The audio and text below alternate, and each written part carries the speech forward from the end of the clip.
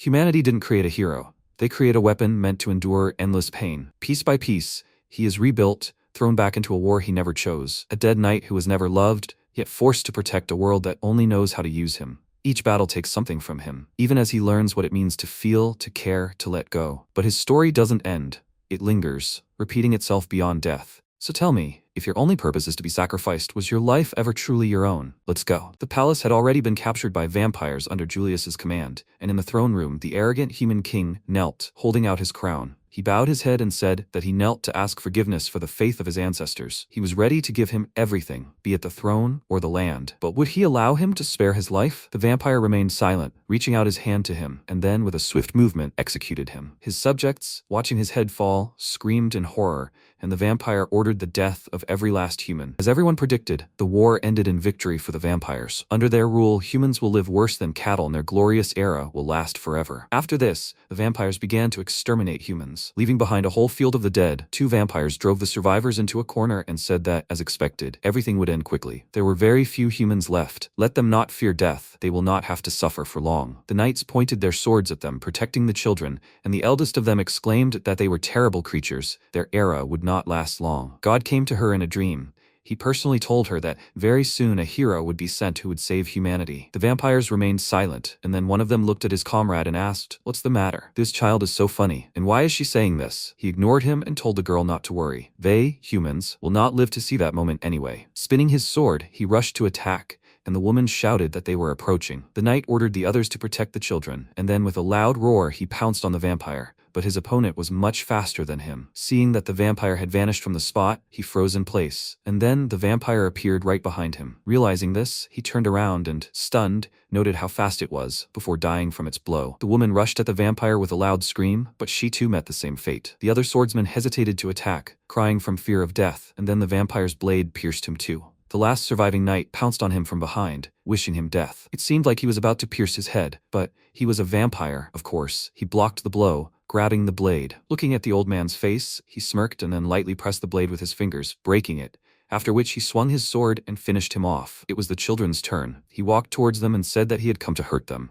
and then slowly raised the sword above his head and prepared himself. But suddenly someone called out to him. He looked to the side and saw a knight emerge from a cloud of dust, his body completely covered in armor. His partner asked, "Who is this idiot? Is he a knight?" The vampire said that he was definitely not human. He had a feeling that it was a dead person. It was a knight named Gunther. He suddenly accelerated, and the vampire warned his partner that he was attacking, and he only grinned and asked how this scarecrow dared to rush at vampires so fearlessly. As soon as he said this, the knight's fist immediately appeared in front of his face. Everything happened so fast that he didn't even have time to do anything. And then there was an explosion. The second vampire froze in place, waiting for the dust to clear, and then stared in shock at his footprints on the ground and asked who he was. There were at least 10 meters between his leaps. Gunther meanwhile pinned the vampire to the ground. From his blow, his body immediately crumbled to dust, and then the other vampire realized it was time to attack. He got closer to the dead knight at high speed, but something surprised him. He struck the knight and asked why he didn't even dodge his attack. But he pierced his heart. He should have died right then and there. Gunther didn't answer his question and grabbed his head, lifting it off the ground, and he screamed in panic.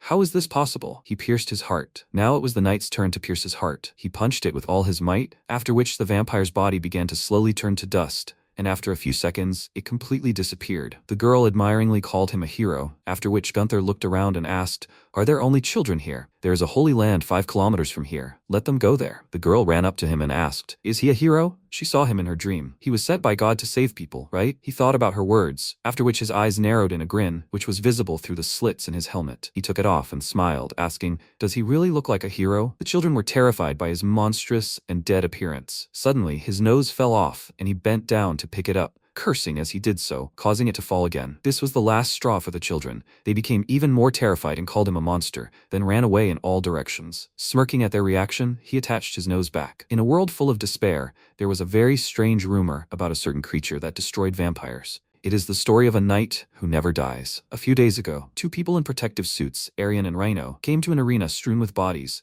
where their colleagues were already waiting for them. Seeing a gladiator standing in the arena, Rhino said it was amazing. He died standing. They approached their colleagues and he asked, "Is this Gunther?" His colleague confirmed this, and Arian said he had 228 competitions and 228 victories. What a loss, the greatest warrior of this era, and the last gladiator, Gunther. But even the best warrior couldn't defeat the vampire. Rhino asked if she was okay. They were risking their future because of this guy. They didn't know him well. She thought for a second, then said that she trusted him. She turned to the man and asked what the condition of the body was. He answered that the tissue decomposition had progressed significantly, but was still within acceptable limits. She noted that this meant the body was in good condition, then removed her mask and examined Gunther, saying that when terrible times come, a hero will save everyone. Gunther was in a deep sleep, in which around him were many dead people killed by his hands. He did an excellent job. He survived this time too. When he opened his eyes, he saw strange people in protective suits standing in front of him, who were very happy to see him awake. This confused him, and he said in confusion that he was sure he had died. Arian said that he was reborn to save humanity. He looked at her in shock and asked, "I was really born again?" She nodded, and Rhino asked his subordinate to put a mirror in front of him. Seeing his reflection, Gunther was horrified. Before him was a monster, just a torso without limbs, with metal plates sewn into it here and there. He asked what kind of monster they had created out of him, and Arian said that he was humanity's last hope. Rhino told him that his brain contained a special life support device. He was the only one who was able to do this. As long as the device was in his brain, he would not die, even if, for example, he were blown up, causing his limbs to float in the air. Arian walked to another part of the room, where his limbs lay, and said that what was even more amazing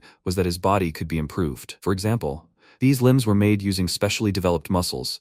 They generated tens of times more energy than a normal human. With such physical strength, he could fight vampires on equal terms, and perhaps even stronger than them. Gunther remained silent, trying to comprehend his new nature, and then summed it up. They brought him back to life, thus creating a hero to fight vampires. Arian said that she knew it was all sudden, but there was simply no one better than him. He must have lost a lot because of vampires, so she asked him to fight for people. He remarked that a hero saving humanity sounded great, but he had one condition. Could someone come to him and listen to him? Rhino said he would only fulfill his condition if it was reasonable, and as soon as he got closer, he pinned his head between his thighs, then told him to go to hell with a wide grin, and exclaimed that his condition was to get rid of all the scum, so they should let him go now. Arian called out to him worriedly, and Gunther asked, "Do they know how to become a better warrior? You need to kill people without thinking." True, vampires are sinful, but so are humans. They are just as selfish and limited. Become such a monster and fight for them? He will not do that. He only cares about his own life. So if they don't want to see this idiot's head explode, they should immediately return his arms and legs and let him go. He squeezed Rhino's head tighter, causing him to scream loudly,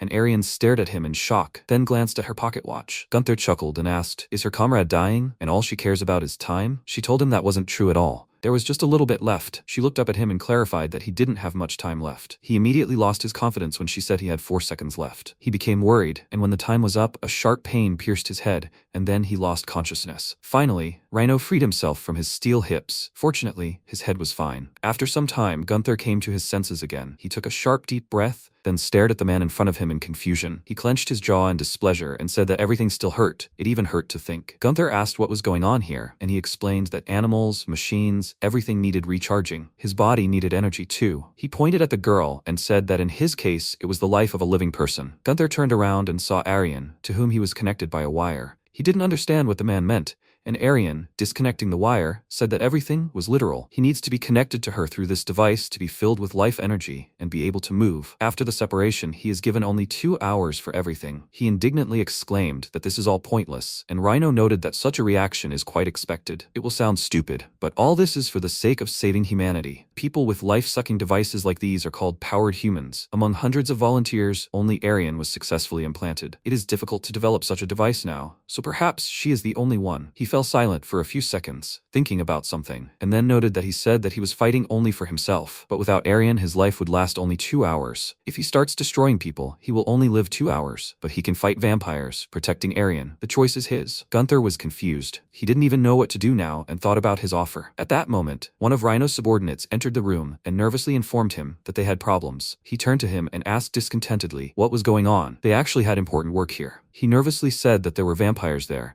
after which someone's hand pierced his chest, and as soon as his body fell, a low-ranking ugly vampire appeared in the passage. He exclaimed that Master Wenzel ordered them to bring all the valuables, all the men and women, and there will be quite a lot of humans here. After him, another vampire entered the room, and seeing the humans, they laughed, rejoicing at their catch. The humans became nervous, and Rhino asked if there were really any more of those nasty vampires left. One of his subordinates called him captain, and asked what they should do. And Gunther exclaimed in panic. What was wrong with him? If he wanted to save his pathetic life, then he should hurry and attach arms and legs to it. Rhino remembered him, and then ordered Patrick to go and buy them some time while they collected his body. Patrick became nervous and asked if he was crazy. They were bad fighters, and he was sending them to their deaths. He said he was a hunter, so maybe he should go and distract them himself. He responded in rage by exclaiming, "What will happen to them if the captain dies? That's an order, so let them go and fight without further ado." Patrick exclaimed, "There are only 4 people here. Why do they have to do this? They don't want to die." Unable to watch their argument any longer, Arian picked up a crossbow from the table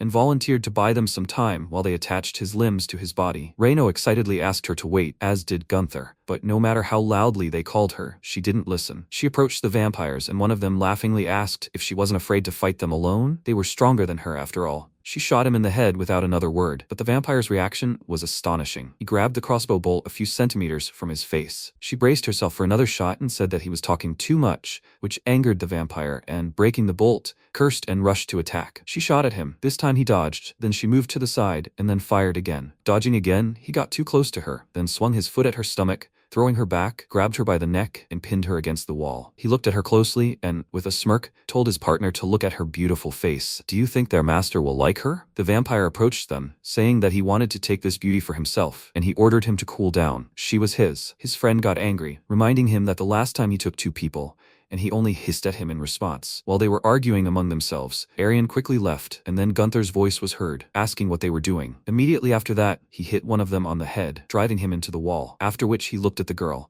who was very happy about his arrival. But he squeezed her face and sternly asked, "Is she crazy? She could have died. She needs to be more careful." She objected, because someone had to do it, and he stared at her thoughtfully, and then was distracted by the vampire's screams that the girl was theirs. Having recovered from his blow, they headed towards him, and MC was surprised to notice that he hadn't died, although his head was barely hanging on his shoulders. Arian said that he needed to destroy his heart while it was intact. Vampires regenerate. Immediately after that, the vampire ran at him. He quickly grabbed the girl and threw her into Rhino's arms, after which he prepared to respond to the monster's attack. The vampire confidently swung his claws, but realizing that they hadn't caused him any harm, he looked up at him in surprise. Gunther smirked. The vampire's claws should have cut through his body, but they only penetrated a few centimeters under the skin. The vampire looked up in bewilderment, asking how that was possible, and then MC struck back. The second vampire, meanwhile, ran toward the girl with a loud laugh, shouting that she was his, but Gunther immediately caught up with him and hit him on the head, throwing him aside. Rhino remarked that this was amazing. Despite the fact that this was the first time he had used his body,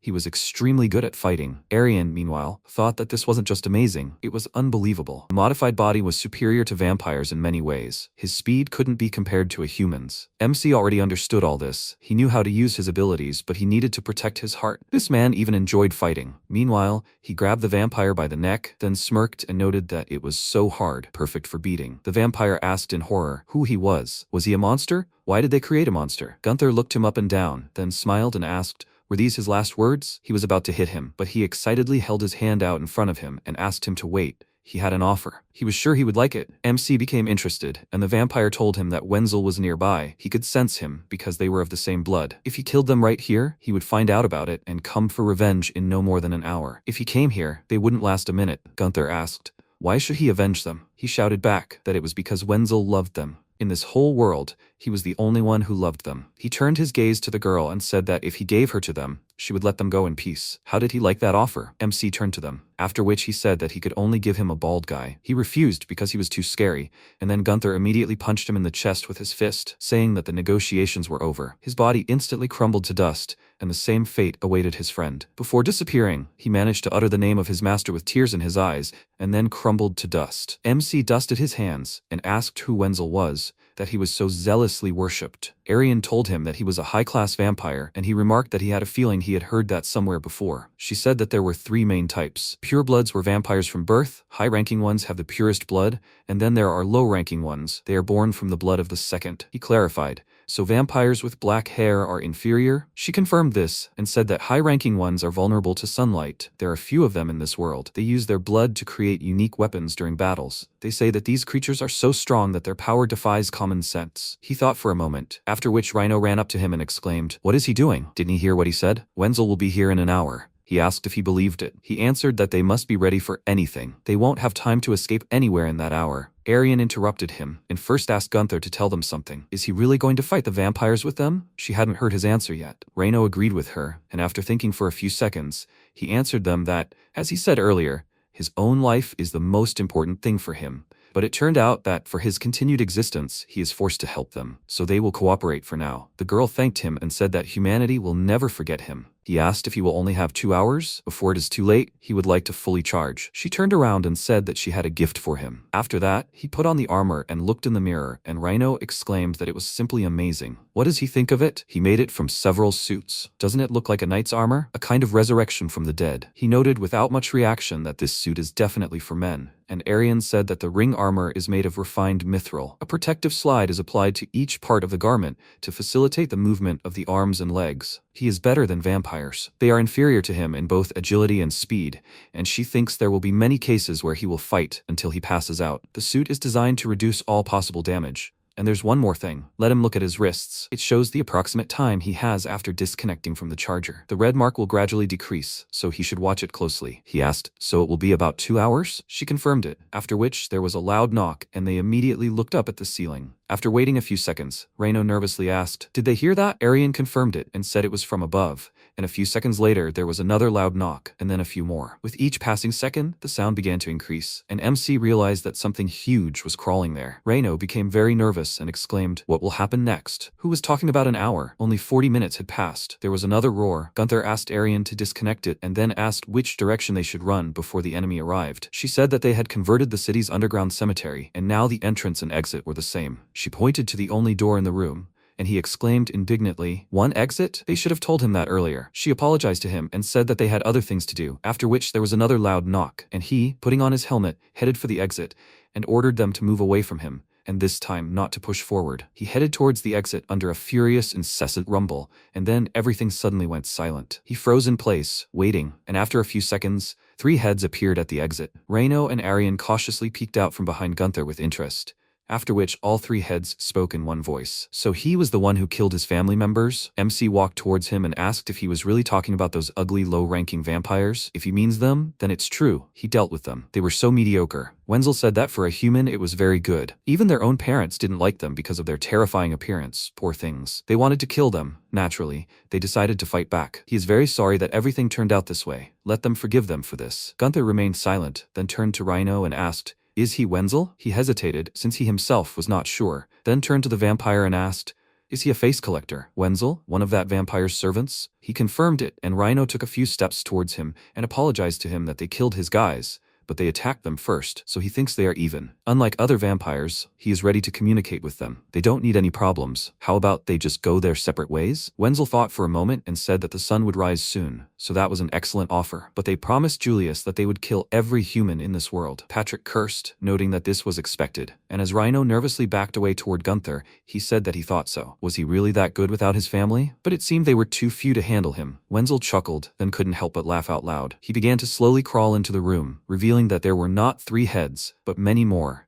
and said that he was so funny. The reason why lesser vampires are active both morning and evening is to guard the high-ranking ones. If there was no sunlight, who could kill them? All the heads grinned, and then told him that no one could kill them. This monstrous sight made MC feel uneasy. He looked at all these faces and asked, is this really a vampire? Arian frowned, carefully examining the body of this monster, and said that it looked like a bunch of heads were connected with blood. Reino explained that this is why he is called a face collector. Arian said that in that case, there must be a body between them. They need to find it and destroy the heart. Immediately after that, Wenzel pounced on her, and she did not even have time to react. Hundreds of faces fell on her from above, but when she opened her eyes, she realized that she was now in the arms of Gunther, who managed to save her. She joyfully called out to him, and he, looking at the vampire, asked what was wrong with him. He was faster and bigger than he thought. He ordered the girl not to waste time and quickly run to a safe place, and she exclaimed that if they did not know where his body was, there would be no point in fighting. He told her not to worry, but to take better care of herself, and she looked at him thoughtfully. Meanwhile, poor Patrick found himself right in front of the vampire. The heads slowly rose.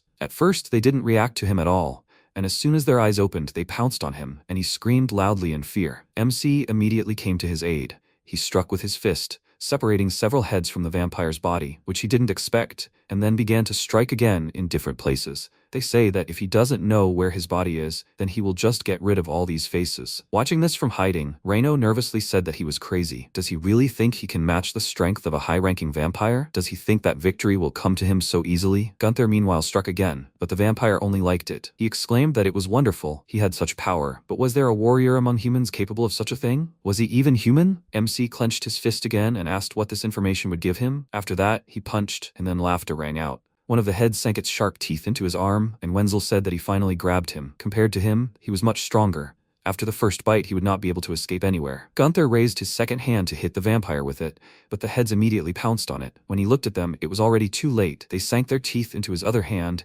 and then his legs. After that, Wenzel said that now he would show him something unusual inside him. A real hell was there. He opened his mouth wide, after which a bunch of faces began to form a dome above him, and as soon as it slammed shut, he found himself in darkness. In the dump, among a pile of garbage, where no human foot had stepped, a baby lay and choked on tears. It was clear that he cried from longing for the warmth of his mother. No one heard his desperate cry, so he lay there for a couple of days. At one point, the baby's crying stopped. The child stopped crying. He found something, but these weren't warm parental hands, nor was this person willing to sincerely help him. This was his own strength. In this cruel world, he survived in his own way. MC felt that the bite force was definitely very strong. 1 or 2 heads might still be possible to fight off, but 3 were practically impossible. His arms and legs were completely absorbed. So how should he escape? Up, right, or left? He needed to minimize contact with these faces. Touching the ground or using force could be dangerous. Maybe he should escape through the bottom. He had no idea how many layers of these heads there might be, so it was too risky. What if he failed? A human voice distracted him from his thoughts. He called all vampires filthy scum and angrily exclaimed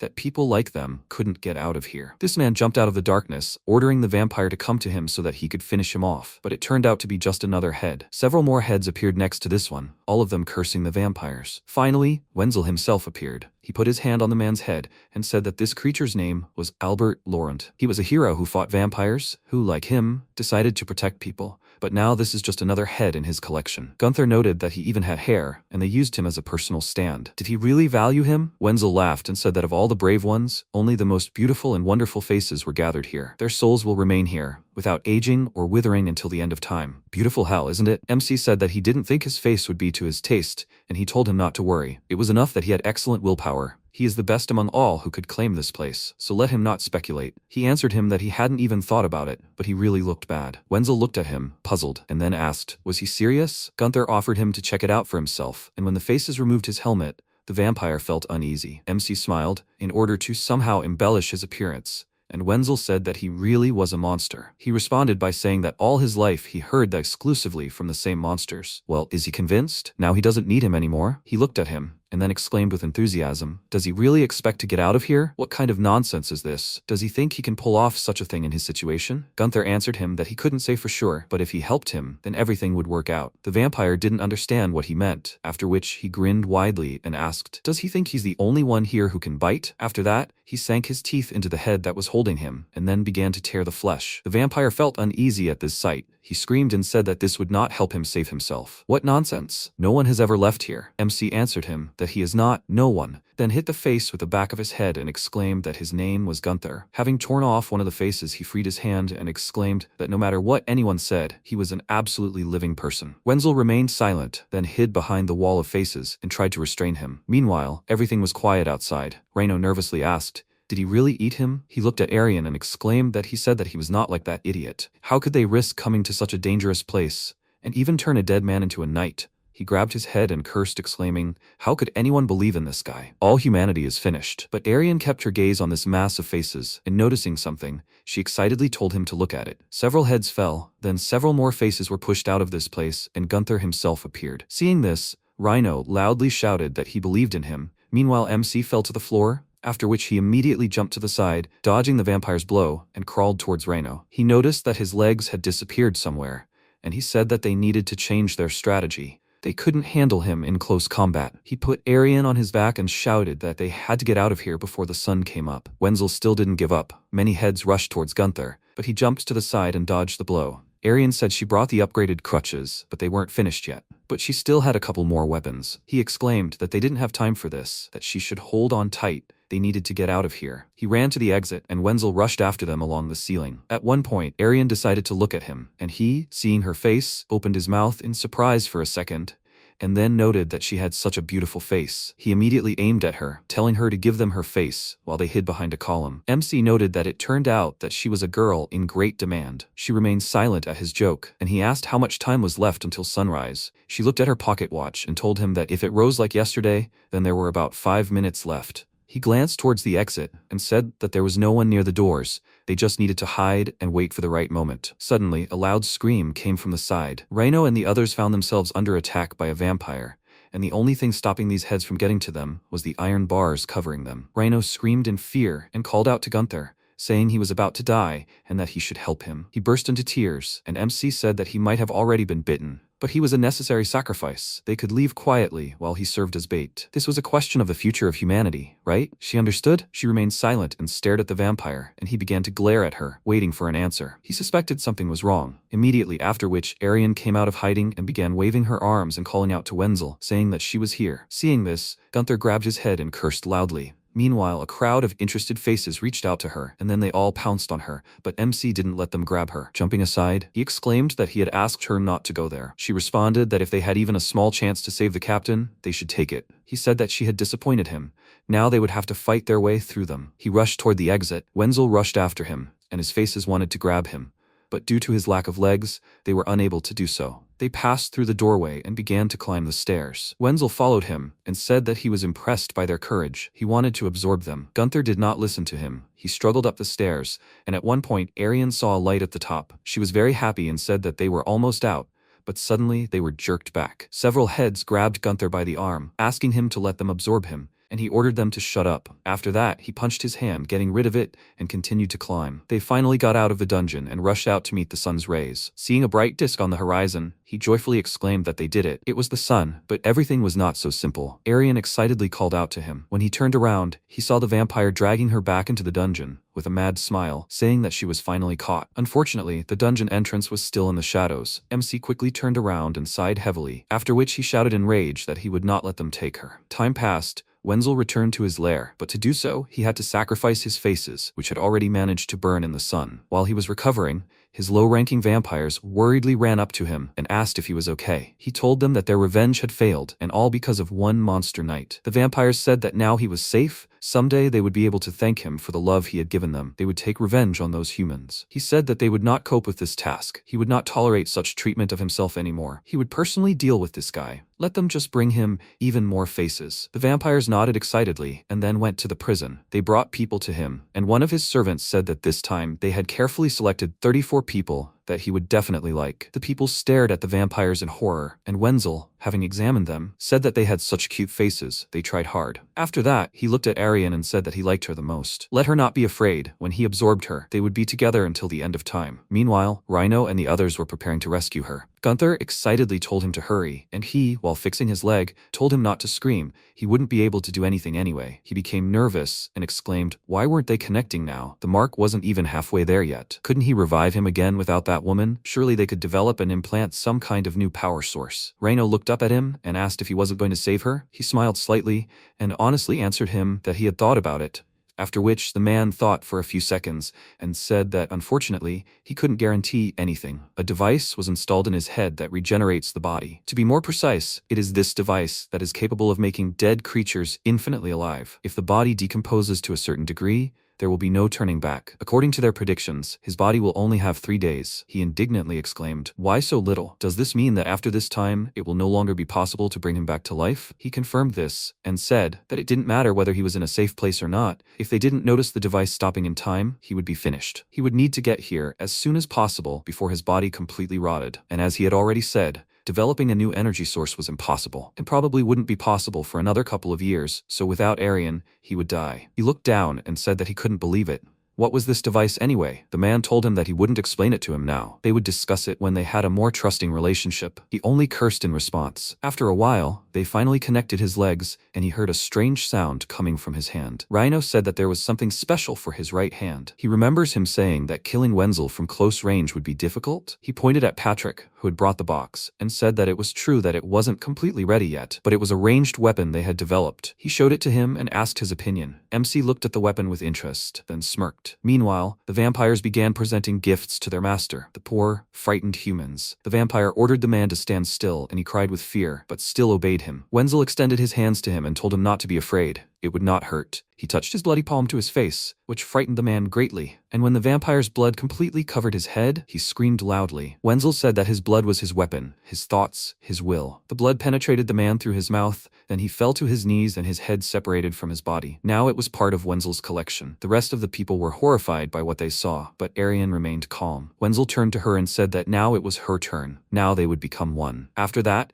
he and his new head smiled, and he noticed that she was a strong girl. Burning eyes, in which there was not a drop of fear even now. The eyes that he loved the most. He so misses those times when fools realized the whole truth and sank into complete despair. She said that now something else frightens her most. The truth is that no one cared about his soul.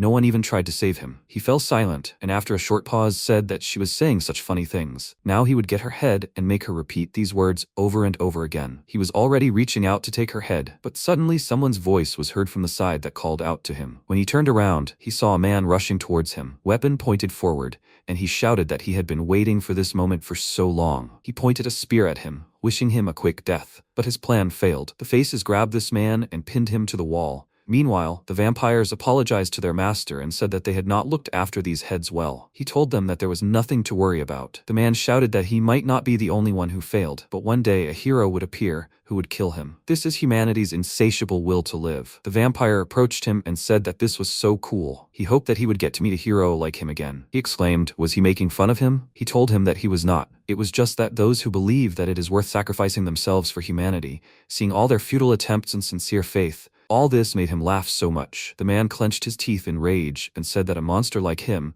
who only cared about killing, would not understand their beliefs. Wenzel did not let him finish and asked, does he not know? Does he see this deformed hand? With this very hand he saved people from a burning house, and now let him look at it. The man stared at him in surprise, and he continued, saying that he still remembered everything as if it were yesterday. The blaze of fire, the breathtaking sight, the pain from the burns. He had to go back to save one more person. And he knows what he got in return? Praise for his heroism? People's respect? Maybe for a while it was like that, but most of all, he received people's contempt and disappointment. The man didn't believe him and told him not to talk nonsense. There was no need for people to do that. Wenzel temporarily got rid of the bloody shell, opening his head, and said that the reason was very simple. It was all about his face. Seeing his terrible, disfigured face, the man was horrified, and the vampire said that they saw him only as a monster. Even those who called him a hero, upon seeing his face, hated him. There was no place for him in the human world anymore. No one needs a monster like him. No one, anywhere. Maybe he was guilty of something? That's not true. He simply sacrificed himself for others. And only because of that ugly face, everyone absolutely turned away from him. He grabbed his head in despair and covered his face again. After which he said that sacrificing one's life is the stupidest thing on earth, because people can only harm. The man clenched his teeth and screamed in rage that he didn't care about his past. It didn't justify the horrors he was committing. He was a real killer. The vampire asked if he really thought so. After that, his gaze became softer, as if he smiled bitterly, and said that someday he would understand what they were chasing, what they wanted so much. He released blood on his palm and held it to the man's face, causing him to close his eyes in fear. But Gunther's voice stopped him, saying that he was talking too much. He immediately looked in the direction of the sound, and then something rushed between the vampire and the man at high speed, piercing the wall. Seeing the result of his shot, MC was very disappointed and exclaimed that it wasn't even close. Rhino nervously reminded him that he had told him it wasn't finished yet. Arian was overjoyed to see him, and he asked, so she's still alive? He thought she'd already died here. Wenzel exclaimed, did he come here himself? He was clearly looking for death. He told him quite the opposite. He suggested they start a second round since he didn't have time, then added with a grin that it would only end when one of them died. Some time ago, on the way to the vampire's hideout, Reno told him about a new weapon, the launcher. The name had changed several times. The launcher was one of the few modified body weapons they were trying to create. Powerful muscles protect a bone spike created from a bison tibia. The muscles responsible for pushing and pulling slowly, stretch, and accumulate force, and then attack, simultaneously releasing bone spikes at tremendous speed. The spike's force will be devastating, and its speed is more powerful than any crossbow or ballista. It takes very little time for the muscles to stretch to their full length. The only drawback is that once all 6 bone spikes are used up, the weapon becomes useless. Gunther noted that with such a drawback, it really is garbage, but in any case, it is a useful thing for fighting at a distance. Reino noted that, as he had already said, they have little time, so he must definitely kill Wenzel. They cannot save Arian now. Once the sun rises, she may be able to escape, but Wenzel's lesser vampires are immune to the sun. She has no chance against them. Moreover, he cannot recharge while moving, and if he stops, the lesser vampires will tear them apart. However, if a high-ranking creature is killed, the low-level vampires inheriting his blood will also be destroyed. The main thing is to deal with Wenzel in time. But will it be possible to do this anytime soon? MC prepared for the jump and told him not to worry. Even if he dies, he will still survive. After that, he rushed straight into the vampire's lair. At the moment, he thought that getting here was not difficult, but he only had 15 minutes left. But this definitely excites his spirit. Wenzel hid behind the faces and asked, "Does this disgusting thing shoot bones?" They came up with some utter nonsense. In any case, the barrier of faces will cope with any weapon. There is no way it will penetrate this. So he thought until a bone spike punched a hole in his barrier and pierced the nearest stone. Gunther noted that he missed, and he was sure he would hit. The next spike will fly straight into his heart. The vampire became nervous,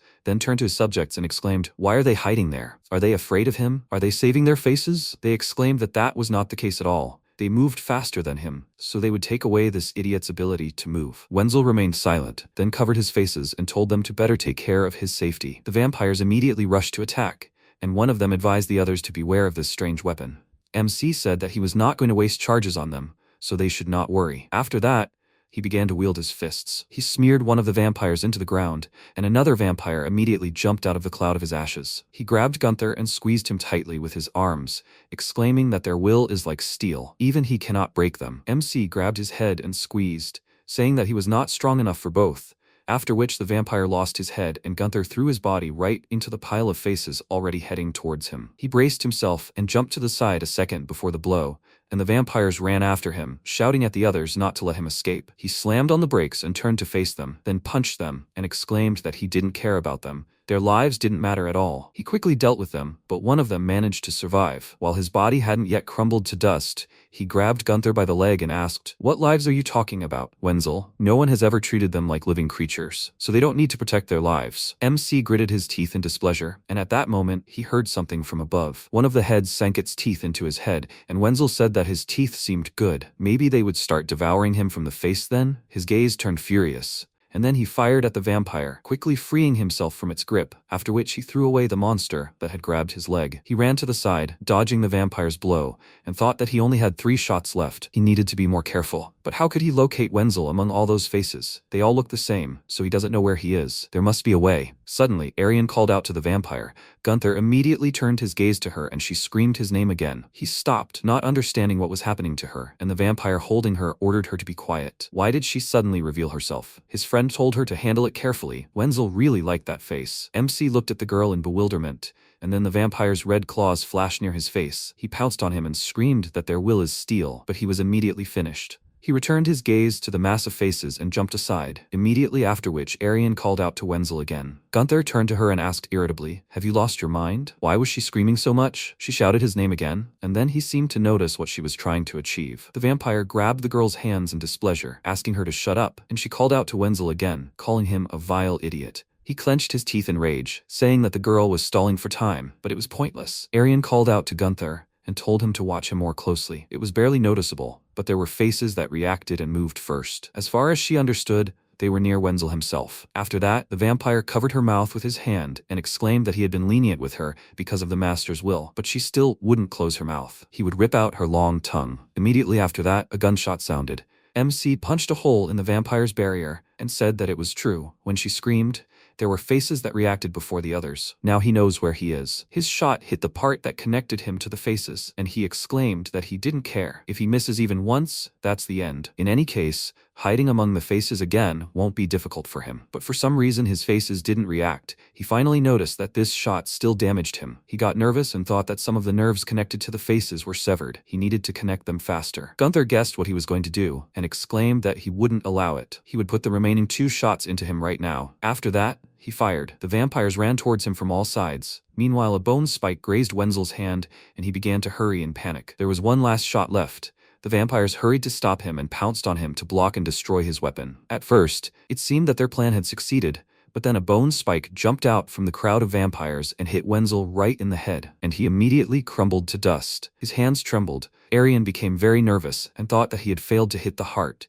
that this was a failure. There was time left, and the bone spikes were now useless. She called out to Gunther and shouted that it was over. There was no time left. Let him quickly destroy the device in his head. He exclaimed that this was not all. He had one last, decisive shot left. He gathered all the strength in his legs. She did not understand what shot he was talking about, and meanwhile he prepared himself, and then pushed off the ground with all his strength and rushed towards the vampire, shouting that the last shot was his body. Wenzel's head began to regenerate, but before it was completely back in place, MC finished him off. When Wenzel was still human, he joined the civil guard because he believed saving people was the most important goal. He did the same as his father. He wanted to become a hero who saved people's lives. Back then, he was an excellent, handsome man, but the fire changed everything. He saved people, true, but they only repaid him with mockery. They called him a freak, a vile and creepy monster, and all because of his face, which he sacrificed for their lives. He was sad, very sad. He turned to his father and screamed, "Does he think his death was worth it? They treat him like cattle just because of his appearance. Was his sacrifice really worth it? He doesn't know what to believe in and what to do. Now he understands nothing." While he was sobbing desperately, a cold hand of a vampire touched his head. He immediately looked up and saw Julius.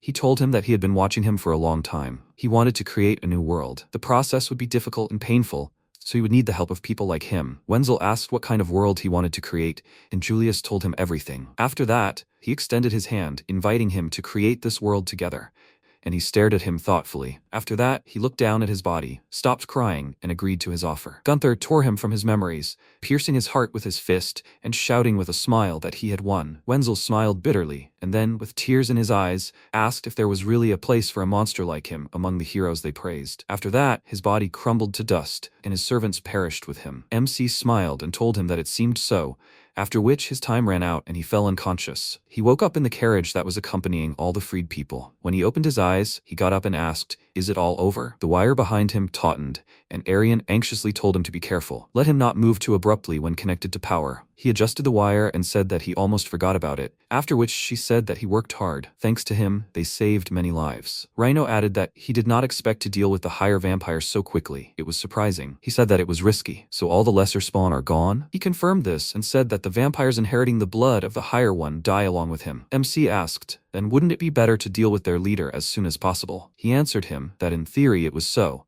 and Arian said that the last pure-blood vampire was Julius, but after he killed the Emperor, no one had seen him. He asked why. Aren't pure-bloods considered the strongest? She replied that they also did not know the reason why he never took part in fights. He looked away and thought, and then asked, vampires feed on human blood, right? But if they are going to exterminate all people, then they are contradicting their own goal. Rhino agreed with him, saying that they also find it strange. Now they have no choice but to fight for survival. Arian said that to get more detailed information, they will go to their headquarters, and he asked with surprise if there are any cities left. Rhino answered him that there is only one city left. The survivors are gathering there, on the still untouched Holy Land. Arian added that all the research and development for him was done in that place. This is the last stronghold of humanity, which has never been captured after hundreds of years. He remained silent, and the man looked out the window, saying that they were almost there. The city was already visible. He pointed his finger forward and said that he saw it. That place was the signal point for the counterattack. This place was the last hope of all humanity, the Holy Land of Bahal. But looking out the window, Gunther saw that the Holy Land was burning, causing the others' faces to be shocked. He couldn't resist making a joke and said that it looked like humanity's last hope was burning just a little. Meanwhile, the vampire wreck was sleeping peacefully in the lair, but upon hearing the news that Wenzel was killed, he immediately jumped up from his seat and exclaimed in panic, "Who killed him? Were they enemies? Did they really show up and come to kill him?" He began to sob, telling his mother that he didn't want to die, and someone told him to calm down. Everything was fine. There were no enemies here. The vampire looked at Julius and noted that this was sad news. Although Wenzel was dangerous, he was still a beautiful vampire. Was this the work of humans? Could there really be someone capable of killing him? Julius remained silent, thinking about this, then called Jan and ordered her to find out who killed him. The mist that appeared behind him answered that she understood everything, and then disappeared. There are many reasons why Bahal is called a holy land, but the most important is that its geographical location is so perfect,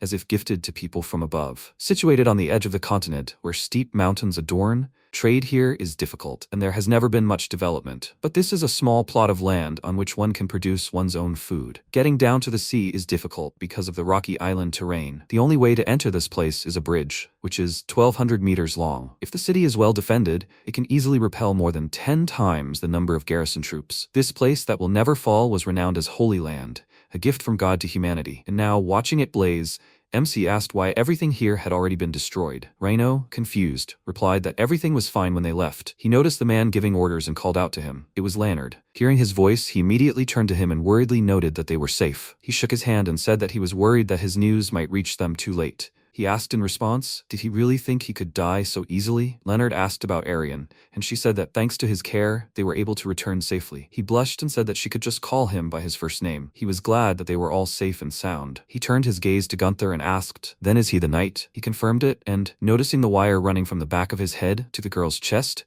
he clicked his tongue in displeasure. After which, MC asked who this guy was. Rhino introduced him to him, the leader in charge of protecting the walls of Bahal, Leonard Pulp.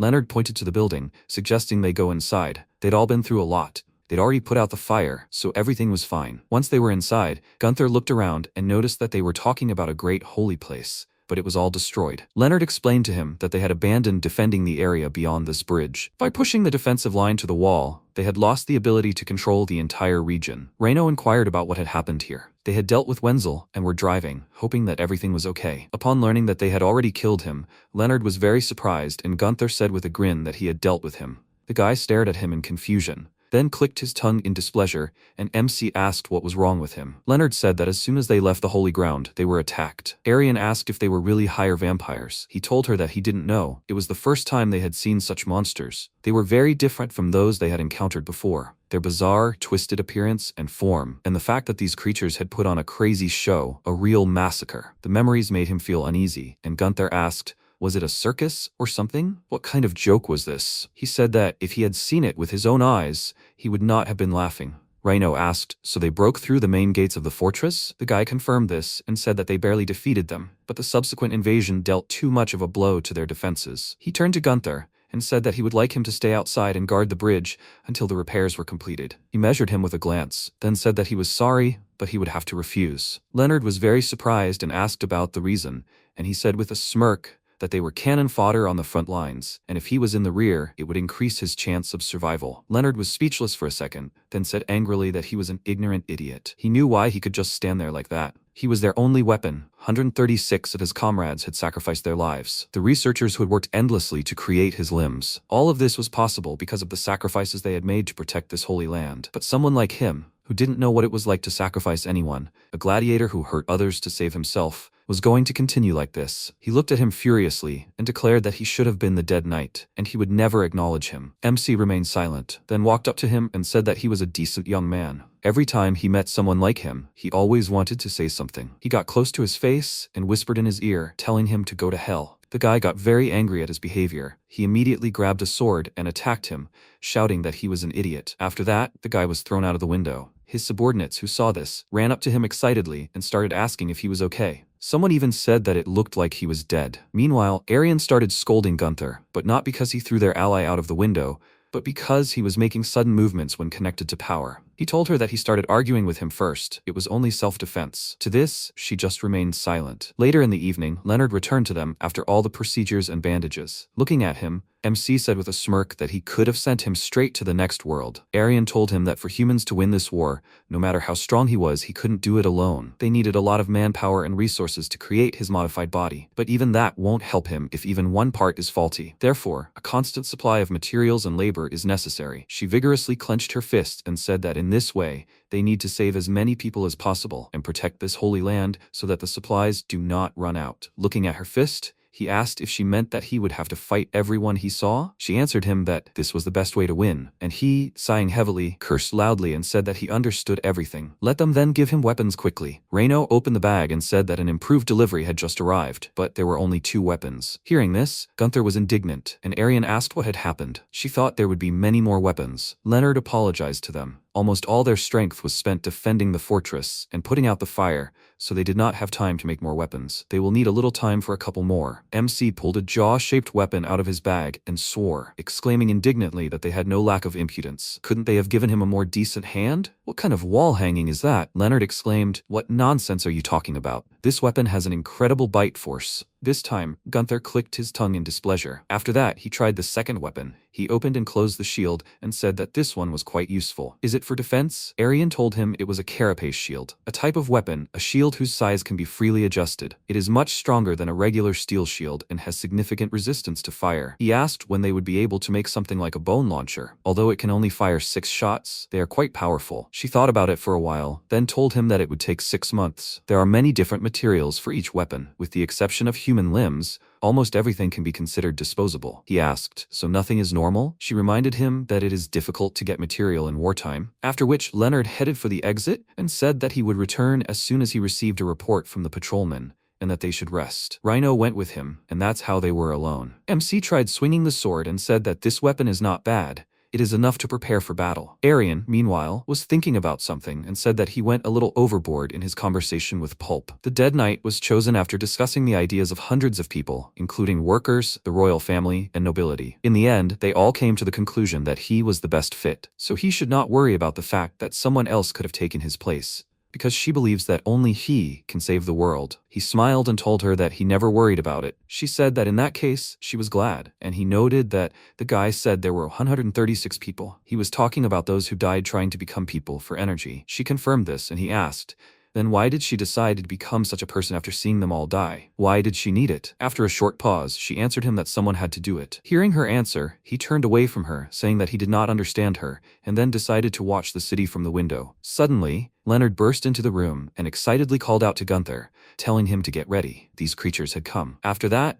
they left the city and crossed the bridge. MC disconnected from Arian, and Leonard immediately took her to a safe distance. She called out to the knight, asking him to be sure to survive, and he, putting on his helmet, answered her that he understood everything. After that, he took a few steps forward and opened his shield, saying that whoever came, he would destroy them all. A hunched silhouette of a vampire was visible among the trees ahead. She glanced at the knight and asked, is there only one for today? He thought, meanwhile, that this vampire had strange movements. What's wrong with him anyway? She didn't look very fast. If she had the speed of other vampires, she would be able to block any attack from above in a second. He decided to get closer to her and thought that it would all be over right now. Suddenly, the vampire spoke louder, addressing the audience. She greeted them and said that Eveline always strives for the pleasure of her dear fans. She will put her whole soul into today's performance. The first act is the King of Pigs and the chorus. Gunther didn't let her finish. As soon as she looked up at him, he immediately appeared in front of her and pointed a blade at her, wishing her death. After that, he swung his sword and, landing on the ground, wondered if he imagined it or if he didn't even hurt her. The trajectory of the blow was perfect, so how did she manage to dodge it? Eveline was unharmed. She called him an ungrateful spectator and said that the order of the performance must be followed. It turns out she was able to dodge his blow, falling to the ground and contorting her body in every possible way. She said that the first act, the King of Pigs and the Choir of Dwarves,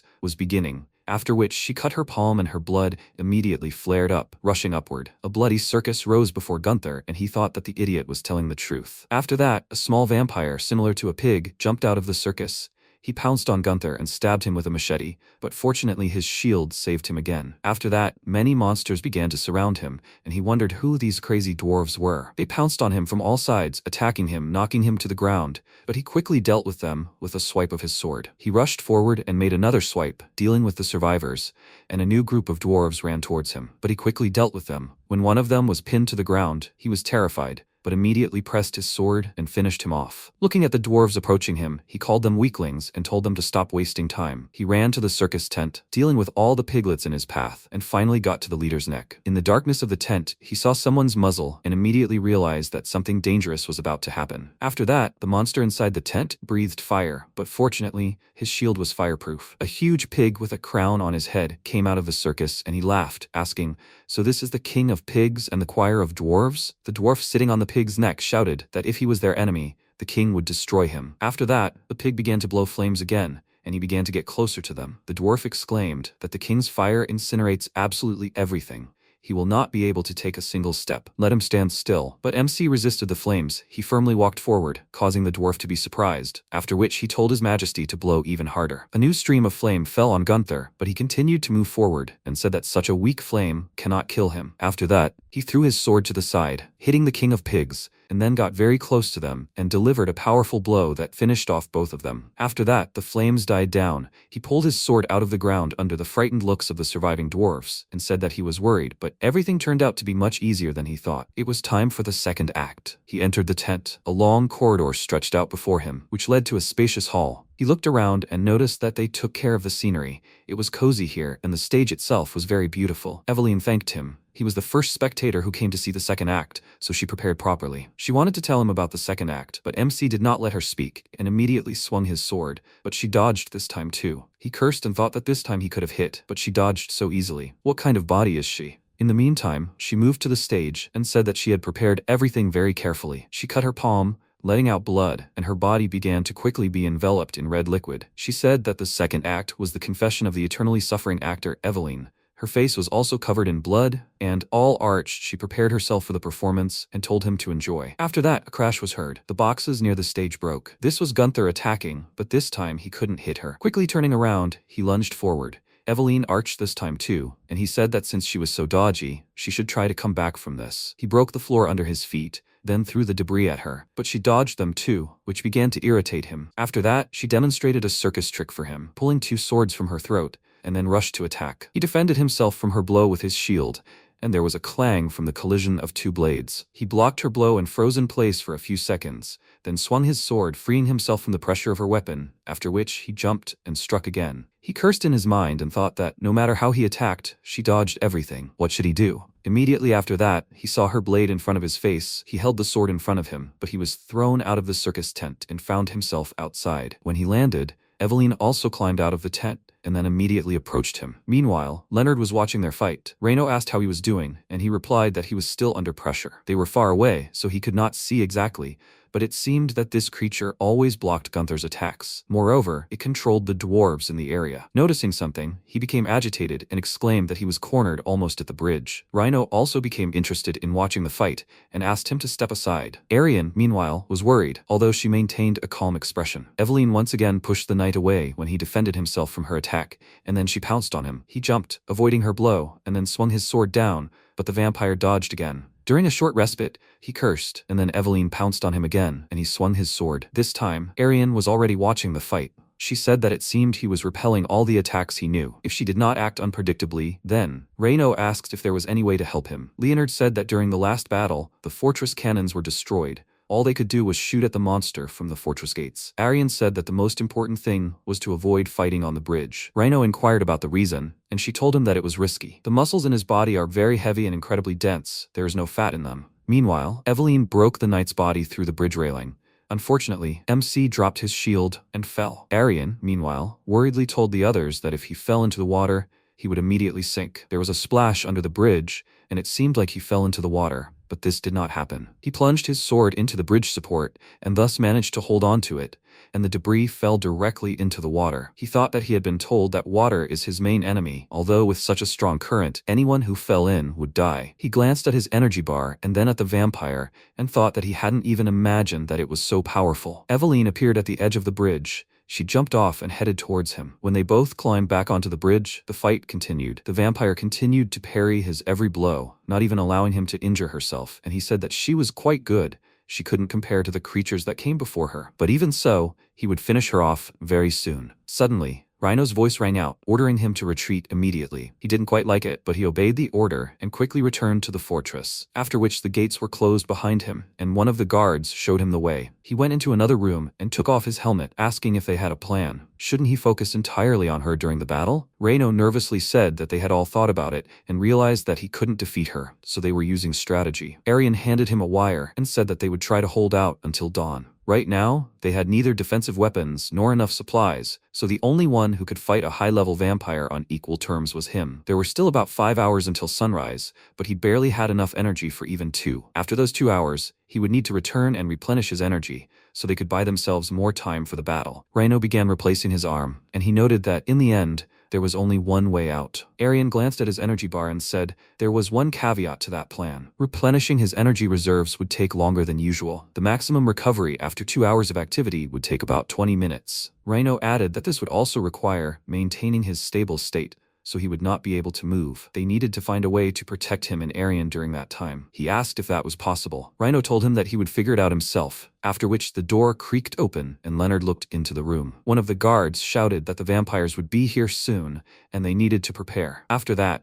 Leonard closed the doors and approached them, saying that they had to hold out for 20 minutes. Let them show what they're capable of. Hearing this, Gunther let out a heavy sigh and said he couldn't believe it. He knew he'd have to fight, but ordinary people are powerless against a high-level vampire. In those 20 minutes, they'll all just die. Reno frowned slightly and told him he knew. Everyone knows this, but they will still fight. MC remained silent. For now, all they could do was wait. Meanwhile, the people were very tense about the upcoming meeting with the vampire. Leonard said that if they didn't burst into flames here and now, then who else could illuminate this darkness? For a brief moment, everything was silent, and then there was the rumble of a collapsing wall, followed by loud screams. Hearing this, Rhino became nervous, but didn't dare look up from his work, and Arian barely clenched her teeth. Orders were heard from outside to fire at the vampire and maintain formation, and judging by the pool of blood that had appeared under the door, casualties had already begun. Gunther closed his eyes. He had no choice but to listen and wait. Meanwhile, Eveline was hacking away at everyone around her, and now it was Leonard's turn. His shield withstood her blow, leaving a deep dent on it, and she pinned him to the floor. She pressed down on his shield, crushing his head, and grinned widely. Then she raised one of her blades over him, but the wall next to her suddenly collapsed and a hand with jaws shot out. MC exclaimed. She never thought that people would stand against her. Leonard called out to him in surprise and asked what he was doing. The required time had not yet passed. Reno peeked out of the room in surprise, asking,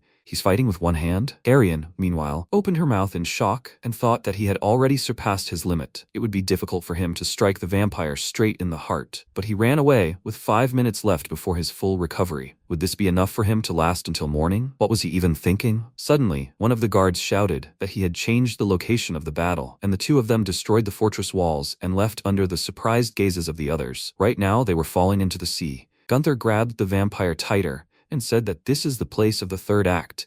They both will not be able to get out of the depths of the sea. After that, they fell into the water and began to drown. Eveline tried to get out, and MC began to hit her, and he finally succeeded. He smiled, thinking that it seems that she is practically powerless in the water. He only had to get to her heart. He dug his fingers under her skin, which made her scream, and then she twisted, grabbing him with her arms and legs. After that, she plunged the blade into his arm, began to dig at his shoulder, and thus got rid of his hand. They fell to the bottom. He began to tear her flesh with his other hand, and she plunged the blade into his torso, and they both screamed. While they fought, the sand began to rise, muddying the water around, and eventually Eveline was freed, losing one arm and a leg. She immediately swam to the surface, but Gunther rushed after her. He sank his teeth into her body, and beginning to tear the bloody shell, thought that power of such a level could not kill him. Having torn off a piece of flesh, he reached the heart. She immediately pointed the sword at him, and he opened his mouth wide to bite it. In the past, a woman took care of him. One day she told him that she remembered something. No one went to that garbage pit, where not even a fly could survive. He called her. Remembering the cry of a baby among that pile of garbage, she smiled and said that he was able to squeeze out this intermittent cry, although he was slowly dying. It was the last cry asking for help. Then she suddenly became interested.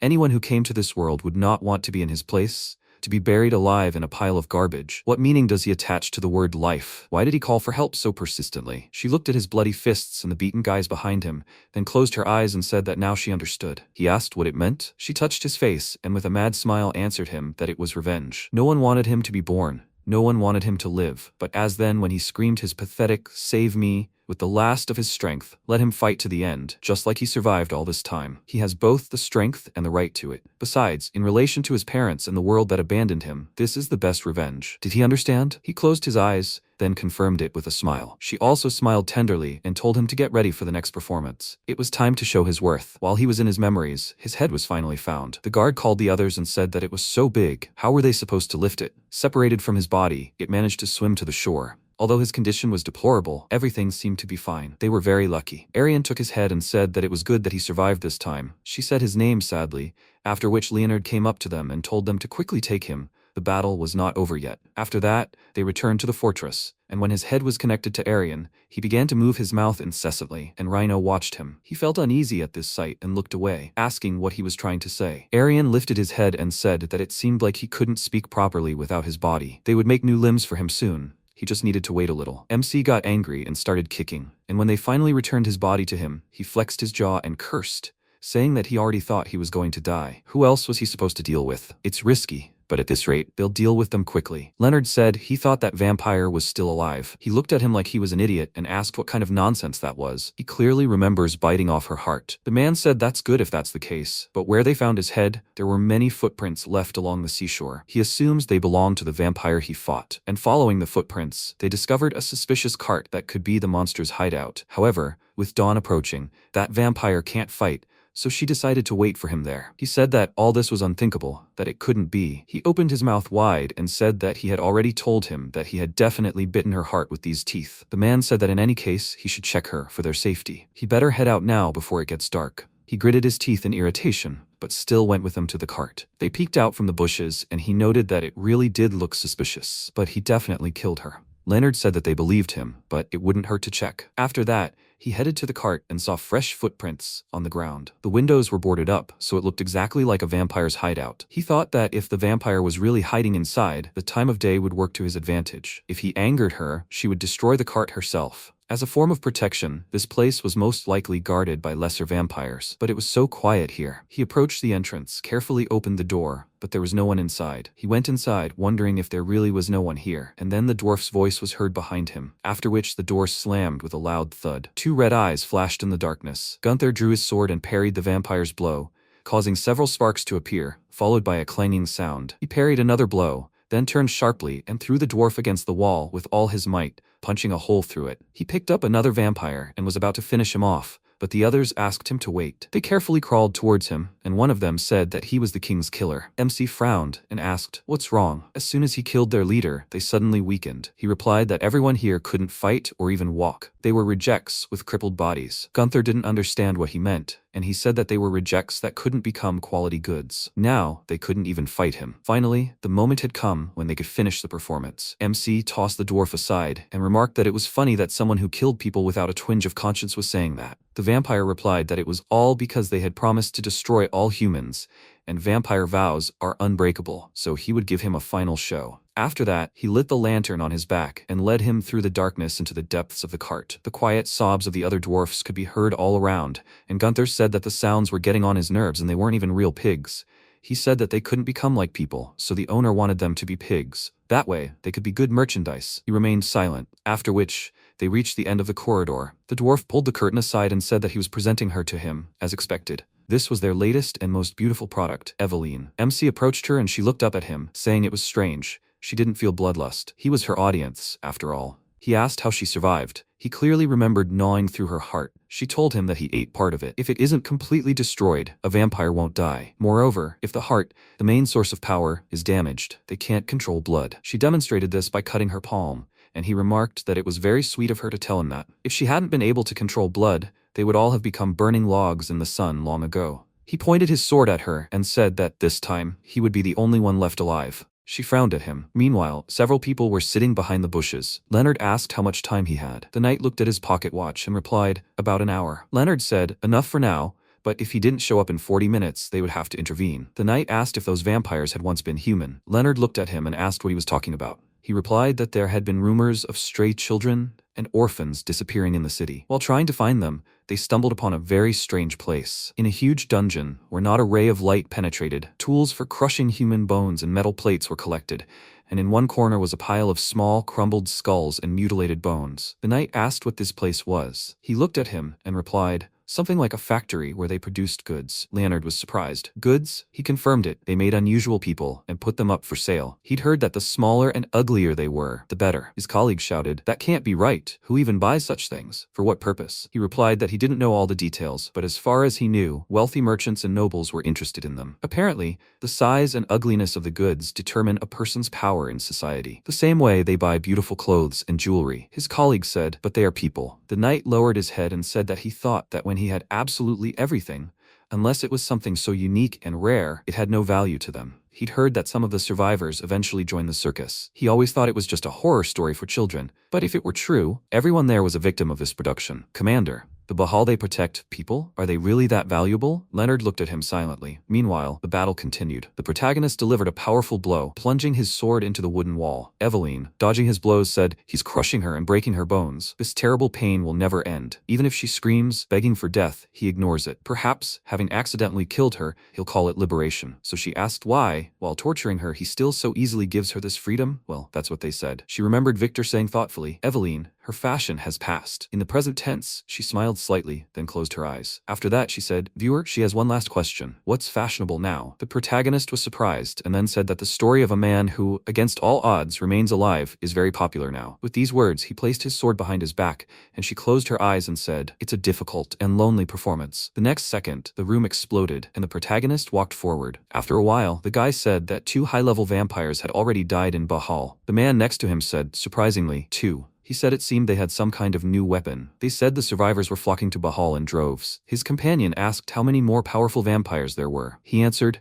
if he was referring to their total number, 8. The man said thoughtfully, "That means there are still 6 left, and they are all now heading to Bahal." His companion said he heard that the people there were short of supplies. They could help them. He was surprised. Were they crazy? Why would they help arrogant idiots for whom their land was never worth anything? Besides, he should pay attention to the situation of their continent. Surrounded by seas on all sides, they were the most likely to survive. Moreover, vampires hated water. Had he ever seen one of them who wasn't afraid of water? His companion wanted to object, but just then they heard a voice. Bam! They looked around in confusion, and the sound repeated itself. Meanwhile, the protagonist looked at his hands and asked in surprise, "What are those? Was now the right time for such attire?" Arian said that in honor of defeating 2 high-level vampires, she had decided to travel a long way to meet him. Therefore, he should look the part. He asked, who was she even talking about? No matter how remarkable this man was, he had no desire to indulge in such nonsense while they were all on the brink of life and death. Rhino stood behind him and told him to believe it. She deserved it. Thanks to her, Bahal still exists to this day. So Gunther, he shouldn't say anything personal. His head was already pounding, so he had to control himself. After a while, Patrick shouted, "Everyone bow your heads! Her Majesty, the only blood heir to a noble family, the Queen." He pointed at her and added, "Olivia Hound." The others bowed and said that they greeted her, Her Majesty. The Queen and the protagonist's gazes crossed. Then she walked forward and said, "It's so dirty, so much dust and this strange smell." Patrick lowered his head and said that he begged your pardon, Her Majesty, and that he would teach the servants a lesson later. Then MC asked, "What kind of nonsense is this? Of course it won't be clean here. They're on a battlefield." Reno looked at him silently. Then the Queen asked, "So this is the corpse knight? Ankle, right?" Her subordinate leaned toward her ear and said, "Gunther, Your Majesty." She asked thoughtfully, "Is that true?" Well then, their gazes met, and she said that, perhaps, since he was dead, that was why he looked so out of place. Then she spread her arms wide and added, "So, he dealt with 2 high-level vampires? To thank him for his heroic deed, she had personally come to this wilderness, where danger lurked everywhere." Her subordinate clapped his hands and said it was so noble of her. Her Majesty's heart remained loyal to her people even in such difficult times. Her morality would be an example to them all. She said it was terribly dirty here. They should go inside and talk there. After a while, she sat down on a chair, and folding her arms across her chest, said that inside, of course, it was no better. Her Patrick bowed, placed his hand on his chest, and said he would severely punish those responsible for cleaning. She waved her hand and said it was not necessary. After all, now was the height of the war. She magnanimously forgave them. Well, what reward did he want to receive? At that moment, Arian said, "Your Majesty, they need more manpower and other resources right now." She knew many nobles, including herself, Your Grace, had doubts about their development of the corpse knight, but the plan had been successful, and thanks to Gunther, a glimmer of hope had appeared in this war shrouded in impenetrable darkness. She frowned and added, "But, to reiterate, there still aren't enough human and material resources to transform his body." She clenched her fist and said, "So if she, Your Majesty, fully supports them, she believes they can build a bridge that will lead them to a crushing victory." The Queen looked at her thoughtfully, then asked, "What was her name? Arian?" Well, she hadn't asked her. She acknowledged their achievements, but she couldn't afford to fund them alone with her already limited resources. She, Olivia, ruler of Bahal, as humanity's last true hope, must contribute to every cell of their entire machinery to pave the way to a brighter future. Moreover, the assistance they are currently providing them is beyond praise. In any case, this is a very weighty fact that cannot be denied. The protagonist said he didn't understand what she was even talking about. Reno said, "Your Majesty, everyone thought the Corpse Knight project was absurd and bound to fail. That's why all their resources were invested in military weapons." The protagonist looked at him and asked, "What? Seriously?" Olivia said, "Yes, no one would ever have the courage to admit their decision was wrong." Arian looked up at her and said, "So she should at least consider the fact that people gave their lives to create a man like Gunther." The Queen's subordinate was outraged. "What are they even doing?" She waved her hand and said, as she had said last time, that all research related to the Corpse Knight project was conducted in the strictest secrecy. The mere phrase, A knight returned from the dead, impaired the honor of the royal family, and caused unrest among the people. Therefore, for both the future of humanity and themselves, the decision to officially recognize this project could backfire. Then she raised her index finger and added, and as a reward, she grants him the title of Count and the fertile northern lands. Her subordinate shouted, "A magnanimous and correct decision, Your Majesty." She waved her hand and said that if he agreed, he should kiss her hand. MC looked at this, then closed his eyes and said he couldn't do this. Reino called out to him indignantly, and he held his hand out and said she had no idea what they faced here every day. There was no such thing as honor and pride, just as there was no truth. If the fate of all humanity rested in the hands of a brainless girl who had somehow been proclaimed queen,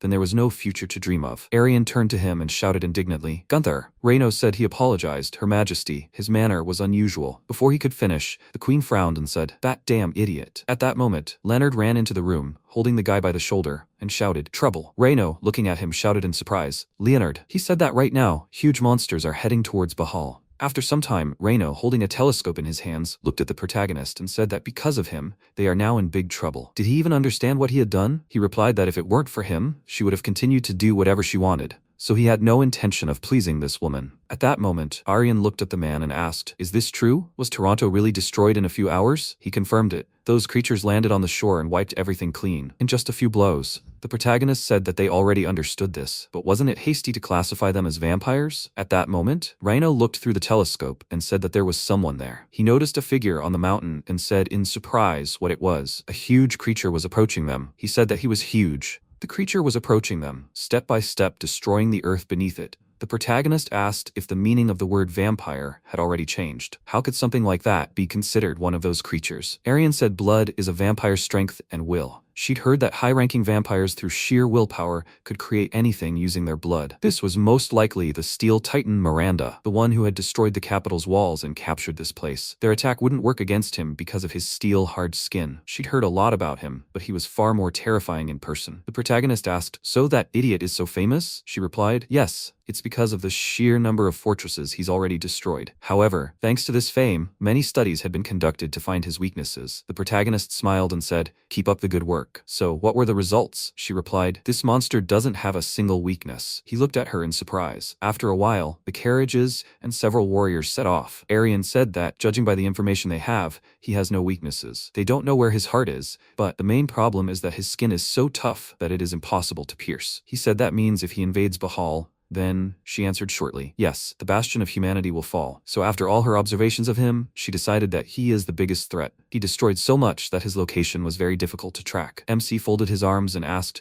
"Is there any information on where he is going?" Rhino asked, "What is he talking about? How would they know?" "He always acts alone." Arian added, "Besides, since he is high-ranking, the sun is his main enemy." The protagonist said she means that he tries to avoid sunlight as much as possible? She answered, "That's right. With the sunrise he takes a different form, different from the Titan. This is their chance. Now, this is the only way," he said. "That is to say, this is a deadly game of hide-and-seek." At that moment, Rhino, pointing his finger at the map, said, "Miranda is quite fast, but, fortunately, he doesn't think he'll be invading Bahal today. They have about a day to prepare. Judging by his movements, he'll most likely be hiding in the vicinity of this ruined village with its many buildings. If they don't find him there, then it's highly likely he'll invade Bahal the next day. The winner of this battle will be determined right here." After some time, the warriors approached the village and, noticing a huge hole, one of them shouted, "Tracks!" The protagonist asked, "It ends here. Where is the monster hiding?" Leonard, checking the recording, said there were about 120 houses in this village. They'll start the search from the south, and he, Gunther, should start from the north. By the way, since this was such a serious task, shouldn't they have brought more soldiers with them? Why were there so few of them? The warriors looked at him silently. Then, one of them said that the rest had been sent to build defensive structures under the Queen's command. The protagonist smiled and said, "Pitiful pride of humans." It was just laughable. Then Leonard pointed forward and shouted, "To hell with them. Anyway, it's time to start searching.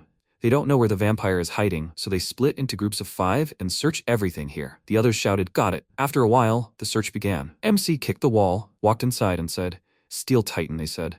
"This idiot is big and strong. He's sure he was huge in life, so he's searching more spacious places, like here." The next second, he leaned out the window and waving his hand shouted, "Not here either." Reno said, "Damn it. There are only a few houses left. What should they do?" Arian lowered her gaze and asked if maybe he was hiding in a form they couldn't even imagine. He said they were in big trouble. The sun would be setting soon. Meanwhile, the protagonist destroyed the barrel and shouted, "Damn it." He'd already searched more than 10 houses but hadn't even encountered a rat, let alone a vampire. "Stop hiding. "You idiot." At that moment, he heard a knock behind him. He abruptly ran out of the room and, running down the corridor, shouted for it to stop. "What is this creature? It has to stop right now." The shadow froze in place, and MC asked in surprise, "What is it?" After a while, Jan flew up to Julius and he asked, "An immortal knight?" Jan said that's right, she's heard a lot about him. Julius said he must have been created in Bahal too. She said that she's been hearing about that place more and more lately. What's even going on there? It's just the last city they left. Julius said Bahal is where it all began, so he left him there to finish everything. He thinks the time has come. Jan said that if so, she will give the order to Miranda. He added one more thing. He must contact that man and bring him the immortal knight. After some time, a powerful explosion occurred behind the people. Reino turned around in surprise and shouted, "Gunther!" He ran to the building and opened the door, shouting, "What happened?" He really found it.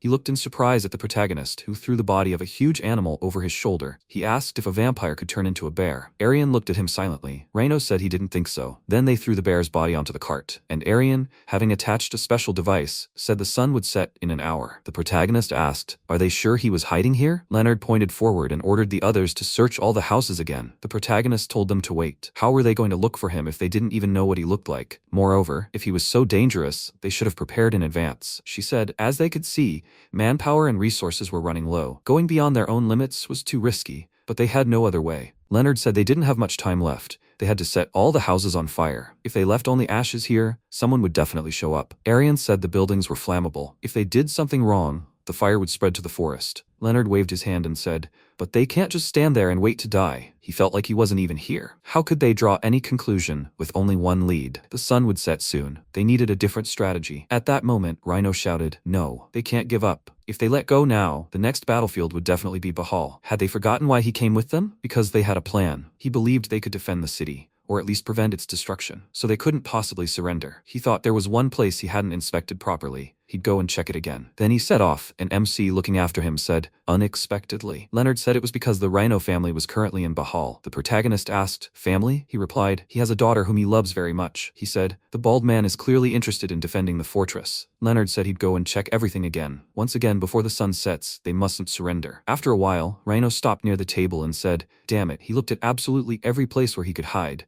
but all to no avail. He looked at the sky and said, "The sun is setting." Then he heard a sound from behind and turned around in fear. He noticed a red chest, and the next second, the building was destroyed by huge red tentacles, and Rhino flew out of it. Arian, noticing him, ran in fear and called out to him. The protagonist shouted that he knew it would happen. They screwed up. Arian crouched after Rhino and asked, "Is he okay?" He replied that he found him. She was surprised. "What?" He said, "That idiot. He found him. He could have killed him, but..." The protagonist shouted indignantly, "Is he kidding me? What stopped him?" He replied, "That monster." He remembered how he stopped near the chest and opened it. He said that the monster in there was a child. The next second, a huge monster emerged from the building, swung its arms and destroyed everything around it. Then, it swung its fist and aimed it straight at Rhino. He slammed his fist on the ground. MC grabbed Rhino by the hood and asked, "Damn, don't they have another plan?" He replied, "No, there's no strategy." The protagonist asked, "Does anyone know how to restrain it?" Rhino replied, "No, he has no idea." Then, MC threw him aside and asked, "How can I defeat it?" Arian, holding on to its neck, said that she thinks all its strength is in its heart. When the heart is wounded, then the Titan will fall. We need to think of a way to do this. It must be killed at any cost. After a while, the knight looked in fear at the monster's huge leg approaching them. Then, it stepped forward. The protagonist, grabbing a huge concrete column, moved along the roof, approaching the monster. After which, he threw it at the monster, and then jumped onto its leg. He asked,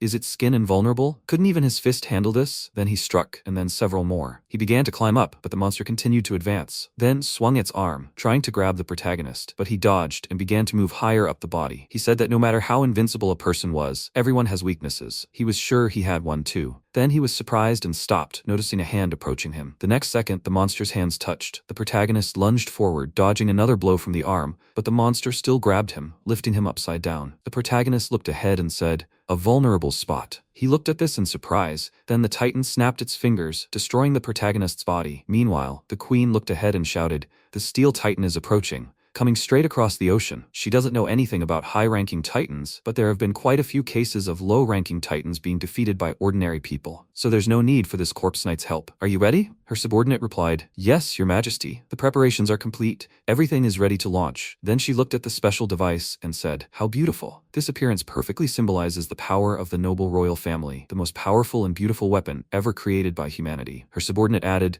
"Hundreds of giant arrows, ready to fire with incredible force, will accurately pierce the skin of a steel titan. In any case, nothing will remain of it, not even its heart." Olivia said, "The moment the steel titan falls, everyone will understand that she is the true emperor and hero who will rule humanity. She will show the whole world the might of the great royal family, and that she never makes mistakes. Then she raised her hand and said, "Then get ready, launch." She waved her hand, and a huge number of arrows rushed forward. After some time, Reno stopped near the object on the ground and asked, "Is this really the last trace?" The knight next to him said, "It's all true." Rhino leaned towards the object and told them to wait. "Is this flesh? Only this flesh? All their efforts to save humanity?" Rhino pressed it to his chest and said, if he had been more decisive, if he had not doubted for a moment, this would not have happened. Tears began to flow from his eyes, and he said, "He apologizes, Gunther." Arian said, "Gunther." The next second, the rest of the body is behind them, and MC shouted, "They are all damn idiots. He's still alive." Arian called out to him in alarm, and Reno pointed at him and shouted, "What the hell? Was he hanging on the tree the whole time?" Arian ran up to him and, lifting his head,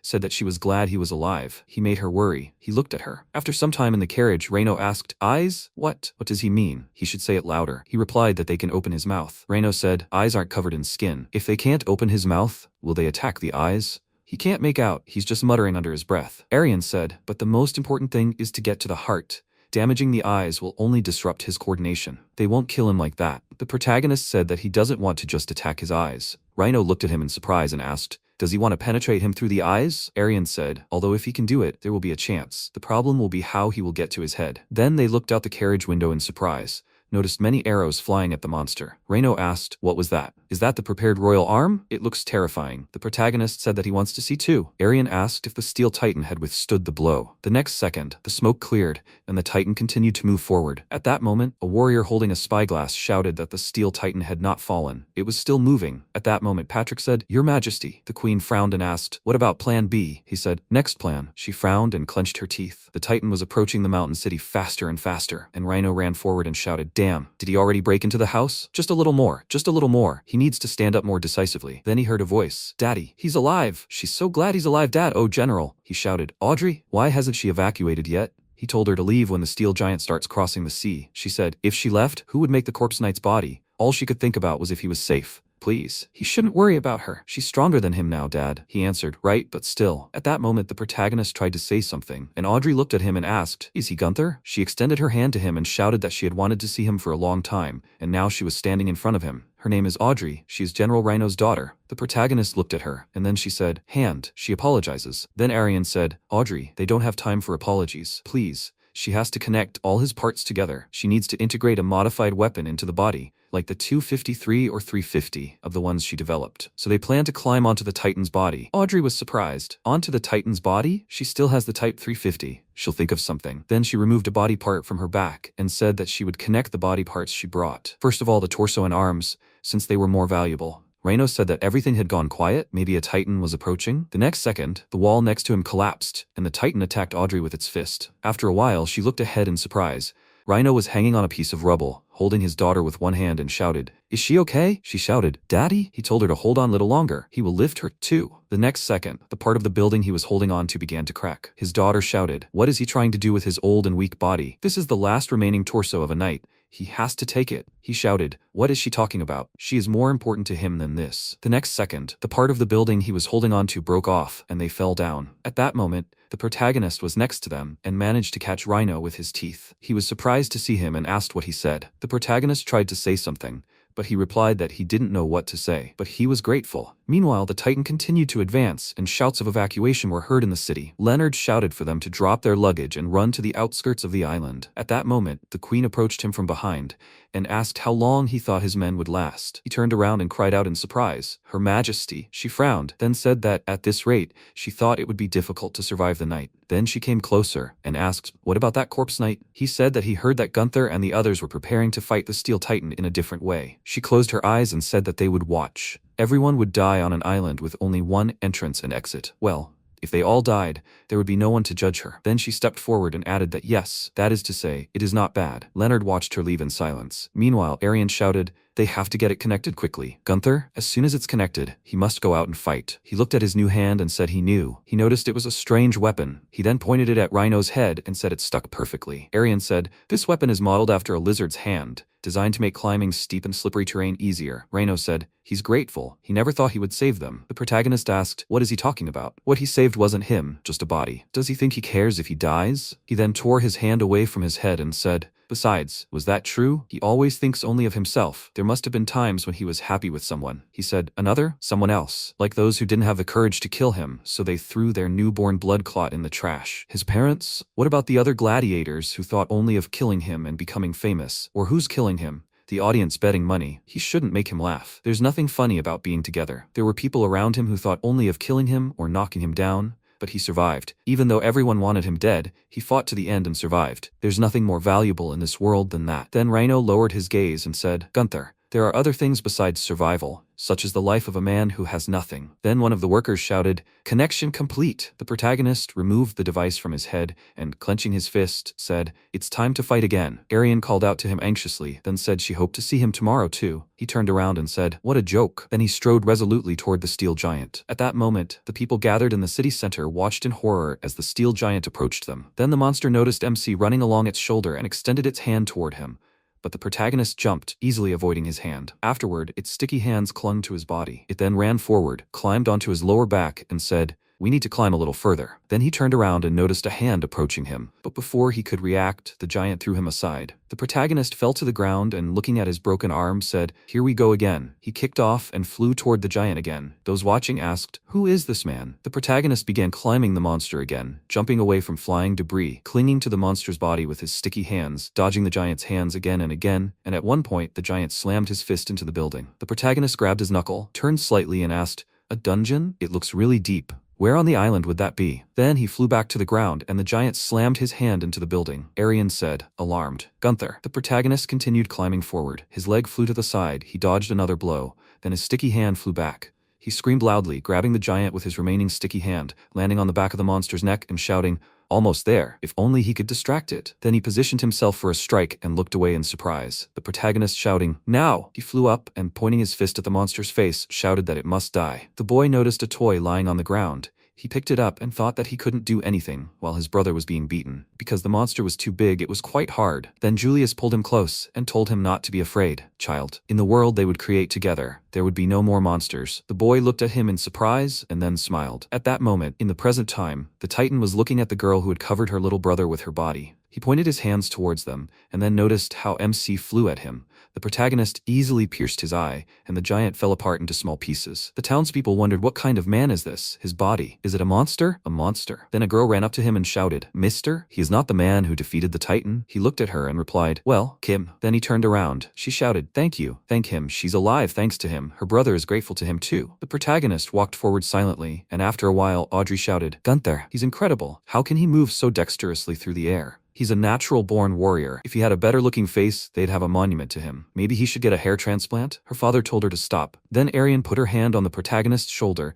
and said she was glad to see him again. He asked, seriously? Her expression didn't even change. She looked at him in surprise, frowning. At that moment, the queen entered the room and apologized for interrupting their fun. They shouted in surprise, Her Majesty? She came forward and said that he managed to defeat the Titan, but he was pretty shaken up. Luckily, most of her precious citizens were unharmed thanks to her quick evacuation order. More than a large portion of the weapons and all the factories, including the siege, had been destroyed. And now the time had come to decide who would bear responsibility for all this chaos. He raised his voice. What was she talking about? Captain Reno? At the crucial moment, when he could have killed the vampire, she heard him hesitate and not finish the job. It was a fatal mistake for which a public execution was due. At that moment, Audrey cried out, Her Majesty, she begs you, she must have mercy. Even though her father was a mercenary, he had a very kind heart. He had never killed a single person in his entire life. She replied that she apologized, but she couldn't. Someone had to be punished for what had happened. Then the protagonist said that the more he watched, the more he saw the horrors this witch had perpetrated. It was true that the man was a complete coward, but no matter how much he thought about it, it seemed to him that someone who, while fooling around, lost a multitude of warriors, should bear even greater punishment. Then he disconnected the device from his head and asked, but why? She doesn't admit it's her fault? He leaned over to her, and she said indignantly, At that moment, Belbrick appeared beside them and said that she still didn't understand that she was playing an inappropriate role, princess. The protagonist looked at him in surprise and said, how could he not notice? She screamed. It was him. The next second, the protagonist's head flew next to her. Belbrick, holding a weapon in his hand, said that he was the king's brother, the last of the royal line, the one who never became king, a velvet dog. Then he took the protagonist's head and said that he had promised Julius he had come to take the immortal knight. Then he grinned. A few moments later, he cut down several knights and told them not to waste their lives in vain. He was the last of the royal line. He only needed to take the immortal knight according to his promise. He won't touch them unless they get in his way. He only needs this head. With these words, he held up the protagonist's head and asked, "They don't think it's worth giving their lives for, do they?" Then the knights looked at each other and nodded. Belbrick walked forward, and the queen stood in his way, saying that she had heard that he had become a real monster. "Uncle," he replied, "they're still fighting." "Well, she will stand in his way because of this head, princess." After that, she stepped aside. He walked forward and, looking back, said, "And her footsteps are too loud." A real princess walks silently. She frowned in irritation. After that, he walked on, holding the protagonist's head forward, and the people gathered around looked on in surprise. Rhino shouted that they must stop him. If he crosses the bridge and disappears into the forest, they will be powerless. The forest is dark and full of obstacles. It will be difficult to track them down, much less fight them. The sun will set soon. He needs to tie him up so he can't escape into the forest. Audrey stood nearby and said, "But they don't have weapons." So, she asked, "But why doesn't he run away? If he runs away, they won't have time." At that moment, Belbrick said, "A true king never shows weakness." He continued walking across the bridge. Then he heard a voice that told him to stop. Leonard stood in his way and he asked, "Does he want to stop him? All because of this head?" He answered, "Right." He told him why. Leonard clenched his fist and said, "Because they think this head is humanity's last hope." He asked, "Humanity?" All the people he met lived exclusively for themselves. There were only those who kill and despise other human beings. People only harm each other. They think that such creatures are worth giving their lives for. Leonard frowned, then shouted that it was true. He believed that humanity must be saved, no matter what. No matter how corrupt this world is, he believes in human beings, that they will never lose their light. Then he threw off his cloak and, reaching for his sword, said that he must believe that even if people only harm each other, it can also heal those wounds. There is loyalty within them. He held the sword before him and said that he will not stand idly by as people turn each other into monsters. Belbrick said it was a touching speech, but only a few people out of thousands think that way, and there are only 5 of them. Do they think 5 people can stop him? Leonard said they know how. Gunther, he saved them before. Now it's their turn. After that, they rushed into battle. Leonard said it was an honor to fight alongside them. The knight said the captain had once saved his life, and he wasn't afraid to die for him. But perhaps it would be a meaningless death. He seemed afraid. Leonard frowned and replied that it would never be meaningless. He stepped forward and added that perhaps it meant nothing, that he wouldn't be recorded as a great hero or a major character in history. They weren't generals or kings. Then he grabbed his sword and said, "But despite this, their small battles and courage mattered. If something could be changed, he would do everything he could. It would never be meaningless," he believed. At that moment, the knights behind him exchanged glances and smiled. And after a while, they lay on the ground, Leonard clutching the part of his shoulder where his arm had been severed, and Belbrick said, "That sounded very convincing." He respected their courage, so this time he would spare them for now. They should consider this mercy a royal duty. After a while, he walked on and said that they were almost to the forest. Should a king really walk through the forest? In the forest, one could hide from prying eyes. At that moment, he heard a voice. He must wait. He turned and noticed Arian behind him, looking at him, holding a sword in her hands. He asked if she was going to fight him too. She answered, yes. He said that mercy alone was enough. If they fought, he would definitely kill her. Did she really want to fight him? She replied that she thought that without this head, they had no chance at all. And so, she would try to save at least someone one last time. She would protect the one who had fought alone all his life. She would fight. Then he looked at her and closed his eyes. He said, "What a touching confession." She blushed with embarrassment. After that, Belbrick drew his blade and said that her will had been heard. They would not hesitate. He pointed the weapon forward and shouted that he would cut her down. She held the sword in front of her, closed her eyes, and then looked ahead in surprise.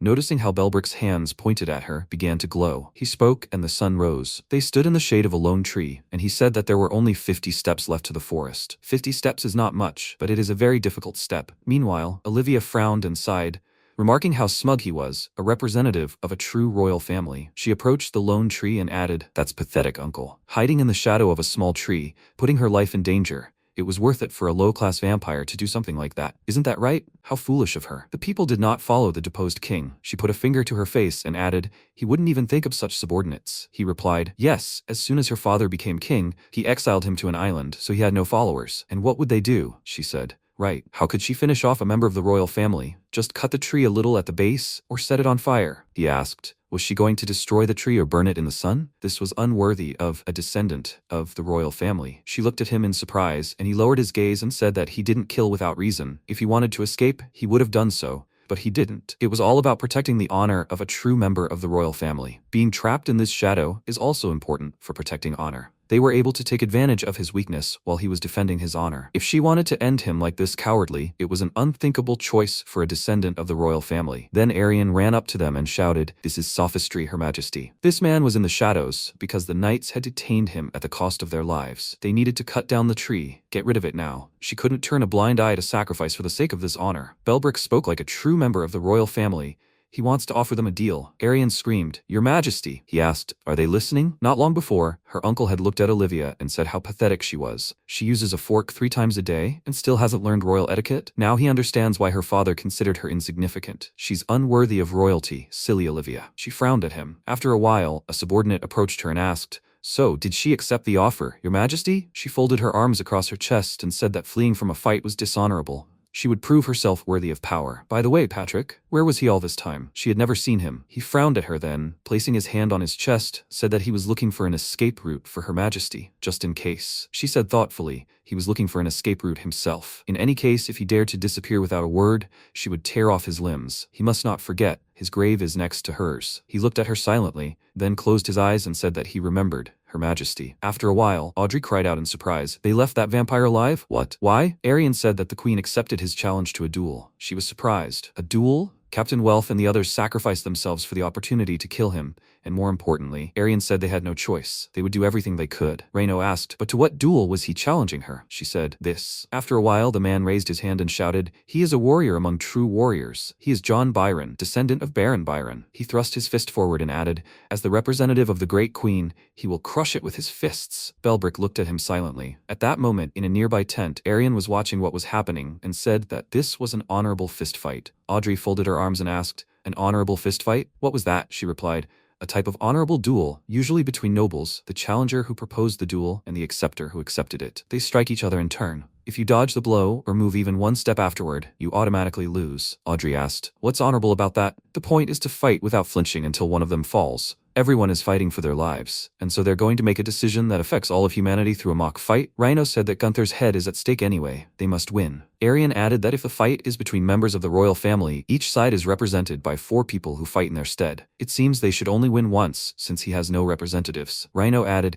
"Just 1 victory out of 4 possible. Not so bad. They just have to force him to take 1 step. Is that possible?" At that moment, John clenched his teeth and thought perhaps he could win. Since they, the duel acceptors, strike first, he only needs to knock him down with the first attack. No matter how strong the vampire, if his face is defenseless, he will strike him with his steel fists, and he will surely fall. And if he wins this duel, he will be promoted in rank. No, he can even lay claim to the place of emperor. Honor and wealth await him. At that moment, a man stood between the duelists and said that this duel was approved by both sides. If they are cowardly and dodge the blow, or lose their balance, or move even a step, they will be considered losers. The acceptor of the duel, Baron Byron, attacks first. The next second, John screamed loudly, and raising his fist, shouted, "For honor and wealth." He hit the vampire on the head. Rhino cried out in surprise, "My God, what power, what happened?" The next second, the vampire, whose face was twisted, said, "A rather heavy blow." The duel leader said, "The Belbrick hound hasn't moved." The vampire asked, "Now it's his turn." John put his hand forward and told him to wait. The next second, a powerful blow flew into his face, causing his body to spin and fall to the ground. The leader said,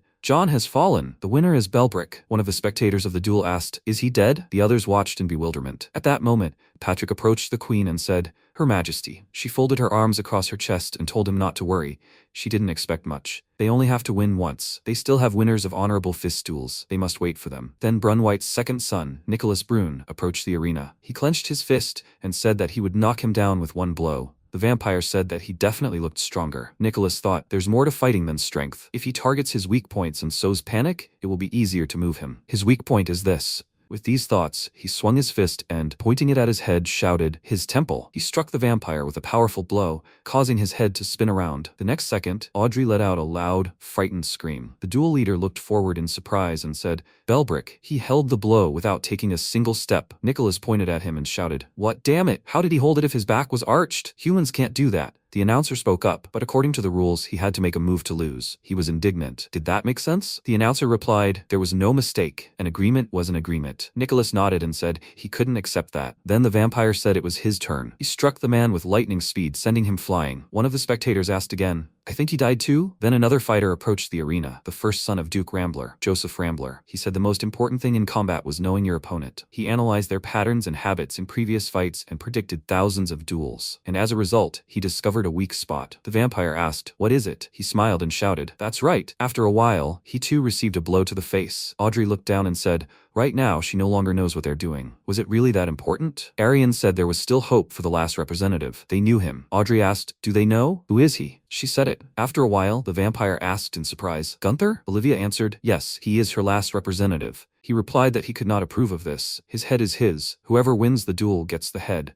She answered thoughtfully, "Yes, they were talking about the head." Did she say Gunther? Then she turned and added, "He only owns his head, and they have his body." At that moment, Patrick was holding the torso in his hands, and she said, roughly speaking, "They have most of him? And if she loses the fight for the royal name, she will definitely give him his head. Or is he afraid of losing his honor?" He only smirked in response. After a while, the protagonist shouted, "An honorable fistfight. What kind of nonsense is that?" She says that's why she couldn't kill the vampire? Arian looked at him silently. He asked, "Did that vampire bastard let him get away with it again? What the hell?" The queen approached him and said, "It's an honor. This is a noble pain," and he who had lived such a short life couldn't understand it. He said he didn't even want to understand. She said, "In any case, if he wins the duel, this bald one, no, Captain Rhino's public execution will be cancelled, provided he fights fairly." Audrey cried out, "She is grateful to Her Majesty." She replied, "The duel will take place at sunset. They must be ready." The protagonist looked at her silently, and after a while, he looked at his hand and asked, "What is this strange hand?" Arian, looking at his hand, said that it was made for the widest possible swings, but he must be careful. It was created in a hurry, and it won't last. And this one's weird color is because they sewed it together from the hands of Captain Wealth and the other knights. MC shouted, "Wealth? Damn, are those the hands of a man with a huge jaw?" Then he added that he felt unwell. Arian asked,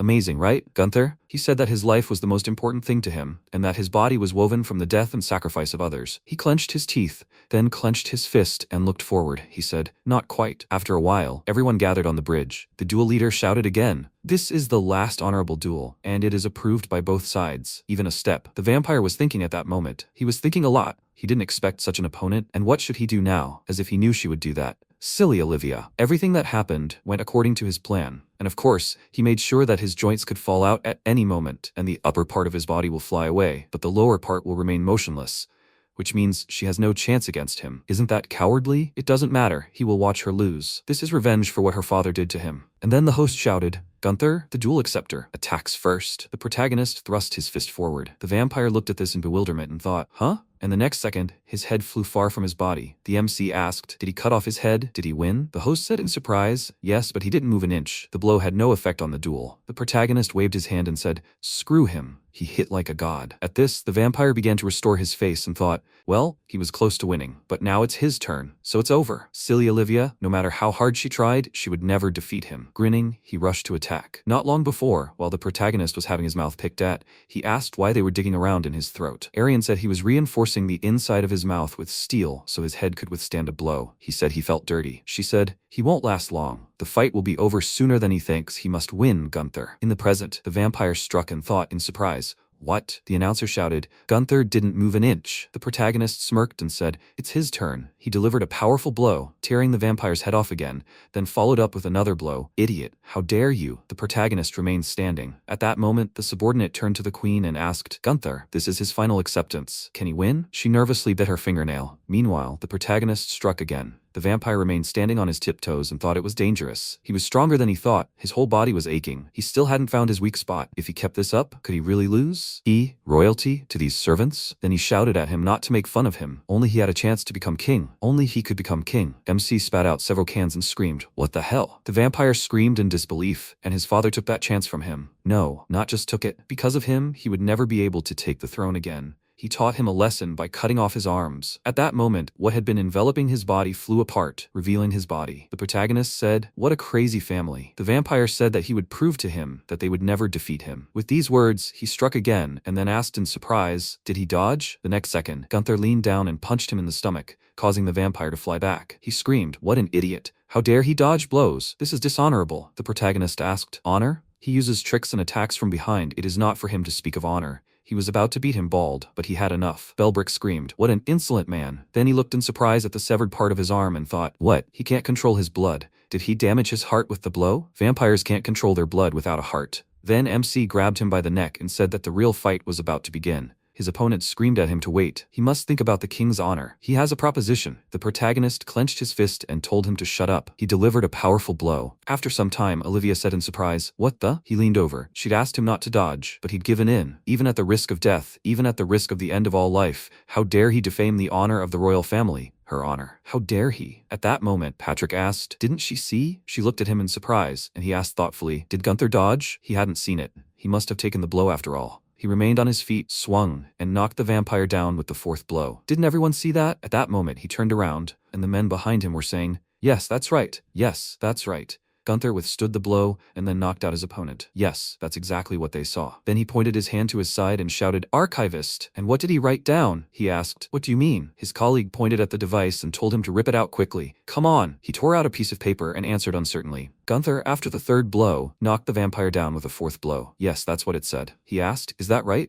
"If everyone says that's how it happened, then it must be true." The queen asked, "So she won?" He answered, "That's right. She won the duel with honor." She was surprised, then lowered her gaze and asked, "Is that true?" After that, she raised her hands and shouted joyfully, "She won. She defeated him." Those present shouted, "The great queen has won. Hooray! Glory to the queen." Meanwhile, teeth flew in all directions. The protagonist screamed, "Come on, he needs to lie down." The vampire screamed at him to wait. "Stop, the psycho. How many times can he hit him? Doesn't he feel sorry for his defenseless, armless enemy?" MC asked. "How many times should he hit him?" And here it is, until dawn. The vampire shouted again for him to wait. He has a proposition. Please, he must listen. The protagonist pointed his fist at him again, and he shouted, "Julius!" The protagonist was surprised. "Julius?" He answered, "Exactly. The last of the purebred vampires. People are looking for him, aren't they? He knows where he is hiding. He must spare him, and he will take him to Julius." Does he know? He doesn't need to fight other vampires. He just needs to kill Julius, and they, the humans, will win. The MC asked, and he thinks he will believe him? If Julius dies, he dies too. No one in their right mind would turn him in. Belbrick said he laughed at the vampire's promise. He'd promised Julius that he'd bring him the immortal night. He had to bring him to Julius, no matter what. It wasn't up to him to think about the consequences. He thought it was a good idea. What would he say? The protagonist considered it, then said, "It's tempting, but they need to think a little more and decide." He thrust his fist into the vampire's face, and he screamed, "He's the devil." After a while, Arian asked in surprise, "Julius? They want to bring them to Julius? Him?" Belbrick, chained, replied, "Yes. To be precise, he will bring the immortal night to Julius." But that was too much. He might be a vampire, but he was the last of the true royals, and as a prisoner of war, he wanted to be treated politely and freed from these cumbersome, ugly shackles. MC clenched his fist and said he had an honorary title and a big mouth. He wanted to get beaten up again? He looked at his fist and then looked away. Arian said they couldn't trust him. He'd lost control of his blood. A vampire is a vampire. Without shackles, they can't control him. They can't understand. They say vampires keep their promises, but if Gunther kills Julius, he'll die too. His goal was never to kill all humans. Then why did he become a vampire? He tilted his head and said she was a very curious girl. She wanted to know why he became a vampire. He was sorry, but the royal family had a lot of secrets. The protagonist asked, "What the hell is another pun?" Belbrick said he promised them. If they let him live, he'd lead them to Julius. He promised. After a while, they were walking down the corridor, and Arian said that they can't trust Belbrick, but if they really get to Julius, everything will work out in their favor. But first, they need to thoroughly prepare. Reno walked behind and said that the hardest part is moving the modified body. The next second, Arian looked in surprise at the fingers she had just put to her nose. The device burst from her chest. She began to fall. And MC, walking forward, said, "So all he has to do is kill this Julius. Everything will be over, right? He's tired of this war. He sees no end to it." Then he turned around in surprise. Rhino shouted, "Arian?" She was lying on the floor. The protagonist shouted, "What the hell? Arian!" Then several subordinates picked her up and shouted, "Be careful. She has a fever and rapid breathing. We need to undress her to provide more access to oxygen. She needs water." At that moment, the MC looked at her back in surprise and said, "Her body." Rhino said he'd never seen anything like it before. An enhanced human body. Numerous medications and potions are introduced into the body. The body contains many mechanical devices for detoxification and control of the poisons produced by the medications. These devices have distorted her intestines, so she can only eat prescribed foods and soups. The protagonist said he was lucky to be alive. Rhino responded, "Arian was the only one. It must have been difficult for the human mind to bear this. He hadn't slept all night, struggling with her body." The protagonist asked why she lost consciousness. Was there any chance of recovery? He thoughtfully replied that he couldn't find any reason other than a high fever. He had never encountered anything like this before. By the way, is he worried about Arian? He killed her. The MC shouted indignantly, "What is he talking about? If she dies, he dies too. He must do everything possible to save her." Rhino frowned and looked at him,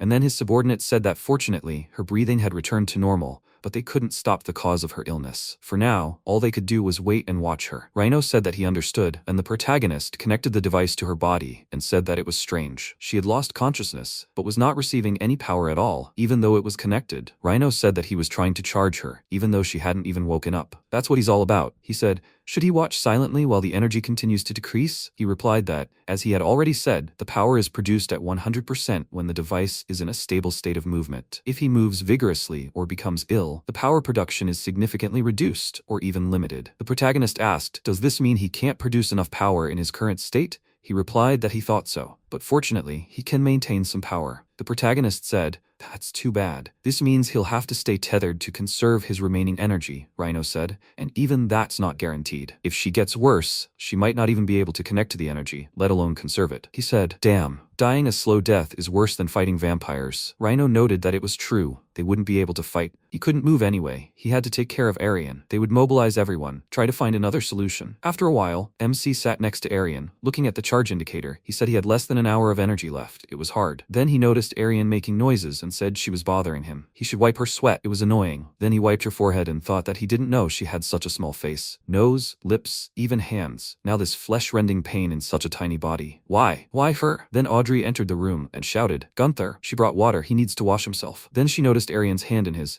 and putting down the basin said that she apologized for entering unannounced. She put the basin of water here. The protagonist said that she misunderstood everything.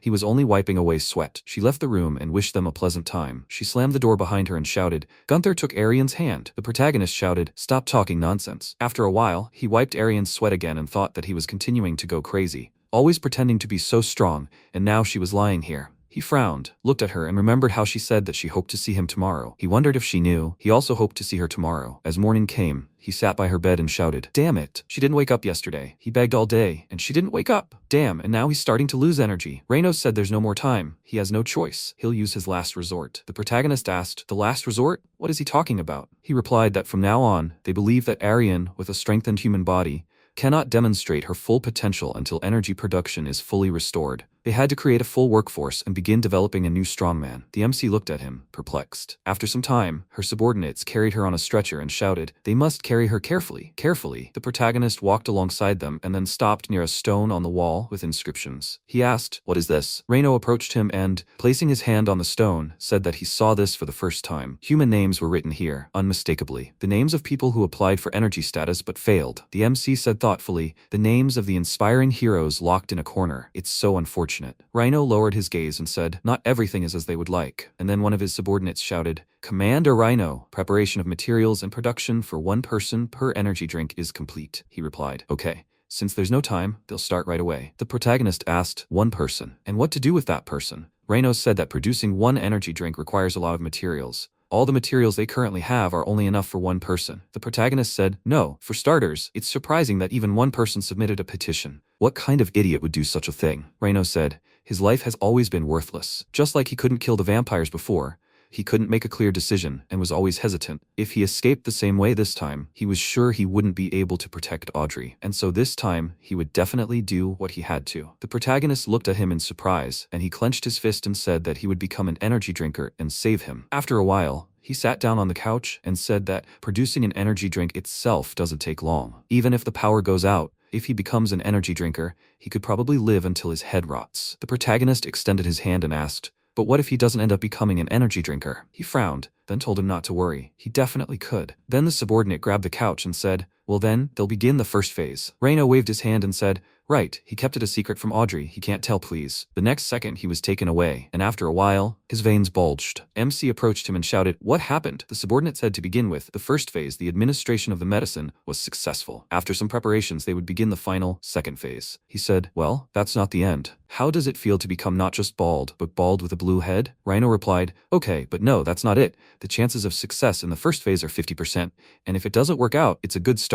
He said, that's it. With such willpower, he must continue. Reno looked at him and asked, what was the remaining energy? The protagonist showed him the indicator and said, the remaining energy is such that even if he dies soon, there will be no more speeches. Reno began to rise on the couch and said that when he woke up, he had something to say. The protagonist said that he refused to talk nonsense like a will. Then Reno said that Audrey wasn't his real daughter. The protagonist said, yes, something like that. What? He pointed at him and asked, no, never anything like that. He's not her father. Then why? He replied that he'd been betrayed by the mercenaries he'd spent his entire life with, and, having lost everything, was left on the streets. The only thing more sad than that was the shock of betrayal from the people he'd considered family. He couldn't rise again, and then, as he was slowly dying, he met this child. The memories are still vivid, so battered. With her hand, she'd given him half a loaf of bread, which was almost gone anyway. Even though her parents had abandoned her, he was still grateful. Thanks to them, he was able to become a father, and in this cruel, merciless world, he was able to rise again with his Audrey. The wounds he'd received from people, he hoped he could meet someone who could help him heal. He sincerely hoped so. At that moment,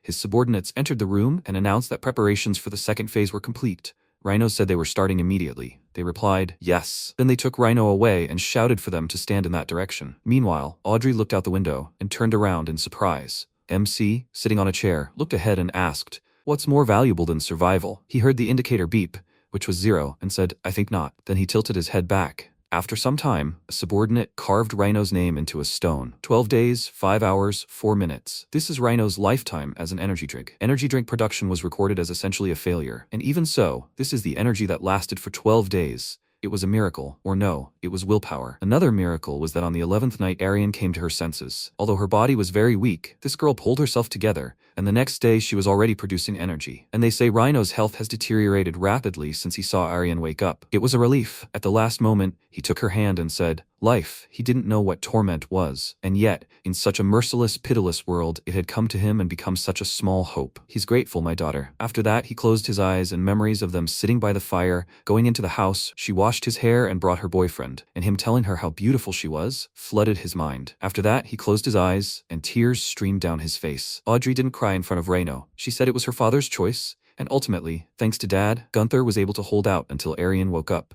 Even she would have done the same. But after Rhino's death, they say a quiet moan could be heard from Audrey's house for several days. After some time, Arian charged the protagonist. He said, Corpse Night Gunther, tomorrow? Are they leaving to kill Julius? Arian said, so much has happened. He folded his arms and said, well, according to Bellbrick, they could get there in a few weeks. By that time, the battle would be over. By the way, he was more indifferent than he thought. She almost died, and he was bald. She said that if he hadn't had such determination, he wouldn't have even been able to start. He said good. He was glad to see her face again. Next time, she shouldn't try so hard. She smiled and looked at him. As night fell, she went to bed. He sat by the bed and thoughtfully looked at the entrance to the room. The next second he was at the door, pointing a weapon at Patrick. He asked why the Queen's henchmen had come running to them at dawn. He replied, perhaps Gunther had more than just that, but he shouldn't worry. He didn't come here on the Queen's orders. First, he'd like to greet him warmly. He was also indebted to Captain Reno. What a shame. The protagonist put away his weapon and said, it felt completely different than being with the Queen. He replied, because that's how people are made. He'd take that as a compliment. He heard they were leaving tomorrow,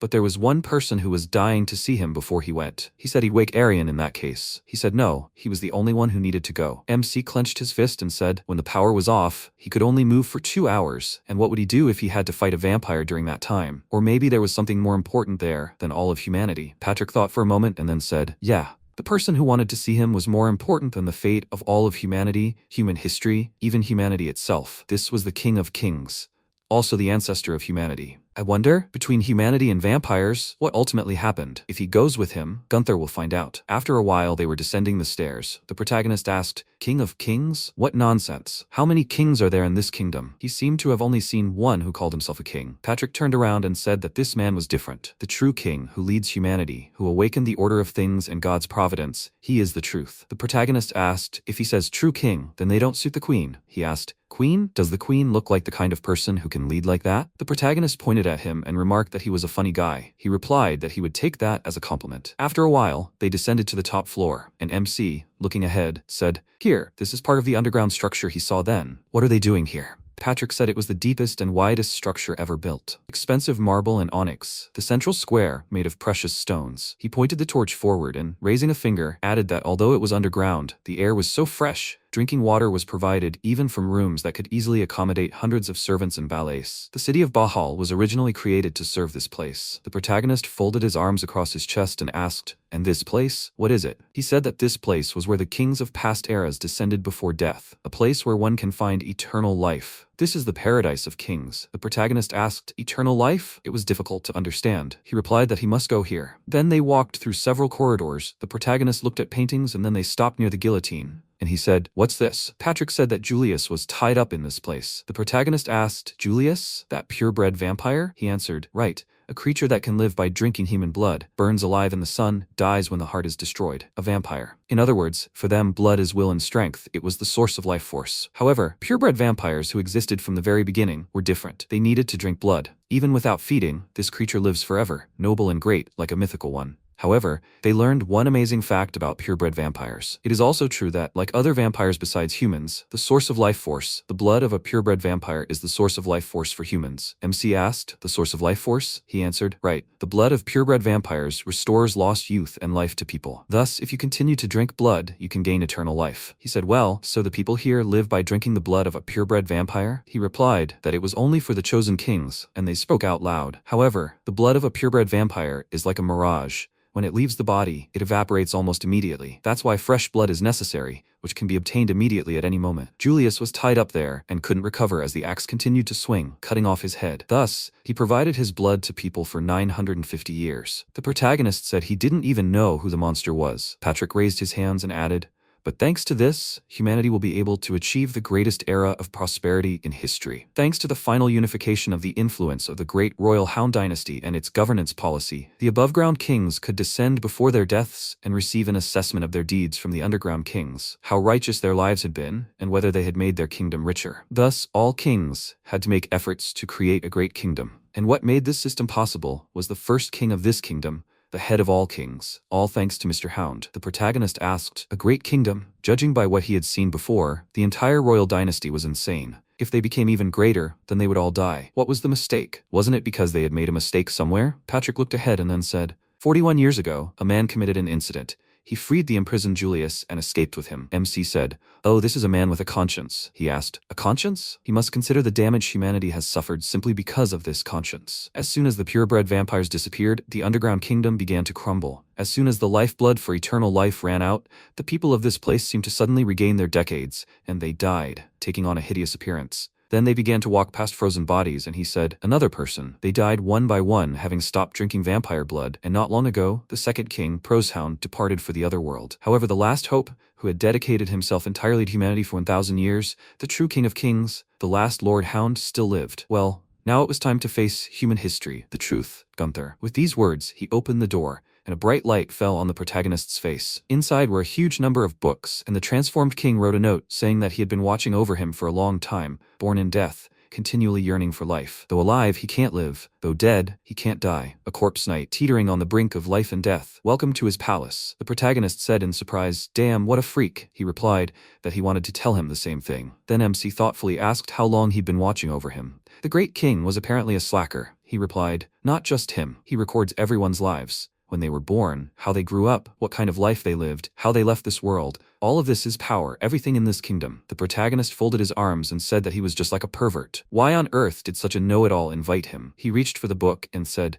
"This book is the story of Isabella Hound's entire life. This girl was the one who could have become a great queen, but she refused the throne. And after Julius was freed, they disappeared together. So this book remains unfinished, the completion of which has been one of his long-held goals. So, if he meets Julius, won't he ask him? What promise did he ultimately make to her that made her decide to condemn all people to death?" The protagonist asked, "A promise? So Julius didn't intend to kill all humans right away? He thinks he'll hate them too if he's tied up for 950 years, and his head is cut off too." He said hatred is a human emotion. For purebred vampires who have existed since the beginning of time, it has no meaning. The reason Julius wants to kill all humans is because he made some promise to Isabella. Giving up eternal life and the throne, she whispered what she desired. But compared to this story, there's an even more curious one. His. At the last moment, he will make a choice between death and life, to remain a human or a monster. What will ultimately be written on the last page of the Corpse Knight's story? He's very, very curious. After some time, the protagonist looked at his indicator, donned his armor, and grabbed his sword. Arian said they were finally moving. He asked if she'd slept well last night. She replied, "Yes." Had something happened? He replied, "No, nothing had happened, except that she was snoring like a chimney." She blushed with embarrassment, and then said that as long as they moved with Belbrick, Julius wouldn't be able to find out their location. The protagonist said it was a double-edged sword. She replied, "Precisely." So once they left Bahal,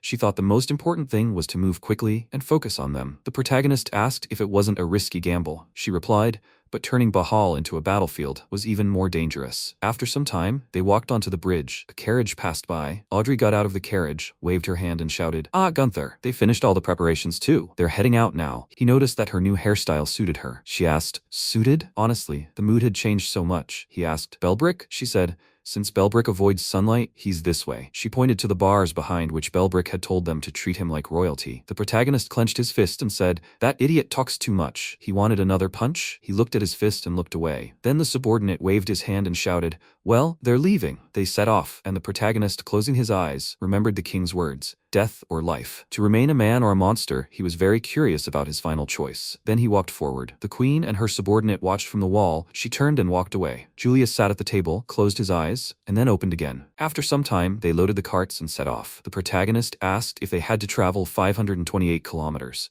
Belbrick agreed and added that at the moment that's how far it was from their location to Julius's. He noted that vampires can measure distance this way. It's all due to their mysterious body composition. If they could travel 450 kilometers in a cart every day like this, in about a month, it would be a matter of life or death. By the way, Julius also knows they're coming, right? Wouldn't shutting down his thoughts properly increase the distance? Belbrick replied that it was simply ridiculous to apply human common sense to purebred vampires. He had always been in that place except for when he killed the king, and he's been there ever since. MC inquired that there must be something amazing there. Belbrick explained that Isabella Hound was buried there. He asked if she was the girl who freed Julius. Suddenly, Arian fell asleep next to him. The protagonist remarked that she must be tired to sleep even in such conditions. He should take better care of her body. Audrey, seeing this, pointed at him. He exclaimed sheepishly that there was nothing wrong with that. She knew she had fallen last time. The girl frowned deeply and began to stare at him. The protagonist told her not to make such a strange face. Suddenly, the horses braked sharply and the carriage wobbled. Audrey fell, and he,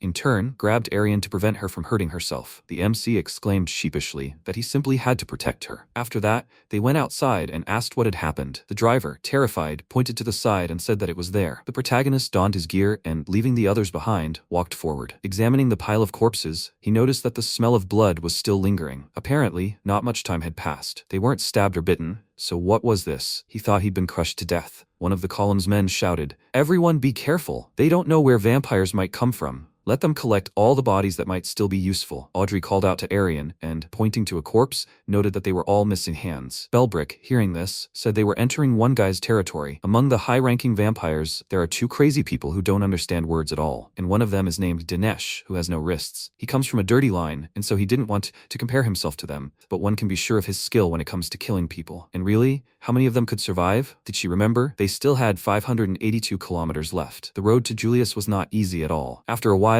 it got dark outside. Audrey said she planned to advance as quickly as possible, avoiding all-out battles. Arian added that the most important thing here was the black cart. This cart was manufactured in the laboratory in Bahal to simplify the journey. It was equipped with a huge number of devices, as well as medicine. The black cart was needed to deliver the new, improved corpse weapon, which is why they must make it a top priority and protect it. The protagonist said that the top priority was the cart. Well, isn't it easier to protect a small cart than something like Bahal? Arian agreed, adding that to prevent damage, the cart was reinforced with several layers of iron plates. This design ensures that impacts of any force won't damage the devices. Suddenly, one of the people shouted that they were under attack. A moment later, a powerful explosion was heard. The protagonist drew his sword and ordered them to prepare to move. He donned his gear and ran toward the sounds. Suddenly, a huge vampire with a huge arm instead of a body jumped out at him. MC, completely perplexed, asked, "What the hell is that? Could it really be a vampire?" The monster himself said that today's dismemberment was 30 pieces. He needed to fill up to 30. He thought about how ugly he was. And then there was his black hair. If his hair was black, then he was a lower-level vampire, and if so, that meant he'd have to kill several. At that moment, several more vampires started attacking him. The protagonist tried to cut his arm, but couldn't pierce it. The vampire grabbed his sword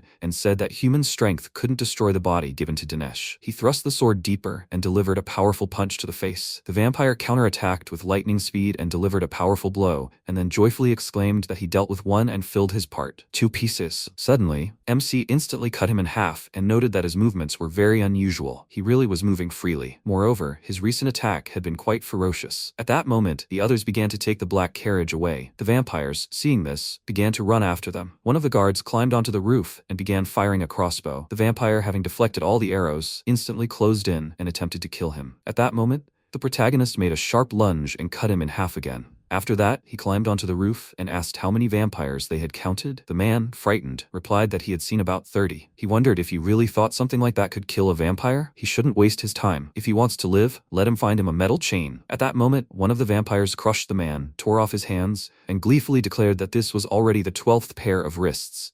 But they were still so far from reaching the quota. He said they were still far away. After that, all the vampires ran towards the convoy. Just as one of them leaped to attack, the MC instantly cut it down and, drawing a chain, began to destroy the others. He grabbed the train with the chain when suddenly a vampire attacked from the air. The protagonist quickly dodged and, sliding along the ground, cut it down. Meanwhile, his subordinates watched the battle from the wagon. One of them remarked that he could fight while moving freely with just a chain. Another replied that this guy was like a monster. At this rate, he would easily defeat them. Suddenly, one of his subordinates was suddenly decapitated. Meanwhile, outside, one of the vampires shouted, "Take aim at the horses. Without them, the wagons are useless." Another monster picked up a small stone and began aiming. The protagonist, noticing this, quickly ran towards the horses. The vampire fired the stone, but he managed to dash and change the stone's trajectory with his sword. The shot hit several horses, and the rest came loose. The cart itself lost its way and approached a cliff. MC asked if the equipment was in order. Arian agreed, and added that there was no damage. One of his subordinates exclaimed that he could quickly harness the horses again. At that moment, one of the vampires missed, shooting at the protagonist. They began to run towards them, and he noted that there was no time. Since the hill was steep, they would roll on their own.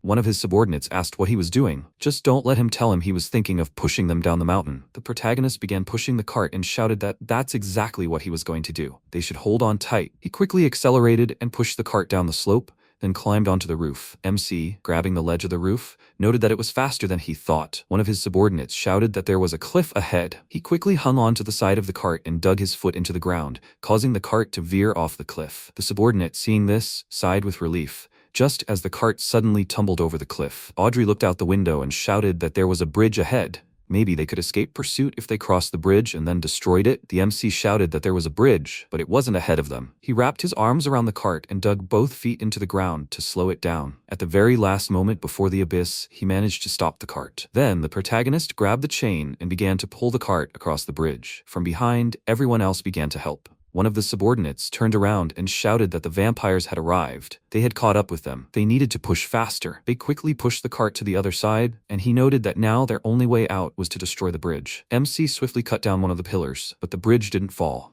Arian shouted, "Let him hit the supporting pillars and the ground at once." He swung his weapon, thinking that there was no time left. He had to destroy it in one shot. At that moment, one of the vampires leaped at him. The protagonist accelerated and delivered a powerful blow, causing the entire bridge to collapse and the vampires to fall. Afterward, he began to lose consciousness, and said that if this were the case, he might as well die. Sometime later, the surviving vampires came to Denish's lair to give him their hands. Upon seeing them, he remarked that they had suffered greatly. However, now it looked as if their number was smaller. One of the vampires apologized and said that because a knight resembling a monster had intervened, they had lost many of their minions and were unable to fill the entire share. Dinesh asked with a smirk, he couldn't fill it? Even with the perfect body he'd given him, he couldn't fill the share. He knew the responsibility for the unfilled share must be paid with their lives. He bound him with vampire hands and said they had to pay for what they couldn't fill. The vampire screamed in horror, "Don't let him take the heart. Please, forgive him." Everyone else fell to their knees and begged him for forgiveness. He tearfully exclaimed that next time they would definitely fill the share. Please, forgive him. Dinesh asked about the hands. Was everything really all right? Lord Wrist would forgive them this time. All the vampires joyfully thanked him and shouted that he was very generous. He said they would talk about the hands. What share would it be this time? How much should they bring? One of the vampires replied that they owed 10,000. Dinesh looked at the hand and was completely horrified. After some time, the protagonist ordered everyone to check the condition of the remaining equipment and people. He knocked on the wagon door and asked how much was left. Belbrick replied that the remaining distance was 578 kilometers. He nervously remarked that they had made so much noise and only covered 4 kilometers. Arian explained that it was because they were focused on escaping, but it was good that they had managed to protect the black wagon. The vampire inquired,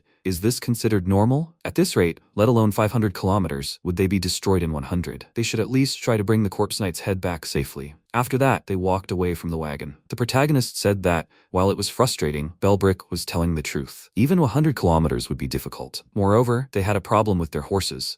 They were too vulnerable to attack, and they were very exhausted. Audrey noted that they had plenty of horse carcasses for material. Then maybe they could try making it themselves. After all, they had the best warrior, whose body could be freely transformed. Arian said that perhaps if Gunther himself became a horse, it would be easier for them to fight. The problem was the production time. It was quite long. The girl joyfully exclaimed that they needed to start production faster. Since they could do it, they would do everything possible. At this time, Dinesh furiously shouted that they needed to collect 10,000 pieces. They shouldn't even think about returning until they'd filled their share of 10,000 pieces. After some time, the vampire army approached the cart. Arian shouted that they had to go. MC, chained to the cart, shouted that they said they could do it, but they still weren't finished. Audrey replied that they were trying. Let him please be quiet for a bit. He pointed his finger and exclaimed that they were advancing. Let them finish faster. One of the vampires leaped forward and shouted that he would collect 10,000 hands. At that moment, the girl activated everything and announced this. The protagonist transformed into a powerful centaur and crushed the vampire, then exclaimed that it was amazing. Could this really be the strength of a horse's muscles? He could run endlessly and trample anything. Yes, anything. At that moment, Arian called out to him and said that while they were loading the cargo, he should distract them for a bit. At that moment, the protagonist, with incredible glee, began running around the vampires and cutting off their heads.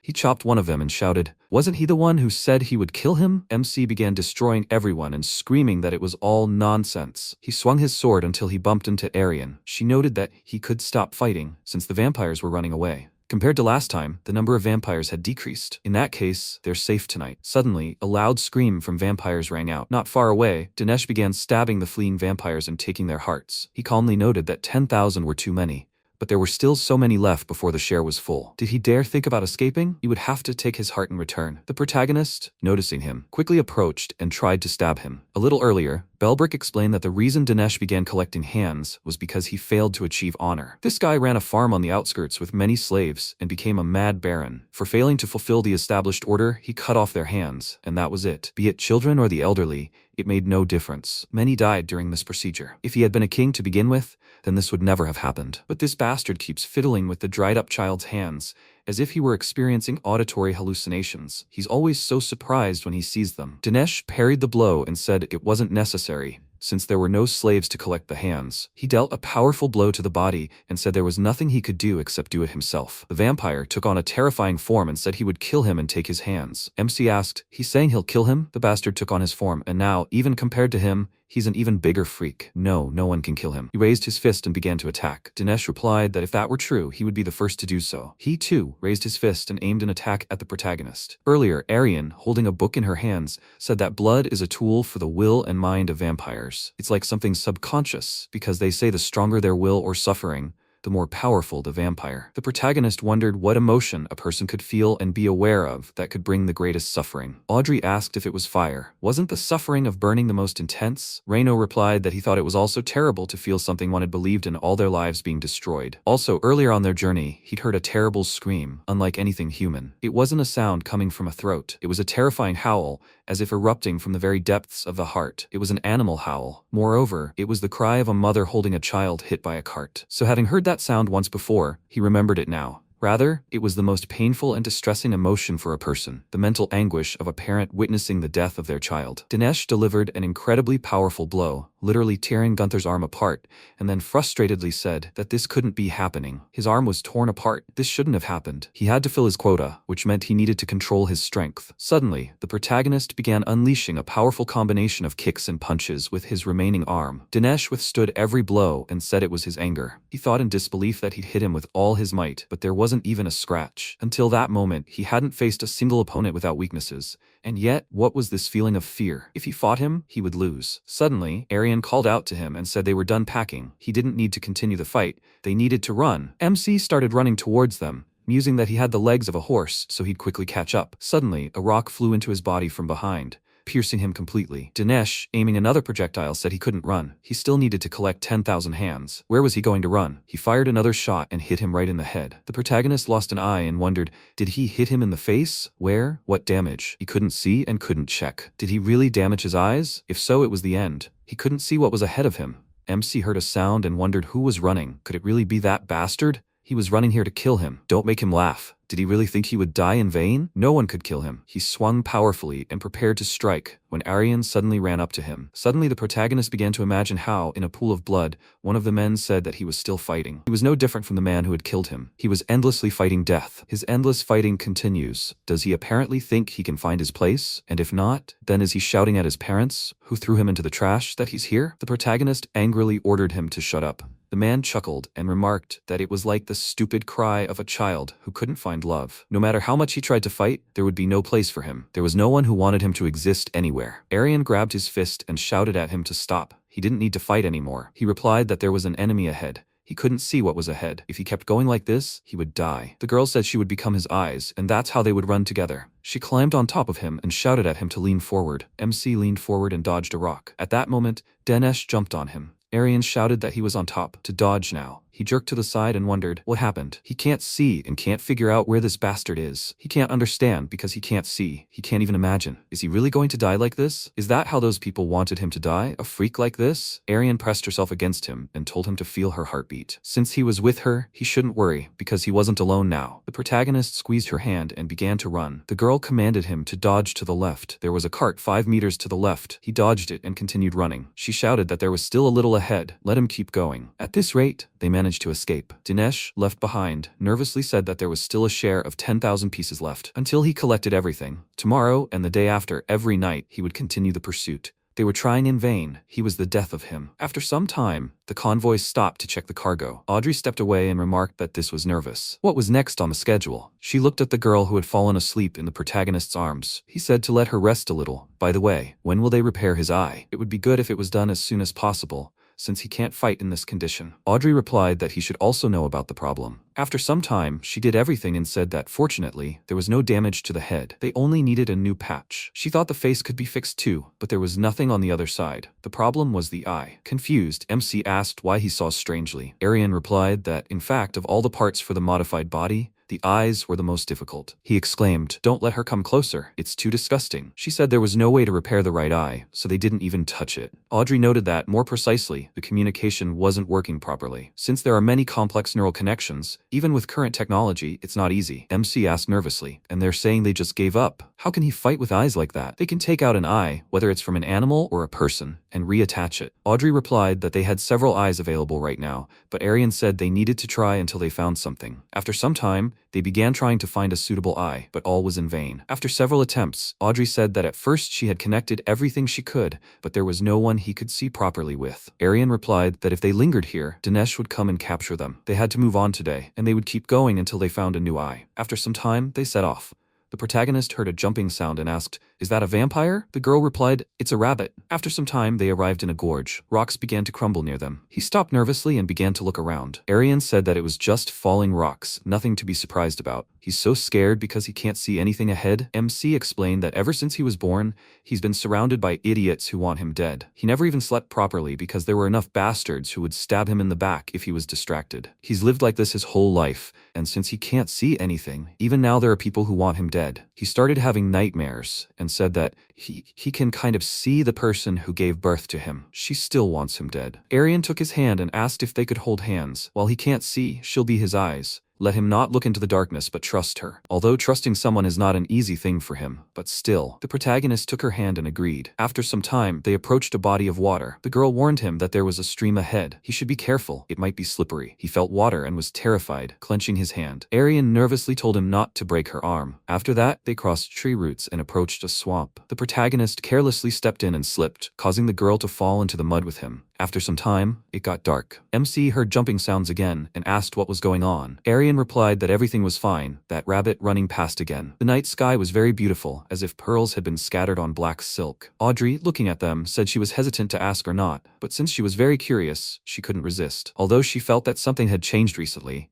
she also felt that his relationships with other people and with Arian were different. Maybe Gunther had fallen in love with her? The protagonist grew angry and asked, "Is she saying he likes her?" Arian sheepishly asked why she was asking such strange questions. He let go of her hand and said it was very funny. Only those who have received love can achieve it. Freaks like him had never received love, so he didn't know how to give it. Let them not misunderstand their relationship until now. Even now, there was no need for that. And he wouldn't worry. He didn't care whether they died or not. After some time, they opened the carriage with the vampire and let the man in. He exposed his sleeve and allowed him to bite him. Audrey, holding a stopwatch, said that time was up and that they should stop right now. Belbrick said that the blood tasted quite good today. He asked him to give him the same blood next time. The man bandaged his hand and said to let it stop the bleeding. He hadn't even thought about it, but this was a big problem. The girl noted that a blood transfusion was required every 2 days. MC asked if it was every 2 days, meaning he wasn't feeding that often. He thought he'd never seen a vampire drink blood before. If so, that should be enough to warrant carrying a live blood bag. Audrey replied that,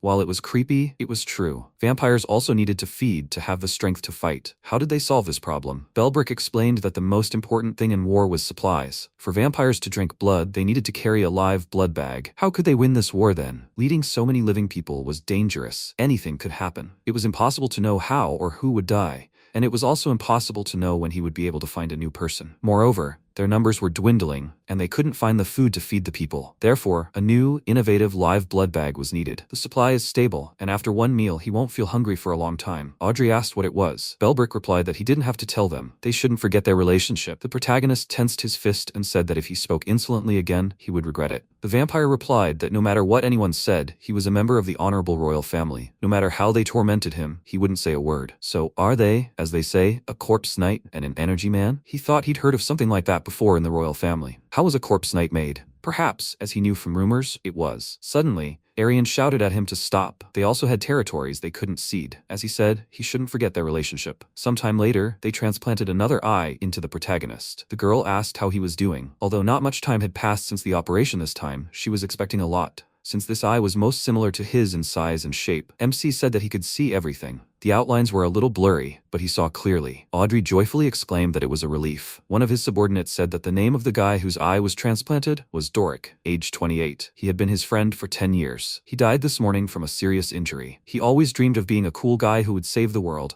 but let him help even in this way. Let him remember this guy's name. The protagonist replied with a smile that he would try. After some time, they set off. Belbrick shouted that they still had 414 kilometers to cover. He exclaimed that the remaining distance was even further than he thought. They needed to try even harder. Arian noted that although they were going slower than expected, they were making progress one way or another. Audrey said they had a problem. She hadn't eaten anything all day except a piece of bread and dried meat. It was ironic. Vampires stuff themselves, but they had nothing to eat. Arian replied that, while they hadn't lost any manpower, they were struggling due to the food shortages. Audrey said she'd been running non-stop all this time. She wished she had half a day. She'd like a warm bath and something to drink. Suddenly, one of her subordinates called out to them and noticed 2 people ahead. Confused, the girl asked, "Humans in a place like this?" Event and his wife stood before them. He happily declared that they were truly lucky to have encountered so many survivors today. She agreed with him and noted that she really hadn't seen living people in a long time. They had really been through so much. The man said there was a village up ahead. Let them rest a bit, and then they'd be on their way. Arian asked in confusion.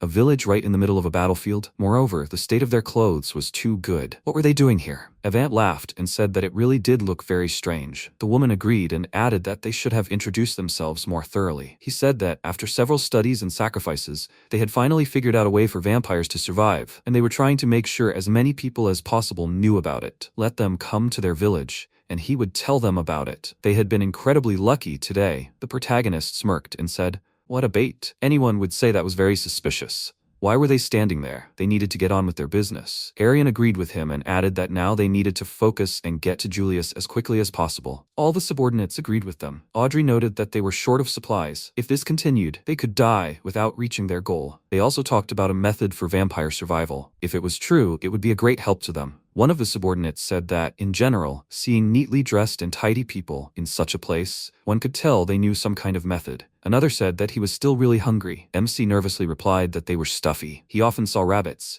Why didn't they catch them and eat them? A subordinate said that, how could anyone cope in their situation when they couldn't even rest, but were simply running? One of the knights shouted that Dinesh was about a kilometer away. At that moment, the vampire himself gathered a pile of wrists and shouted that this was still not enough. The protagonist said that because of his eyes, they had wasted too much time. They needed to move faster. The subordinate replied that they couldn't do this. He didn't know how he was doing, but the others would catch up quickly from such a distance. He asked angrily, was he really talking about fighting here? He couldn't fight this bastard with a body like that. Avant shouted that he could see they were in trouble, but his village was ahead. They didn't need to worry about the vampire or anything else. If they wanted to live, they should hurry and get there. After some time, they finally arrived at the village. As the carriage entered the territory, the gates with teeth closed behind them. Arian noticed that the gates moved as if they were alive. Event happily said that he was glad they made it this far. This was a place where the vampires couldn't find them, and they didn't need to. Let them come inside. They would prepare resting places and food for everyone. They entered the cave and began to look around. They were met by locals, who remarked that they must have suffered a lot. The protagonist said that it looked like there were quite a lot of residents. The passages and rooms here are intertwined, like a labyrinth. It's like an anthill. After a while, the man led them into a bright space with flowing water and told them to leave their luggage here, in the central square, and they had prepared a whole feast for them. He approached and showed them a huge table with a variety of food. MC, perplexed, remarked that the food looked amazing. However, who knows what it was made of, so no sane person would eat it. Meanwhile, Audrey quietly began to eat the food. Evant himself took a piece of bread and said not to worry. All the food here was grown and prepared on site. As they could see, sunlight penetrates here and water flows, so it's possible to grow crops and even raise animals, albeit in small quantities. They had been short of workers for a long time, but the fact that so many people have come to this place is a great joy. Arian said she can see it with her own eyes,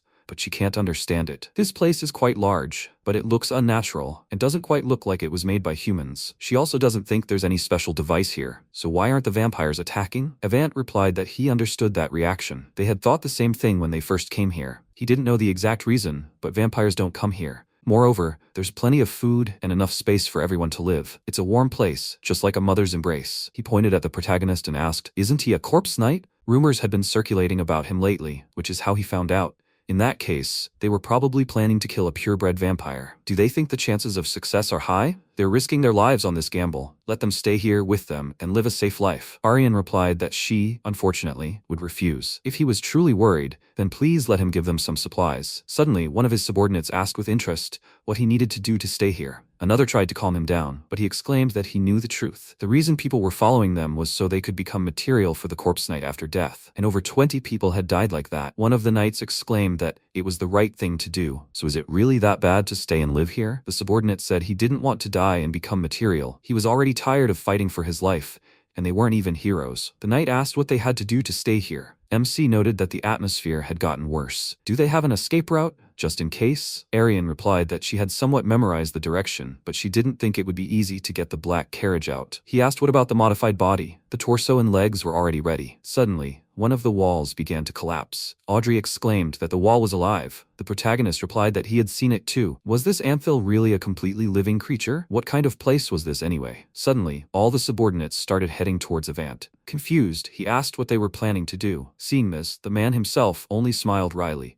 Evant shouted, "This is amazing." He spread his arms in different directions and said, "Guys, he supports their wise and correct decision. There is no longer a need to risk their own lives fighting vampires. Here they can do farm work and raise children, but for the sake of their community they will need to do one thing." The subordinates asked, "What is it? What is it?" Evant said, "They have nothing to worry about. It's not difficult. Let them come here." The girl waved her hand towards the cave and said, "People who want to stay in this place, let them go over there." Evant said, "Everyone is welcome." Gunther and Audrey looked at them in surprise. After a while, Gunther knocked on the sides of the carriage and shouted, "Idiot, where did they even go?" Belbrick asked again, "Where?" He doesn't know what he's talking about. He was just passing by. Gunther said irritably, "Idiot, he keeps speaking in riddles. It doesn't work that way. Let him just say what?" Belbrick interrupted him and said that since they had come this far, he had no reason to hide. Not long ago, for the sake of the vampire's victory in the war, he remembers, he talks about a living blood pack. Well, this place, this stable supply, he will eat one and be full for a long time. The place where living blood packs are created. The subordinate said, What is this?" Jack screamed, "This is a vampire, isn't it? What is he doing here?" Evant said, "They don't need to be afraid. This vampire's name is Pregnant Linnell. This most beautiful place was made from parts of her body, and everything here speaks of her protection and loves them with all her heart." He pressed himself against her body and offered to try to feel their loving and kind-hearted queen. Jack ordered not to talk nonsense. The goal of all vampires is to destroy humanity. They will never care about them. The subordinate screamed, "That's right." Evant said, "Maybe so,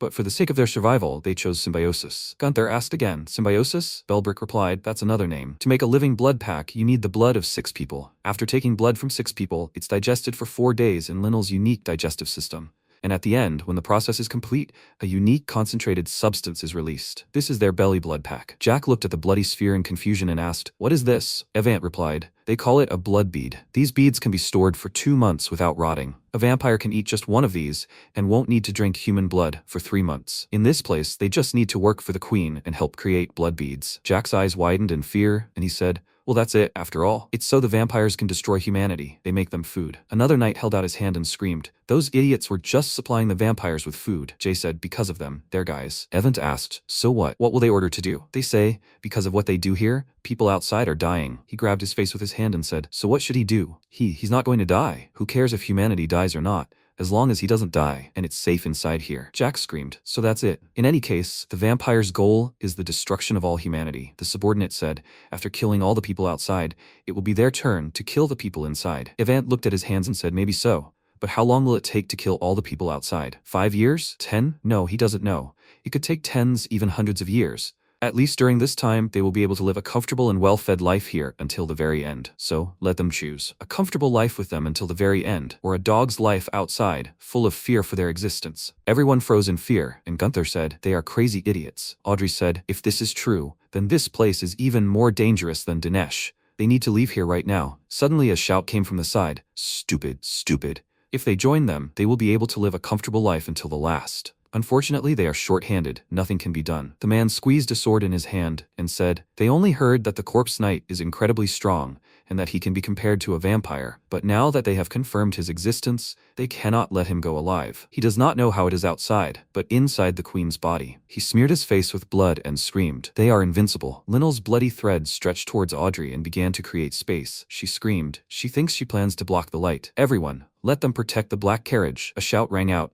"Let them climb in and prepare the torches. Hurry, let everyone light a fire." Hurry. The man looked up, where very soon there would be no light left. The guy ordered him to light a fire. At that moment, a crowd of bloody people had already gathered behind the man. He turned around and saw Gunther attacking them. He quickly struck, deforming bodies. People screamed. As was known from rumors, he is a monster. "We need to light a fire. Block the light." They swung and threw their knives towards the guy who covered himself with his hand, but suddenly MC covered him with himself and asked, "Did they just throw this as a throwing weapon?" He took it out of his body and screamed, "Throwing weapons are supposed to be used like this." He swung and threw it towards the crowd. He muttered, "They say that they are invincible. Idiots. Do they not have enough workers? Well, he will kill everyone, and they will not have to work." Evant said, "Definitely. The corpse knight turned out to be much stronger than they thought. But the fact that they are invincible is not a lie either. The truth is, they are inside the queen. Let him not forget." His body was covered with threads of Linnell's flesh, and his subordinates screamed, What is happening? The floor is moving." Audrey said, "So that's why they say inside the body. Does it really look like insides?" Gunther cut the flesh with knives and thought,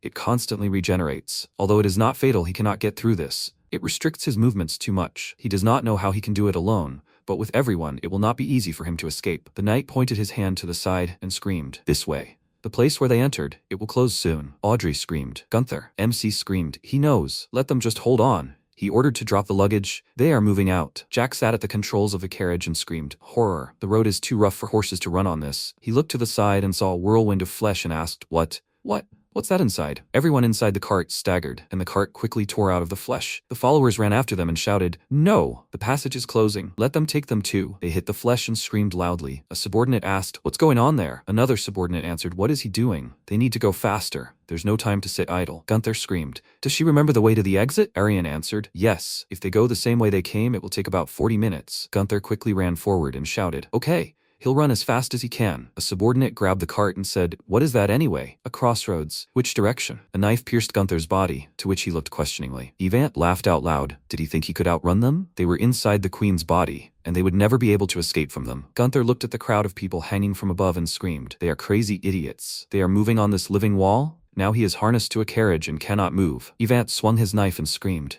He realized that 2 or 3 cleavers would not harm him. But in reality, after being hit by 10 cleavers, will he be okay? Many cleavers headed towards MC and pierced the carriage. Audrey looked at this and screamed, "Knives!" Arian asked, "Gunther, is he okay?" The cleavers cut off the fingers on his hand, and Gunther said, "Terrible idiots." The man screamed, "No, he is not dying even after being hit by cleavers?" The girl said, "But she thinks they did some damage." Suddenly, MC attacked her and screamed, "They are terrible idiots. They will regret for the rest of their lives that they couldn't finish him off with one blow. The horror, the idiots, follow them. So let them see if he follows." Evant rushed after him and screamed, "That idiot." Arian screamed, "Gunther, they should have turned left before. Not right." He screamed, "Horror. They can't go back again, so they'll go this way." Audrey screamed, "No, but why is he so angry?" Gunther answered, "He tried to limit the area of damage to one side as much as possible, but so many cleavers dug in that the damage ended up being even worse than he thought. The muscles in his right leg are so shredded that he can't even move it. But the further he goes, the angrier he gets at the others. He needs to make them ignore his wounds. After all, a wounded animal is the easiest prey. The people rushed after him and offered to finish him off. They ordered him to die. Avant said killing that idiot would be a victory for the vampires. Since they have turned their backs on humans,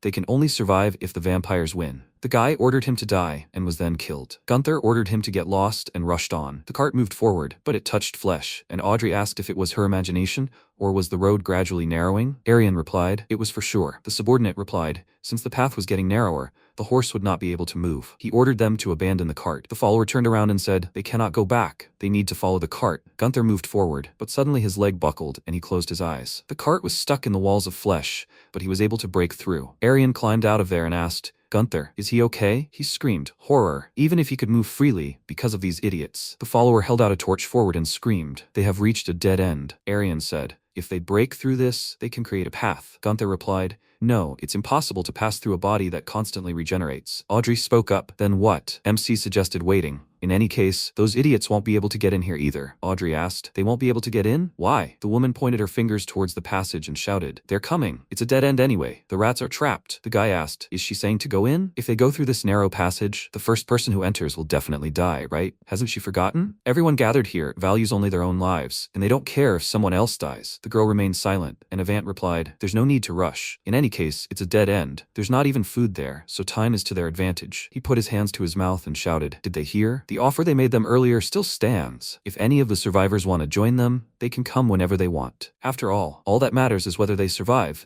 and whether the others die or not is none of their business. He laughed loudly, and everyone looked discontentedly towards the passage. Gunther pointed his hand to the side and said, they need a new weapon. It would be good if they had the ability to freely climb a living wall, like these idiots, and they are also very fast. Arian said, but now, the parts for the modified body are 1 torso, 2 legs and 2 more legs, and lastly, 2 more legs. Gunther looked at it and said, nightmare, some kind of centipede, nothing but legs. Arian said, they have a few more parts, but for now these are the main ones. Some asked again, a centipede? Gunther said he was scared. Audrey said thoughtfully, but she thinks it's a good idea. She thinks it's worth a try. MC said, right, if this is the kind of body. At that moment, people were on the other side of the passage and said, it will take a long time. Avant spoke, but still on their side. Let everyone just relax and wait for them to decide. Gunther asked, are they waiting? Who were they waiting for? Avant turned around in fear and jumped to the side. He said, this crazy idiot, when did he get here? But as long as he moves along the walls, he won't be able to catch up with him. Gunther laughed loudly and shouted, idiots, let them listen to him. They will regret this. Avant screamed in fear. Why is he so fast? Let him not come any closer, monster. No, let him not come any closer. Before he could finish speaking, MC approached him and attacked. He asked, is he saying that his life is the most valuable thing in the world? No. The most important thing in this world is his life. Some time ago, Audrey was clapping her hands and saying, 1, 2, 2. No, you don't need to move too fast. His legs are getting tangled. Gunther told her to try moving on 6 legs herself. Arian said this time, they were made in the shape of insect legs with teeth, so he will be able to climb walls or crawl through slippery places without much effort. Gunther crawled on the flesh and said, for sure, if he can move quickly and freely in such a space, then these idiots will be no match for him, and he can do that too. Scorpion. He changed his body and screamed, tail attack. Arian looked at it and said, he will undoubtedly win the fight, but he needs to gather everyone and escape from this huge and confusing space in 2 hours. Gunther asked, escape? Why that? In any case, he knew that they wouldn't get out that easily. Isn't it possible to finish off the terrible queen at the same time in these 2 hours? Audrey said, but the route is very confusing. It's easy to find out where the queen is. MC interrupted her and said, if there's a scion who will guide them better than anyone else, why worry? Audrey looked at him questioningly, and Gunther winked back. He was currently grabbing the body of a man who was screaming loudly. He screamed, where is the queen? Avant replied, he can't say. The queen is theirs. Gunther began squeezing his body and said, then he'll look. Avant said, to the right, there, over there on the right. The guy looked at it and screamed, that idiot, shut up. The girl pointed her finger at MC and ordered him to kill that idiot. Let him die. At that moment, the guy was helping to unfasten the shackles from the body of a vampire who was asking, how much longer? The guy answered, yes, the bolts are very tight. Belbrick said, the dignity of the great royal dynasty cannot be. At that moment, MC ran past him, which raised questions. Belbrick asked, what kind of monster is this? People screamed, horror. What is so fast? Let it come back here, they are attacking it. MC quickly rushed forward along the flesh and asked, crossroads, which way? Avant answered, the leftmost hole. Gunther looked up and saw people in flesh cocoons. Avant clutched a cleaver in his hand and said, they were waiting for him. The people swung their cleavers and called him a monster. Gunther quickly swung his legs and kicked them. Avant thought, this idiot, he's like a monster. Even though it was a sudden attack, he dodged it so easily. People are no match for him. However, it won't last long. Ahead of him lies the last line of defense that no one can penetrate. It's the queen's mouth. MC rushed inside, after which his teeth clenched.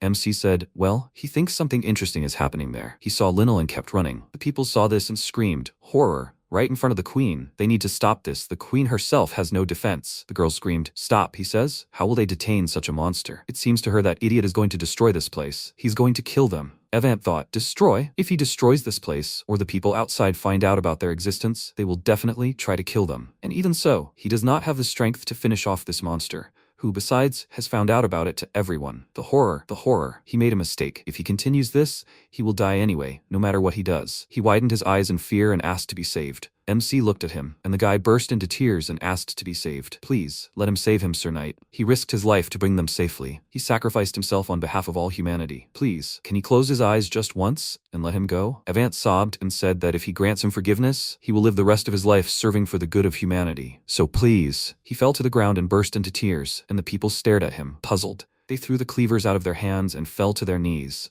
People started screaming, and he made a mistake. He did the wrong thing. Please, they're asking to be saved. Come to think of it, has he never made a mistake in his life? If he gives them at least one chance, they will really sincerely serve for the good of humanity. Please, let him save them. MC smirked and said, sweet. He likes selfish jerks like that who follow their instincts. He's exactly the same jerk, so since they're like them, he'll give them one last chance. Now let them run to their queen, straight there, and stab her in the heart. The first 10 people, he'll only leave them alive so they can start running. The people rushed forward and shouted, glory to humanity! Glory to humanity! Linnell changed her appearance and her eyes widened in surprise. Some time ago, Linnell looked at a family with a child. A hand was placed on her shoulder and the woman spoke. After all, the second wife gave birth to a child first. Linnell? She looked up at her and asked her mother for forgiveness. Her mother stepped forward and said that she hoped she hadn't forgotten how much money and effort she had put into her marriage to the prince. To get a bloodline with a title and all this power from him, even marrying her idiot father. Does she know how much effort this cost her? She turned around irritably and asked, had she forgotten about this? Linnell's face darkened and said, yes. Her mother turned around and screamed. She had put her life into this. She had given everything to get this bloodline. Then why, in the first place, when she was finally approaching the end of the plan,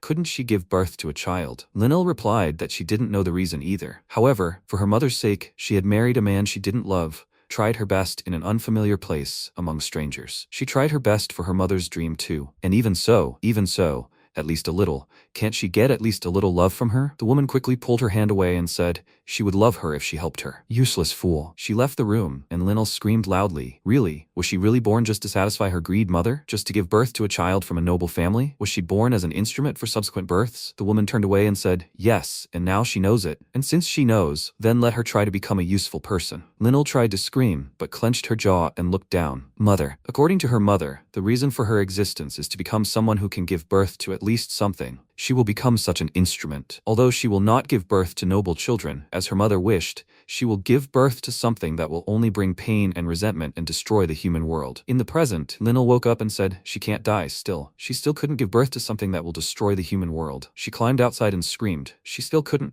People ran after her and screamed. 10 people, in turn, let her die. Everyone tried to say that he was first. People swung their cleavers but were killed. Dinesh said, like so many hands. People screamed in fear. Dinesh, they need to run. It's Dinesh. The followers looked around and said, they have to run. MC said, there's no time for emotions. They need to run right now. The followers looked at him and screamed. Gunther. He said, he was late because he had to find and bring back this idiot. Belbrick said he was from a great royal family. He should be treated with dignity. MC tossed him aside and said he brought a carriage, so let them quickly attach it. The followers answered, yes, yes. People ran away and ordered them to leave. Evant ordered them not to block his path and got hit in the face. The guy looked at him and said, idiot, he should die instead. Evant said irritably, this idiot. Dinesh said, no you can't. There's still a long way to go before the share is filled. Evant said, Lord Dinesh. Of course he will bring people so that Lord Dinesh can fill his share. If he wants something besides this, he can ask for anything. Please let him not kill him. Dinesh grabbed him and began to absorb, after which he said, what beautiful hands. Loud screams were heard everywhere, and MC said, why so much noise? The followers asked if Dinesh knew that these people were the ones who produced food for the vampires. Arian replied that she thought he only saw hands. Audrey said that even if that was true, thanks to him they had time to escape. Serves them right, those terrible idiots. The follower said, but he was still worried that they couldn't handle a vampire named Linnell. Even now, Gunther screamed, no way, they didn't have time for that. And he couldn't fight 2 high-ranking vampires at the same time. They would only waste their strength, and the anthill had already been destroyed. What else could that ugly thing do, who could do nothing but vomit blood? Everyone looked at him in confusion, and Linnell was walking down the road at that moment, talking. She still hadn't given birth. She hadn't been able to give birth yet. After a while, the man fell off the cart and Jack asked to wait. The man had fallen. Gunther, Let him stop, please. Jack jumped down and asked, Eric, is he okay? He replied, for 3 days straight, he couldn't even sleep for 3 hours. It's very hard. Jack lifted him up and said, it's true. They've been running non-stop. Eric said, his stomach is sore too. He's very hungry. Gunther turned around and said, he's weak. Well, that's because his strength is also waning. He suggested they rest for an hour. The knight said, yes. A cry came from the carriage. How can this be? Is it normal for the heroes saving humanity to just collapse right here? Belbrick said.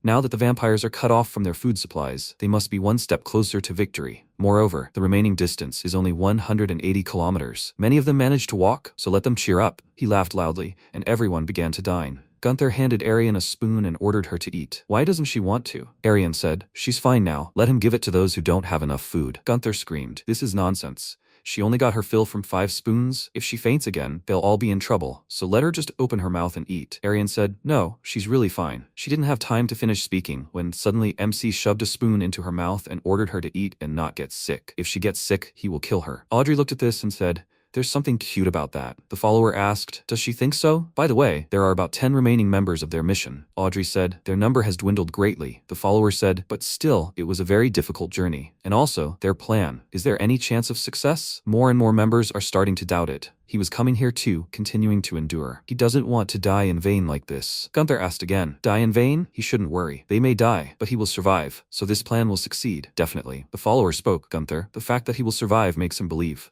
After a while, the cart moved on, and Arian ate. MC quickly moved forward, and Belbrick said, now the remaining road is 100. No, 99 kilometers. They have all worked so hard. Now he really sees the end of this journey. However, it is at this moment that he must appear. Gunther moved forward, but suddenly stopped and asked, him? Julius stepped forward and said, it is he, the knight who cannot die. Audrey screamed, Julius? It is Julius. Jack asked in surprise, but how? Julius walked forward and said, there is no need to be afraid. He did not come here to fight. He may not be delighted with his passionate desire, but he tried to figure it out. So now he can say with confidence that he made the wrong choice. Gunther asked, what? Julius replied, if humans win this war, he will die at the hands of those same humans. MC screamed, what is he talking about? Julius spoke up, the one who can make his wish come true is not humans, but him. Let him think about his proposal. A knight who cannot die. MC asked again, a proposal? Audrey screamed, Gunther, there is no point in listening to him. This is definitely a trap. MC ordered her to shut up. He will be the one making the decision. He said that he is listening to him, but if he is not satisfied with his proposal, then he will kill him right there. Julius replied, he can live now only because he has value as a weapon for humanity. When the war is over, his value will grow into something greater and will become part of an immortal body. And the people who want to get this immortal body and Hound, they will kill him with their own hands. MC spoke up, Hound. Audrey screamed, Gunther, don't let him believe him. He's talking nonsense. Gunther asked, if that's the case, then what does he think he should do to survive? Julius replied that he wanted to talk to him first. He doesn't know if he can die at his hands, but on the other hand, he doesn't know if he can die at his either. They are with him. They are the creatures to whom certain death has come closer than to anyone else. That's why he wants to understand them. And also, they can try to understand him too. Gunther scratched his head and asked, what was he even talking about? Julius replied, he's talking about him. Let him tell them what they are going to do. They did to him what no man who has faced death could do. He just wants them to be able to understand each other. The follower stood behind and silently watched what was happening. Jack said, what is the situation anyway? The follower asked, isn't that Julius? Audrey put her hand to her face and asked, this looks like a trap no matter how you look at it. What should they do? Arian replied, they need to find an opportunity and take the initiative first. Julius interrupted everyone and said, everyone has parents. Everyone looked at him questioningly, and he said, he had such beings too. His father. Some time ago, the man turned around and said, nobody. Having said just that, he walked straight into the sunlight, just like his mother. And watching his father burn, he couldn't feel anything at all. That's how it all happened. This is what eternal life means. Countless births and deaths left their traces in the creation of their planet, and he realized that he couldn't leave a single trace behind in this world. And when there was nothing left to make him look forward to the next day, he decided to sleep for several centuries. Some time ago, people were leading an old man and saying, this way. Let him be careful, Mr. Hound. He sat down by the coffin and said, so it was true. A true purebred vampire. He survived. He's been searching for him all his life. He, this great god. Once again for him. Please, let him give him youth so that he can take over this world. Julius woke up and his head was immediately cut off. Blood flowed and the man screamed loudly. Why can't this blood be preserved? How long should he take blood under such alarming circumstances? The guy replied, although they are trying to find a way, but when the blood of a purebred vampire is separated from his body, it disappears without a trace within a few hours. Hound turned around and screamed. Did he ask because he didn't know this? They must find some way. His youth can end if the purebred vampire rots. And if he disappears, then everything will end. Because he is humanity. Because he is the world. The girl took off her hood and said, the great king of kings. Then how about eating the body of a purebred vampire? Hound asked again, the body. The girl answered, exactly. If blood grants youth, doesn't it grant the body even greater vitality? His fingers, legs, ribs, his entrails, Hound is going to eat everything, for the sake of the great future of all mankind. After a while, he looked at himself in the mirror and said, not enough. This is still not enough. It doesn't work at all. What should he do to gain eternal life? What should he do? The girl answered, there are still parts he hasn't tried eating. Although it is very dangerous, she believes that it will definitely work. Hound asked, parts? What is he getting at? The girl frowned and said, that's it. A purebred vampire also has a heart. Hound looked at it and licked his lips. A vampire's heart. The heart is the source of a vampire's life force and the most important part of his power. That is why vampires do not die until their heart is completely destroyed. But if the heart is not completely destroyed, they will not be able to use their most powerful weapon, blood. However, it is still unknown how much the heart needs to be divided for a vampire to lose his powers and not die. Half a heart, a third of the heart, or a quarter. Until now, no one knew. Therefore the king, not wanting death, cut off only a small part of the vampire's heart. Hound ate it and said, he feels how it is overflowing with power. It's delicious. How delicious. However, a small piece of the heart still could not give him eternal youth. Therefore, he decided to try cutting off more, even more. The king craved more and more of the vampire's heart, and in the end, only half of the vampire's heart remained. Hound screamed, this is still not enough. More. He needs even more. After some time, Julius opened his eyes and heard a voice. Is he already awake, great creature? He probably doesn't remember anything now because of the large number of beheadings. Starting from today, they have been the tool of people for 900 years. Many have drunk his blood over the years to gain eternal life. Therefore, on behalf of all people, she would like to apologize to him. If he is angry with them, then please let him take out all his anger on her and forgive humanity. Julius asked, who is she? The man replied, she is the greatest and most benevolent of royalty, who will become a princess revered by all the people, a true queen recognized by all. Isabella the Hound. She looked down and said, she is simply a sinful person. Julius said, he knows that they cut off his head, that they drank his blood, cut out his heart, and ate it. He is not outraged or angry about this act. There is nothing more significant for him in this world. Isabella smiled, and after some time on the street she said, they chose a place that is difficult for people to find. As long as she lives, she will always be by his side and will make sure that he is never captured by people again. Julius asked, why is she helping him? Isabella replied, even if it weren't for her, if it were someone else in her place, they would have done exactly the same. After a while she entered the house and said, she took a book with her today. They say it's very popular among people. Does he want her to read it? Julius exhaled and said yes. After a while, more and more books accumulated on the table, and Isabella was growing old. After a while, on a rainy day, Isabella cried out, Julius, their location has been revealed. They are moving to another place tonight. Julius asked her not to worry about him. Isabella extended her hand to him and asked him to follow her quickly. At that moment, a loud sound of a carriage was heard and they turned around. After a while, winter came, and the servant said, they no longer had the strength and means to support her. With her permission, he leaves to take care of the rest of his life and his family. Isabella said, thank you very much for your work, Lord Knight. After some time, she said she was happy to be next to such a great being like him, but it seemed to her that she didn't have much time left. When she died, he would be alone again. Julius said that for the first time in hundreds of years, he had a dream in which they raised children and lived to old age together. And in the end, they died, and their now grown children were at their funeral. Isabella looked at him in surprise and said that he must have thought about this for a long time, because until now, it was just an unrealizable dream. At that time, for the first time in his life, Julius had a significant thought, that the day when he would close his eyes and never wake up again should happen today. But it seemed that this thought was not destined to come true. Julius said 1 year, and even then it was unlikely that she would die earlier. Isabella asked where he planned to go when she was gone. Julius answered that he would stay where she was buried. He wanted to be close. Isabella smiled and said, then let him bury her in a secret place so that no one could find him. Could he lay her body to rest in such a place? Julius said that if that was her wish, he would do so. That night, Julius had another dream. He found himself buried in the cold earth so deep that it was impossible to breathe. He did not want to get out. Julius felt comfortable here, probably because Isabella was buried nearby. Julius felt countless insects eating his rotting flesh. For the first time, he felt comfortable, and here, together with her, slowly leaving a trail behind them, they would turn to dirt. Suddenly, he heard a knock and opened his eyes. The man said,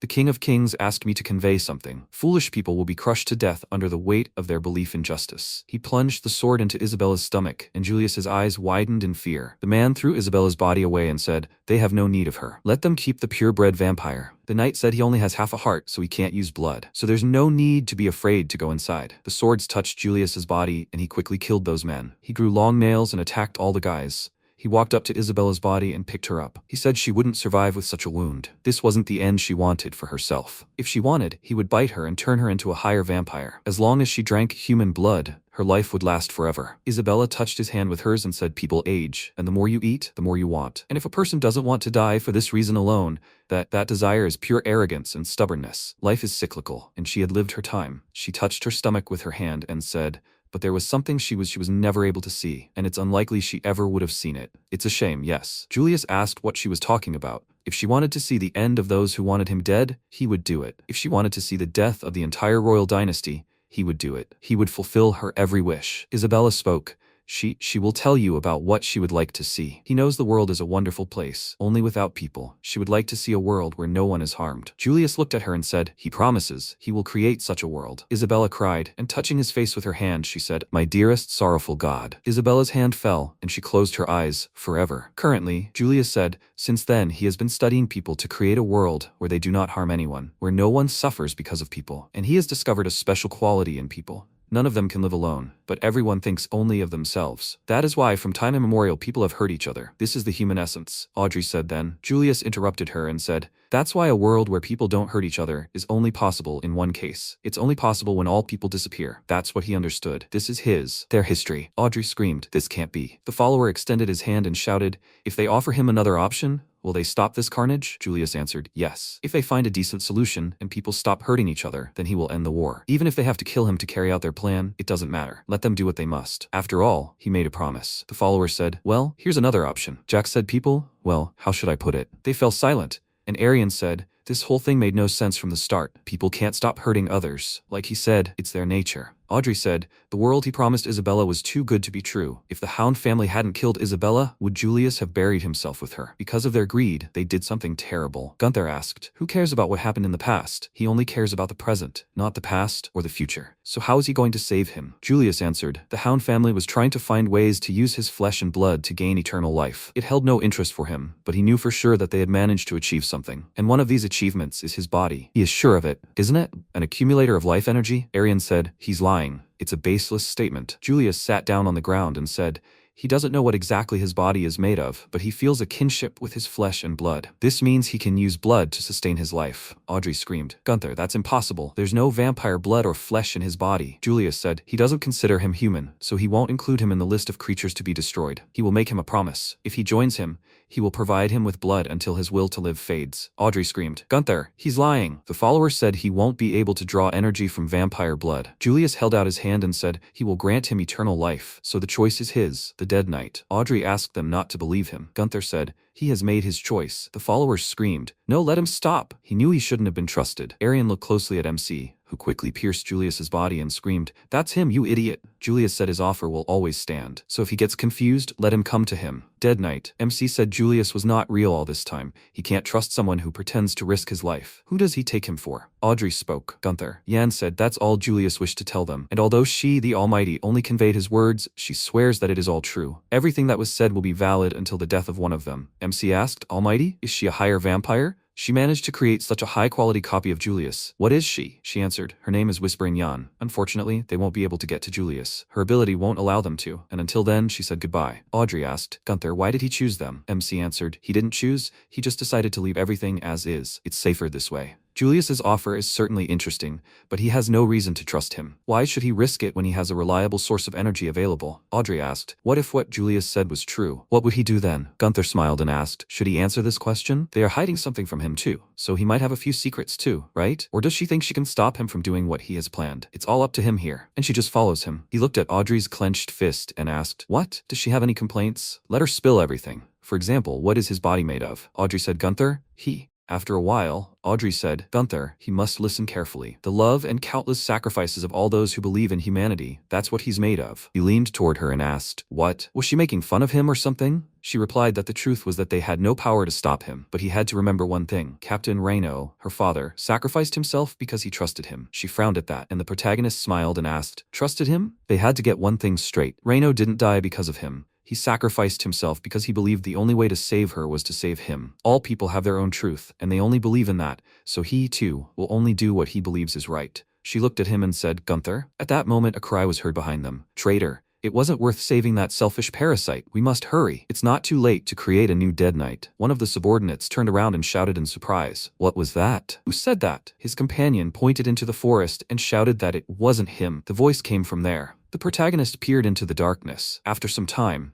they were riding in a carriage. The knight folded his arms and asked if he thought Gunther would hand them over. The subordinate replied that he didn't want to jump to conclusions, but at the moment, the likelihood was extremely high. What was the dead knight actually made of? He replied that it didn't matter. The only thing that mattered was whether Gunther himself believed it or not. The subordinate clenched his fist and said that if he wanted to betray them, to join the vampires, who would bear responsibility for the subsequent casualties? Jack raised his hand and said that Gunther had been with them through thick and thin. He seriously doubted he would do that. The man next to him said that he was making decisions too quickly. He supposes none of them witnessed his battles in the gladiatorial arena? He was merciless not only to people, but to animals as well. Gladiators usually spare their surrendered opponents. However, Gunther killed them without hesitation, no matter how much they begged for mercy, and then screamed, "Is this all they can do? They are trying to kill him with a bunch of weaklings? They must try harder. To kill him, you have to be willing to risk your life." Who? What? They, cowards hiding in the shadows, would never do. He laughed loudly.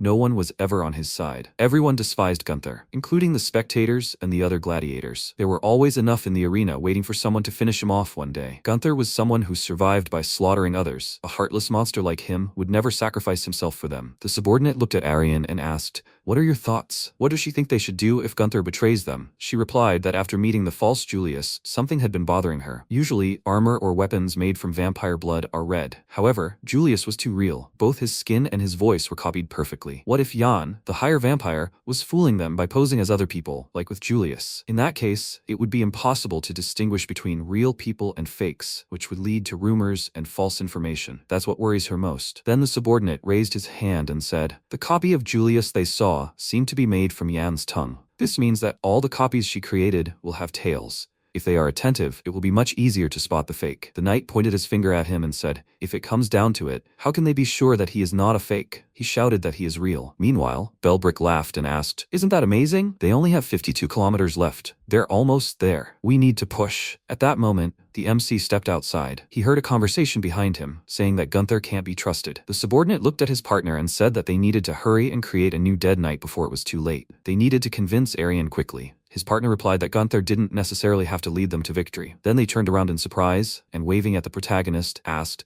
"How are you doing, Gunther?" His partner said, "Damn it, how long has he been standing there? How much has he heard? Rumors are everywhere that Gunther will betray them. He'll slaughter them all." The knight stood in front of the subordinate and said that he was quite capable of it. They must get rid of him first. He said that he agreed. If they waited until his time ran out, they could defeat him. Then Audrey, noticing them, shouted, "What are they doing here?" The knight turned around and shouted an apology. Arian stepped forward and told her to wait, to make sure they were real. They kept talking, saying that Gunther would kill them. They needed to kidnap Arian. He had seen Gunther talking to the vampire they had seen. Did he mean to say they already had a plan? They said Gunther would leave under cover of night, abandoning them. And he had heard that he would kill them soon. When? 20 kilometers. They said Gunther would kill them when they were 20 kilometers from their goal. They needed to prepare for battle. They would strike first in the last 20 kilometers. 20 kilometers was their only chance. 20 kilometers. Then they set off and Belbrick finally spoke. They had 20 kilometers left. At that moment, the protagonist exited the carriage and asked, "So people, what will be their choice?" Then the protagonist looked at Arian and asked why she stood rooted to the spot. His energy was running low. She should come here. The subordinate clenched his fist and said that they wanted to ask him something. Gunther. There were many witnesses who saw him with Julius. He needed to explain. The knight shouted, "What is he planning? Does he want to finish them all off?" He told them to stop talking nonsense. He was telling them for the 100th time. What proof do they have? And anyway, they are the only ones here plotting. Is he sure that they want to kidnap Arian and wait until he runs out of energy so they can make a new dead knight to replace him? Or is he wrong? The subordinate replied that these were just baseless rumors. If anyone is acting suspicious, it is him, not them. He replied, "Oh, they're idiots." He smirked as he spoke. Arian shouted at them to quiet down. She spread her arms out to the sides and said, "By spreading false rumors, the vampires are provoking conflict among them and thus achieving their goal. Their disunity and bickering only plays into their hands, so they must stick together." And before she could finish speaking, the protagonist said, "It doesn't matter now what's true and what's false." They were too confident that his death would ensure their safety, which means all these suspicions will only dissipate after the death of one of them. With these words, he rose to his feet and spread his arms out to the sides. His subordinates shouted that they knew. He was planning to kill them all after all. "Hurry, we need to get Arian away from him." He won't last long without energy accumulators. Then the protagonist swung his fist and shouted, "Come on, he'll crush the skull of the first one who gets close to him." At that moment, Audrey grabbed Arian in her arms and shouted, "Come here." The protagonist turned around and shouted, "Traitor." She shouted back, "The situation has gotten too tense. She'll take her to a safer place." With that, she ran off in the opposite direction. The MC shouted indignantly that he would kill her. She had to bring her back right now, or he would finish her off too. He then rushed after her and waved his fist. After a while, Audrey stopped near a small cave and crawling inside, she said that Gunther wouldn't fit through such a narrow tunnel. She had to get inside quickly. Arian crawled forward, and she asked how much time he had left. She replied, "About 20 minutes. Arian turned around and added that they would wait here until Gunther calmed down and they would try to talk to him. Then Audrey asked, "Gunther, does he really believe that he is the hero who will save them all?" Arian looked at her in surprise and asked, "What does that mean?" The next second, they looked up in surprise and saw the cave begin to collapse. The protagonist's face appeared from the hole, shouting for them to get out. Otherwise, he wouldn't be responsible for himself. No, he'd kill them right now. Audrey ran forward and shouted, "Hurry, get inside." Meanwhile, shouts could be heard near the carriage. "Where's Gunther? We need to find him." Belbrick, laughing slightly, said, "Jan dealt with everyone easily. It was even funny. She had no combat skills or powerful weapons, but even so, he'd killed more people than any other vampire, turn people against each other, and then methodically take them all out, one by one." Meanwhile, Clark walked through the forest, shouting, "Where is everyone?" Then he saw a knight in front, who waved at them and shouted, "Over here." He approached him and shouted, "Jack, has he found Gunther?" He pointed to the side and shouted, "Yes, he's right there. He's heading after Arian. They have to hurry and help her." He replied, "That's right. Gunther will destroy them all." He knew it. Then Jack shouted, "They have to help her." At that moment, a changed Jack was reflected in Clark's pupils, repeating, "Help her." He screamed, "You have to help." His tentacles were grabbing him. And then Clark closed his eyes and suddenly heard his name. He opened them in surprise. His wife was sitting next to him. She was surprised. "Is he okay, darling?" He was sweating profusely in his sleep. He looked at her and wondered, "Cecilia? How is that possible?" He saw him like a vampire. She replied, "Nonsense, darling. There are no vampires. He must have had a nightmare. He must hurry and make the bed. The children will be up soon." With these words, she began to get out of bed. And he asked, "The children? Are they alive too?" Tears appeared in his eyes and he said, "Yes, she was right. He must wake up from a terrible nightmare. A terrible nightmare." At that moment, the mutated Jack turned into Yan's tongue, which began to absorb Clark. He said, "That's what it was." After that, Yan absorbed him completely, absorbed them and slowly digest them in her body. No person has ever gotten out alive after being inside. Then Belbrick frowned and said, "What a shame. It looks like this is the end. Their journey, people." At this point, MC went berserk. He shouted that he warned them, that he would kill them. He waved his hand and attacked Audrey from behind. Arian turned around and shouted, "Audrey!" Then the wounded Audrey sank to all fours, blood dripping from her hand. Arian ran to her and asked, "Is she okay?" She looked at her bloody hand and said that she is still alive. Then she sat up and asked how much time he had left. She answered, "Almost there. 1 or 2 minutes." Audrey said, 1 or 2 minutes. Then she shouted, "Gunther!" He kept saying, "Is this all they can do? He needs to try harder to kill him." He said that Dad sacrificed his life just for her. That's not true. He sacrificed himself because he trusted him. But now she's not so sure. Before she could finish speaking, the protagonist leaped at her, but flew past her and fell to the ground. She finished her thought, wondering if it was worth it. Arian screamed, "Gunther's finished. He's out of energy." After some time, he opened one eye, and Arian, charging him, said that he had finally woken up. He posed too much of a threat to them all, so they decided to separate his head from his body. He tried to scream indignantly, but she told him not to worry. If they'd planned to create a new Dead Knight, he'd already be dead. Then she took his head in her hands and said, "While they were chasing each other last night, 4 of them disappeared." Then again, everything happens as if vampires had ordered it, so they'll try to put their doubts to rest. At that moment, a subordinate ran into the room and shouted, "People, something happened to Gunther's body, which they separated last night." After a while, they approached the body, and Jack said, "His body." The subordinate finished for him, slashed it. "Do they think vampires did this?" Audrey answered, "Maybe, or maybe not." Then Arian frowned and said, "At least they have enough parts to make a new body, so he just needs to hang like this for a little while longer." After a while, the subordinate said that another one of them went missing last night. Jack asked, was he sure? Maybe they just ran away? And he understood them. Even if they returned his body, there was a high chance that Gunther would betray them. He couldn't be trusted. This was the end. They were all doomed. Another one was missing. They must stick together. They were next. The subordinate folded his arms and said that this was the end. Jack shouted, "They were finished." Then the protagonist, whose head was attached to the body, smiled and said that they were idiots. He pointed his finger at them and said that they were proven wrong, and now they were just whining and waiting to die. So that leaves only 3. Arian said she thinks the vampire is using spears to separate them, then kills them one by one when they're distracted. So please, they must stay together at all costs. Then the protagonist clenched his fist and said, "What is she talking about? They must reattach the rest of his limbs and they're saved. They mustn't be stupid." She looked at him seriously. After a while, Arian knocked on the carriage door. She shouted, "Audrey, what does this mean? What is she doing behind a locked door? Inside, she stood in front of the protagonist's feet and said she didn't know what to do. She was confused. Every time the wound on her back throbbed, she couldn't shake the thought that he would betray their most important moment to save his own life. About why they came here, and what they sacrificed to get this far. She couldn't let it all go to waste. She didn't damage his body because of Gunther, but she understands very well why it happened. She can't trust him. She simply can't bring herself to trust him. Then Arian lowered her gaze and said, Audrey, her wound isn't that deep. If he were the Gunther of the past, he would have cut her in half that night. And after that, he never laid a finger on anyone. She understands, it's hard for her to believe, but she sees Gunther changing little by little, day by day. He just doesn't know it himself, that's all. If they refuse to believe, then no one will believe their sacrifices and efforts. Audrey looked toward the door, then frowned, holding the knife in her hand. A few moments later, she opened the door and pulled the protagonist's legs out on her shoulders. She told her to take his legs. At that moment, Arian transformed and said, no one will believe. No one will believe them. Audrey looked at this in horror. Meanwhile, the transformed subordinate approached Arian. MC noticed his energy had changed and said, damn, he didn't see this coming. He shouted that they must remember, they must stay together. It will come for them. At that moment, Yan wrapped her tongue around him and began to devour him, and the protagonist said, they are doomed. They are finished. After some time, the protagonist found himself in a new place. He looked around and asked, where is he? He scratched his head and added, so that thing did manage to bite him after all. He didn't think he'd be caught so easily. The armless idiot had said something about it. Not long before, a voice came from the carriage in front of him. Those who were absorbed by Yan met a happy death. The protagonist asked, a happy death? He answered, exactly. Yan doesn't have a weapon for instant killing.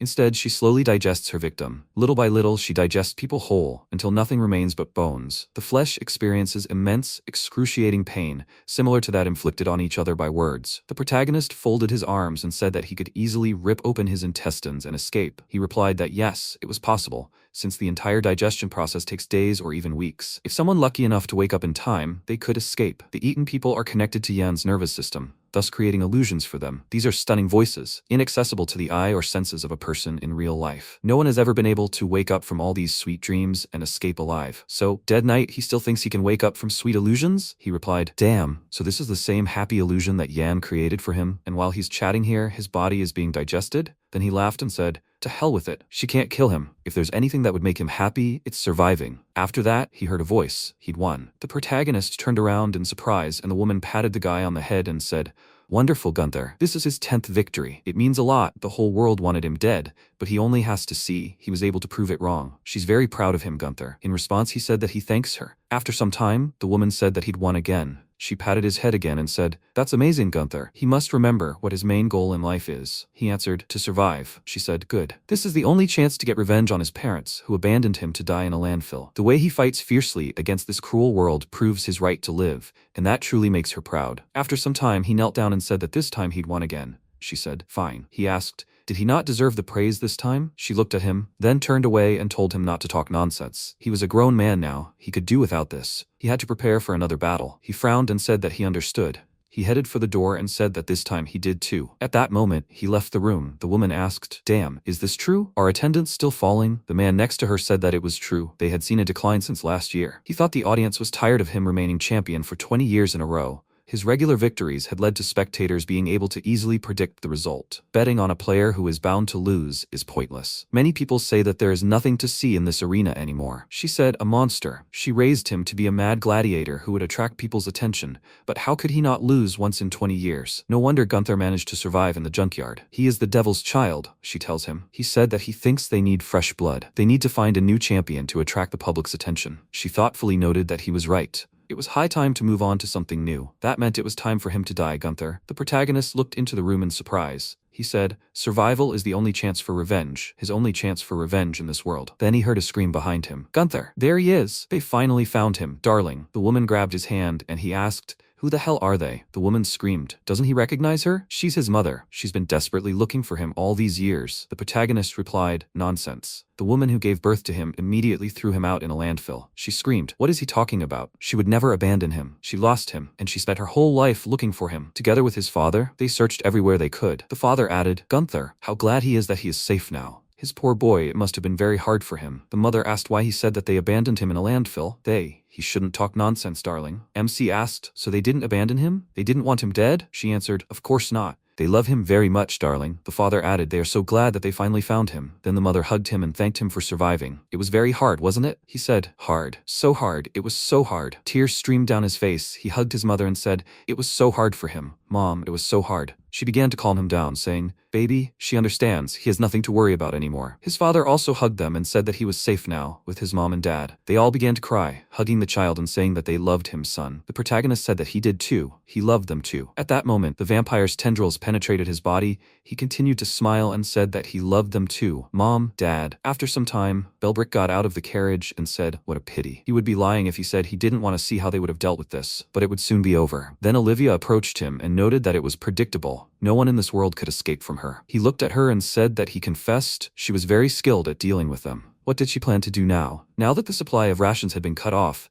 and there were almost no higher vampires left capable of fighting. He's afraid they won't be able to keep the promise they made to Julius to destroy all humans. She remarked that he was still as funny as ever, her dear uncle. Patrick added that wiping humanity off the face of the earth might be a bit time-consuming. He admitted. However, he was more than capable of doing it alone. With these words, he transformed into Yan, and Belbrick said he believed. But it was too early to rejoice. In his place, he would be especially careful with the people he had just swallowed. She replied that they were her prey, and she never let her prey slip away. He should have no doubt about that. She and Julius could sit back and admire the slow destruction of humanity. After a while, she pulled out Clark and said that she felt their suffering fading along with their happiness. Hopes and disappointments, joys and sorrows, their emotions, stories, and lives would be transferred to her to become the key ingredients for a world in which no one would suffer. So they should relax and dissolve in their sweet illusions. She is Arian. He is Rhino. Nice to meet you. Arian, her body is too weak. She doesn't have a chance to become an accumulator of life energy. He has never seen her smile. Arian, is it because she has no family? He has never really spoken to her. Why? For heaven's sake. How can she protect Gunther? They know he had a hard childhood, and who had a happy one. She will never understand the pain he went through. She will never feel it. Never. Absolutely never. The next second she was on the ground and noticed the people in front of her. She said she was sorry, mother. She tripped. She will get more water. Then her mother slapped her in the face and said, "She needs to get her head out of that place and get back to work, Arian." She should look at her sisters. They can easily carry 2 buckets at a time, and she can't even carry 1. She should be ashamed. She should try harder since she's family. Then Arian put her hand to the injured area and apologized to her mother. After a while, she was mowing the grass, breathing heavily. Her mother pointed to the side and said, "Arian, stop standing around. She needs to get back to work. She needs to look over there. The harvest won't reap itself." She replied, "Yes, Mom. She'll get back to work right now." Before she could finish speaking, she fell to the ground and her mother screamed. Arian fainted again. The man said, "She's so useless." After a while, her mother told her to try to be useful for once in her life. Then she looked at the broken pickaxe and said, "Arian broke it again." The others said, "What a fool. Can she do anything right?" Her mother asked, "Anything at all?" In response, Arian apologized again. After a while, the mother of the family approached the sacks of grain and said, "In the end, it even came out to less than 100 kilograms. The boy said that the drought lasted too long, lasting both last year and this year. He heard that the neighbors had harvested less than half of their usual crop. The girl folded her arms and said that their money was running low. At this rate, they might not last until next year. The man said that in years like this, someone in every family died of hunger. He had a feeling that this winter would be the harshest they had ever experienced. After some time, the family gathered for dinner, and the girl said that she had heard that William and Margaret from the neighboring village had died of hunger. The boy next to her folded his arms and asked, "William?" But a few months ago, they had been pushing a cart together. The mother said that they had nothing left, so they ate this porridge every day. If they continued like this, they wouldn't last long. The man said that some eagles throw their weakest chicks out of the nest during times of extreme famine. They do this so that the strongest chicks can survive by sharing the food among themselves. He'd known hunger this bad before. His mother had taken his brother for a walk, and she'd returned alone. His brother's disappearance had given them one less mouth to feed. That winter, it had been enough to keep everyone else alive, and now he thought it was time to go find his brother. At that moment, Arian thought she would never understand his pain. Never. After a while, Arian looked at the boy, pale from the cold. Voices could be heard in the house outside the window, but still, he couldn't. The man had said that crowds of parents had come before him, trying to sell their children. She should know that now that the law had become stricter, demand had fallen, and there were no fewer children, so if her child wasn't gifted, it would be difficult to sell. The mother of the family had asked him to take a closer look at her. She would definitely be good for something. He glanced at the window, where Arian was visible, and said, "Definitely not. She should look around. People are dying right in the street. No one needs such a puny child." The mother looked away, then handed the money to her daughter, and told her to take it. She could buy herself a bowl of soup with it. She needed to go and run errands. She should stand here and wait. Arian looked at it and asked, will she come back for her? But the mother walked on silently. Arian said she would wait. She took the coin in both hands and said that she would wait here and not move an inch. Let her promise that she will come back for her. She silently watched the footprints in the snow receding from her. After that, she crouched down by the wall. Day turned to night again and again, but she continued to hold the coin in her hands, and after a while, she saw a silhouette in front of her. She asked, Mom? A man leaned toward her, then smiled broadly and extended his hand to her. She jerked in fear and then started running, tears streaming down her face, running without stopping, still sobbing. After a while, she stopped near a high cliff, wiped the tears from her face, looked ahead, and then was about to take a step forward. But at that moment, she heard a scream. Stop. Don't be afraid, little one. The next second, the man caught her. They were at the bottom of the cliff when he held her in his arms and asked, are they dead? He shouted that they were alive. They fell from this height and still survived. Today was his lucky day. She agreed. With these words, he looked at her. She flinched in fear and asked what he wanted from her. Why wouldn't he leave her alone? He replied, oh well, she's little. She looked like she wouldn't mind some help. She frowned at him and then told him not to laugh at her. She was useless. No one needed her. She wiped her tears again and added, no one. He walked past her and said, that's right, she's useless to some people. Then she turned around and he pointed at her and added, for others, she'd be a godsend. She looked at him in surprise. After a while, they returned to the city. The man walked forward and said, Grandma, he told her not to go outside. Does she see what's going on here? The woman replied, nonsense. She can't sleep a wink until she sees him again. Then she pointed forward and said, oh, what kind of child is that he has there? Could it be? He said he picked her up on his way home and that she looked useful. She came closer to Arian and asked, where was she so useful? There. Nothing but bones. Even if she made soup out of her, it still wouldn't be enough for them. He said, it seems it's time to pack her things, Grandma. After a while, he went into the house and told her to fly in, little one. He worked here, and now she would be living here. Not that it was even remotely cozy here,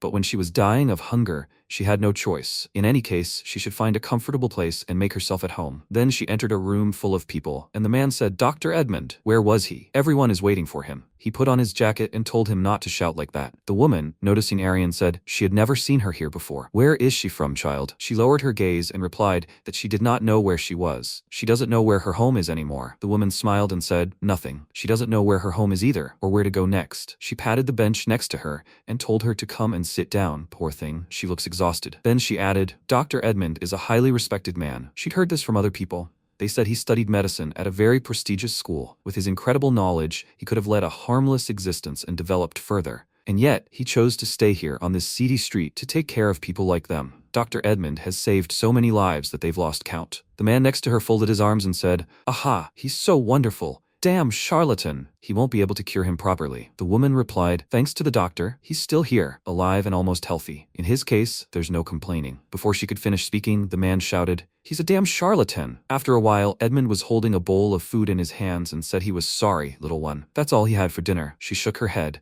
and then he looked away and said, what a merciless winter it was. Every day more and more people were ending up on the street, dying of cold and hunger. So many people had died, so many bodies. After a while, the woman was hugging the boy, and he was wiping away tears and saying that he was scared. Mom, she replied that everything would be fine, darling. There was nothing to worry about. She would be here, next to him. He asked, does she promise? He was asking Mom, she shouldn't leave him. She replied, of course, she would never leave him, so he shouldn't worry, darling. Arian, meanwhile, watched silently, as if she were standing apart from everyone. After a while, she lay in bed and cried. A doctor sat nearby and said that it hurt. He knew. She said that she was too weak to overcome this pain and fill the void. He looked at her and then asked if she knew how they treated children born without limbs on farms. She definitely knew. Then he looked down and added that once in his life there was only pain and agony, just like hers. But one day a teacher told him a funny story. A cart had an accident and overturned. The man who was riding in it broke his leg. The teacher asked if the man who broke a limb was lucky. Arian said that he was definitely unlucky. And he said, but it turned out that all the other passengers in the cart who were riding with him died. Yes, that man broke his leg, but he survived. Then he looked at her and added that now she had to answer him. Was the man with the fracture lucky or unlucky? She asked. Then did that make him lucky? Edmund asked. Were you sure? His leg is still broken. She replied thoughtfully, well, surviving with a broken limb is neither happiness nor misfortune. Then he stroked her head and said, that's right, they tend to define happiness by comparing themselves to others. But that doesn't change who they really are. It's normal. It's normal to be sad, to be happy, to cry, to laugh, to feel despair, hope, pain, fear, courage. And it's normal to not be okay. After a while, the man shouted,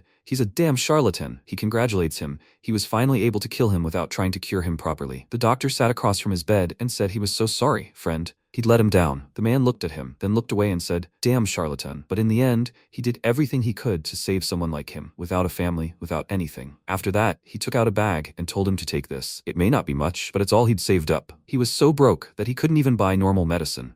He had to take it out for various expenses. He was a charlatan. He was damned. The next second, his eyes glazed over and tears started streaming down his face. Then Arian came up to him and looked at him silently. "Dr. Edmund?" She came up to him and asked if he thought she could ever become like him. He smiled and said of course. She folded her hands in front of her and said that starting tomorrow, she wanted to help him. If there was anything she could do, he should say so. He looked down and said, of course. It seemed he had made the right choice bringing her here. After a while, people were calling her from all sides, shouting that she was needed here. She replied, "Okay, just a minute." They were asking if she could take a look. They needed her help. Faster. Arian. The doctor watched what was happening and only smiled. At some point, she approached him and asked why he was looking at her like that. He replied, "Nothing, just funny." It seemed like only yesterday she was a small, unhappy child on the verge of death. But she had to look at herself now. She asked if there was something on her face. He replied, "No." He just wanted to tell her she was cute. She blushed with embarrassment. After a while, it began to snow outside. The doctor said he was glad when the teacher came to him in a dream before their hike. Turns out it was a bad sign. Who knew they'd be caught in such a snowstorm along the way? It doesn't stop for even a minute. The damn thing. Arian asked if they could go back. It was still a few days' walk to the village. Wouldn't it be better? Before she could finish, he said he once knew a man named Robert. Well, one day, he ran out into the street in such weather, so everyone would know that nothing could stop him. The poor guy didn't go a kilometer before he froze to death, so he set an instructive example for everyone inside. Sometime later, they were still in the small house, both coughing. At one point, the doctor covered his mouth while coughing and noticed blood on his hand. He thought, a deep, hacking, persistent cough, accompanied by a sharp pain in the chest, accompanied by sticky mucus with blood. Their condition was getting worse due to hypothermia and constant drafts. Without proper treatment, they wouldn't last long. They needed to soak gauze in a mustard solution and place it on their chests. This would help blood circulation and remove mucus. And then came the most important step. Take medicines with extracts of eucalyptus, thyme, rosemary, elm bark, clover, and other herbs. 3 large spoons of this mixture twice a day for 3 days. Then he looked at the bottle in his hand and said, "But this isn't enough for even one person." After some time, he handed Arian a spoon with medicine. She said she didn't know they had the medicine with them. He replied, "Of course there is. He is a doctor. Had she forgotten or something? She should drink and not worry." After some time, the empty bottle fell to the floor. They were sitting next to each other, wrapped in a blanket, next to the fire. The doctor said, "Arian, maybe this will sound selfish, but she must promise him something. The world that awaits her can be warm-hearted, cruel, embittered, and merciless." He took her hand and added, "And yet, the way his teacher cared for him, the way he cared for her, he wants her to follow in their footsteps. To help those in need, can she promise him?" She answered, "But she is a clumsy, useless little girl. She is afraid that she will not be able to keep a promise." He said, "That is not true, Arian. She is the strongest child of all he knows. If she believes in herself as he believes, she can do anything, for sure." So she had to promise him. She frowned and said she promised. She looked at him and said that she remembered everything he had done for her. She would dedicate her life to saving the lives of others. He closed his eyes and said, "Okay, that's what he wanted to hear. That's all he needed." As morning came, Arian noticed the light and looking out the window, shouted, "Dr. Edmund, the snow has stopped, and she feels much better." She turned around and said, "Doctor." She noticed that he didn't open his eyes. Then he suddenly opened his eyes and screamed loudly. He laughed and screamed. Was she scared, little one? She thought he was dead, right? And so, the snow had stopped, right? Well, they should get ready and finally get to work. What was she standing there for? They had to go. She said that she remembered everything clearly and distinctly, and that she was unlikely to ever forget. On that day, at that hour, she realized he would never wake up again. He pointed at himself and said, "Come on, little one." She should look at him. He's right here. They could go on living happily ever after. She closed her eyes and said, "The days spent with him were the happiest of her life." It was true. But there was no point in her staying here if it wasn't real. He asked why that was. There was nothing but suffering outside. She knew she would never be happy there, right? She replied that there was a child there who had been asking for help all his life. If she didn't come to him, he would hate and curse this world until the day he died. She had to come and save him. He asked if she still wanted to help him, even if no one would appreciate it. She said yes, of course. Then he closed his eyes and held out his hand to her and said, "Very well, she must do it, little one." He put his hand on her cheek and said that he was proud of how she had grown up. She closed her eyes, and tears streamed down her face. At that moment, Jan's body tendrils penetrated deeper and deeper into her head. She frowned, and tears continued to stream down her cheeks. The next second, she suddenly opened her eyes. At that moment, Jan heard a sound in her body. She asked, "How is it?" Arian tore her tendrils away from her face and shouted, "Gunther, he has to wake up. They don't have time." She reached for him and shouted, "Gunther." But at that moment, he punched her in the face and shouted at her to leave him. Damn it. He is finally happy. He has finally found his happiness. It's okay, Mom. Yes, he's coming. Okay, he loves her too. Arian shouted. Gunther, what he sees is an illusion. It's all fake. She's asking him to wake up, otherwise they will all die. He shouted at her to shut up. For him, this is the most real place. And now she has to disappear and leave him alone. She asked, is he really happy there, Gunther? He said, yes, Mom. Okay, he will be. She looked at him silently, then closed her eyes and said that she understood. If he feels happy there, she will not disturb him. It looks like their journey ends here. Meanwhile, Gunther asked how he looks. Mom said, it suits him very well, darling. Father asked, son, does he want to try on what he made? He doesn't know. He doesn't sew as well as his mother. He told him not to worry, Dad. What he made is also cool. At that moment, Arian said, Gunther, there's something he needs to know before they die. Mother asked, what is it, darling? He said, nothing. Nothing at all. Arian said that they had known each other for some time. She lay on Gunther's body and said that someone had warned her that he couldn't be trusted, cursed him, but she still liked him. He always managed to make her laugh. He was the first one who dared to hit Captain Wealth and make fun of his huge jaw. He remembers, when Captain Rhino was constipated, he joked about how he didn't even have buttocks. She pretended not to be interested, but in reality it made her laugh greatly, and that rabbit he caught for them, it was very tasty. When everyone was tired and starting to lose hope, he always remained true to himself and moved forward without hesitation. She was grateful to him for that. She wouldn't have come this far if not for his help, so she has no regrets. In her last moments, she sees that he is finally happy. She is so lucky. Gunther, she couldn't bring herself to say this until now, and she never imagined that she would say everything before saying goodbye. Gunther, she was happy to know him. She was grateful that he was born. In the present, Gunther opened his eyes in surprise, memories flashing through his head one after another. His mother screamed, Gunther, what happened, darling? Is something wrong? He began to cry, stretching out his arms to them. His parents screamed, Gunther. The next second, he opened his eyes and abruptly hugged Arian. He said that he had never loved anyone, so he had no idea how to give love. She hugged him back and told him not to worry. She understood. She was the same way. He said that he didn't deserve to be loved, that he didn't even love himself. Then she closed her eyes and said that she understood. She had been through this too. The protagonist continued screaming. She understands. He understands. At this point, Jan said that she didn't know how the two of them were able to wake up, but they mustn't forget that they were still inside her. From now on, she would slowly grind them into dust. The next second, the protagonist thrust his fist forward, and holding Arian, they climbed out of Jan's body. She screamed, how is he? The protagonist asked, is she okay, Arian? She replied, yes. Then he said,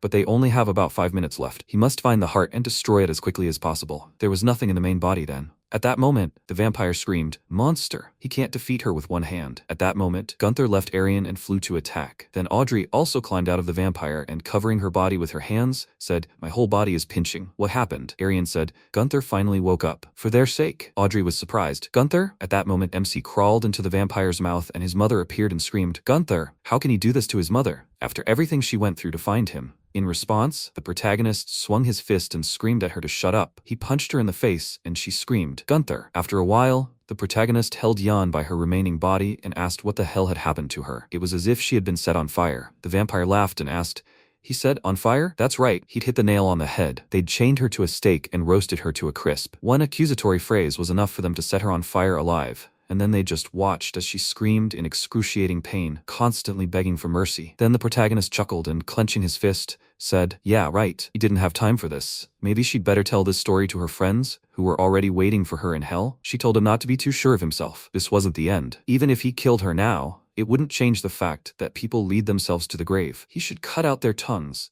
Cut off every single one of their tongues, so that they never open their vile mouths again. He must stop their disgusting chatter. Cut off their tongues. Then she lowered her gaze and said that it wasn't her. She wasn't a witch. The next second, the protagonist delivered a powerful punch to her face. After some time, Ronak, standing near the carriage, said that, in his words, they had less than 5 kilometers left. This was their last chance. They needed to dismantle the dead knight, and Audrey turned and said that neither he nor she could give up their illusions. But Gunther did, of his own free will. If even now they didn't trust him, it would be clear proof of how hopeless humans are. He looked at her silently, then she added, besides, she pointed at Gunther, who was hugging Arian, and said that he should just look at him. How could they attack when Gunther looked so peaceful? Ronak said that he was even a little jealous. As evening fell, Arian fixed her hair. The protagonist asked why she tied her hair up. She replied that she always wore it like that before, but after that day she no longer did it. Now she's thinking of going back to it. Does it suit her? The MC looked at her silently, then looked away and said that she looked quite cute. She blushed with embarrassment. And Audrey, covering her face with her hand, said, oh. He asked, what? Is she having some kind of problem there? She said, Gunther, she knows she's asked him about this before,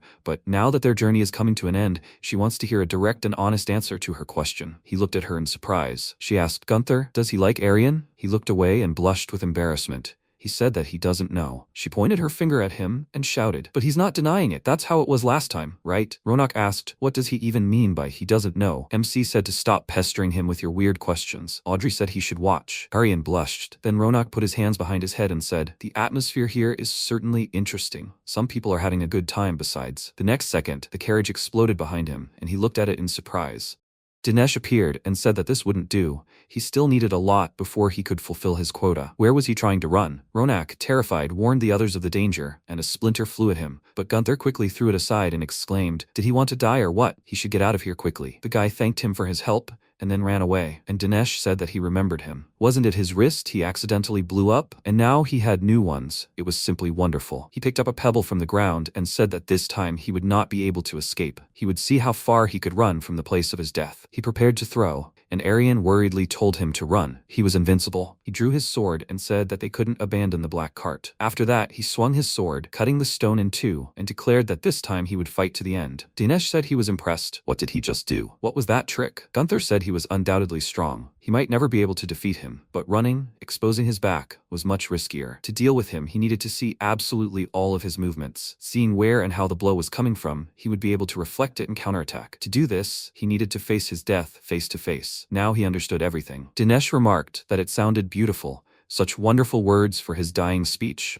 After that, he launched several stones at him, cutting each of them in half. While he was busy doing this, the vampire approached him and struck him in the back with all his might, throwing him into the air. Gunther's body fell behind him with a crash, but he immediately pounced on him and stabbed him with his sword. Unfortunately, his skin was too tough and the blade broke. He was confused for a second, then Dinesh slammed his jaws on his hand and took his palm. Gunther was very angry. He wanted to hit him with his other hand, but obviously, he couldn't do it, no matter how hard he tried. After that, Dinesh hit him, saying that it was useless. He is his inevitability. This is fate, so let him give him his other hand now. After that, he pounced on him with his fists. There was an explosion. Gunther was thrown in all directions. Trees around him collapsed, as did his armor, but he still managed to keep his other palm. He called the vampire an idiot and asked where he got so much power from. He will fight to the very end, because he turned his gaze towards his friends and mentally said that he cannot leave those who believe in him in danger. Where is this idiot's weak spot? His skin is hard as stone. Nothing can pierce it. Then maybe the mouth? It looks vulnerable compared to the rest of the body. Now the question is, how to confuse him and make him open his mouth. He looked down at his palm and smiled. An idea came to him. After that, Dinesh attacked him, asking if it was time for him to give in. He really wanted to face death, so let him not even think about disappearing this time. Noticing a palm among the stones, he immediately fell silent and became excited. He took it and exclaimed that his left palm was also beautiful. Gunther immediately landed on his neck and exclaimed, "Did he say that he was his death? That's not true at all."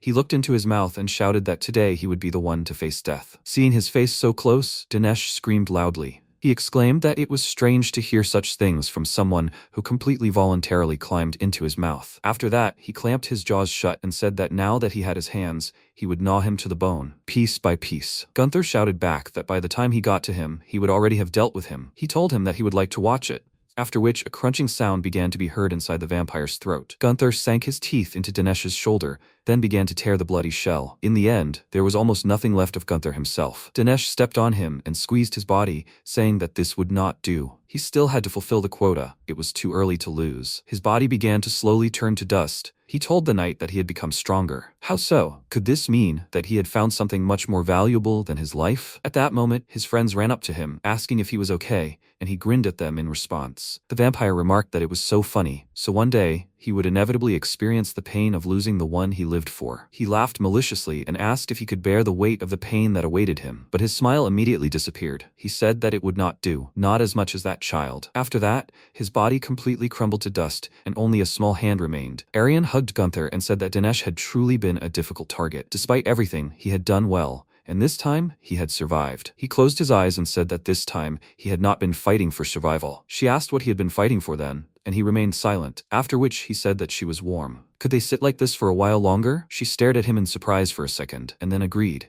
Meanwhile, Audrey and Ronak stepped aside, unable to watch this. Soon they set off, Gunther pulling the cart behind him, and they walked ahead. Audrey said that so much had happened on the way, and they arrived later than expected. He noted that they had finally arrived. Everything has an end. He looked at the hill and asked, should they go there? Belbrick confirmed it and said that this is where Isabella is buried. They did an excellent job. Gunther said that there were only 8 higher vampires. Who else is left? Audrey told him that Linnell is still alive. However, it doesn't look like she has any strength to fight. Arian noted that they have no information on the last survivor. It is unknown how much blood marble is left, but they are clearly short of supplies now. Since Julius only has half a heart, Gunther will be able to defeat him. He said that when they cross this hill, the battle with the vampires will end in a victory for humanity. Audrey wondered what would happen next, but suddenly he told her to shut up. He turned, listening to his surroundings, and cautiously warned them that something was approaching, and in large numbers. There were about 100 of them, maybe more. Arian said that was impossible. It was still far from sunset, and Audrey became worried and exclaimed, "Does he think these are lesser vampires? Where did they come from in such numbers?" He answered her that these were not vampires,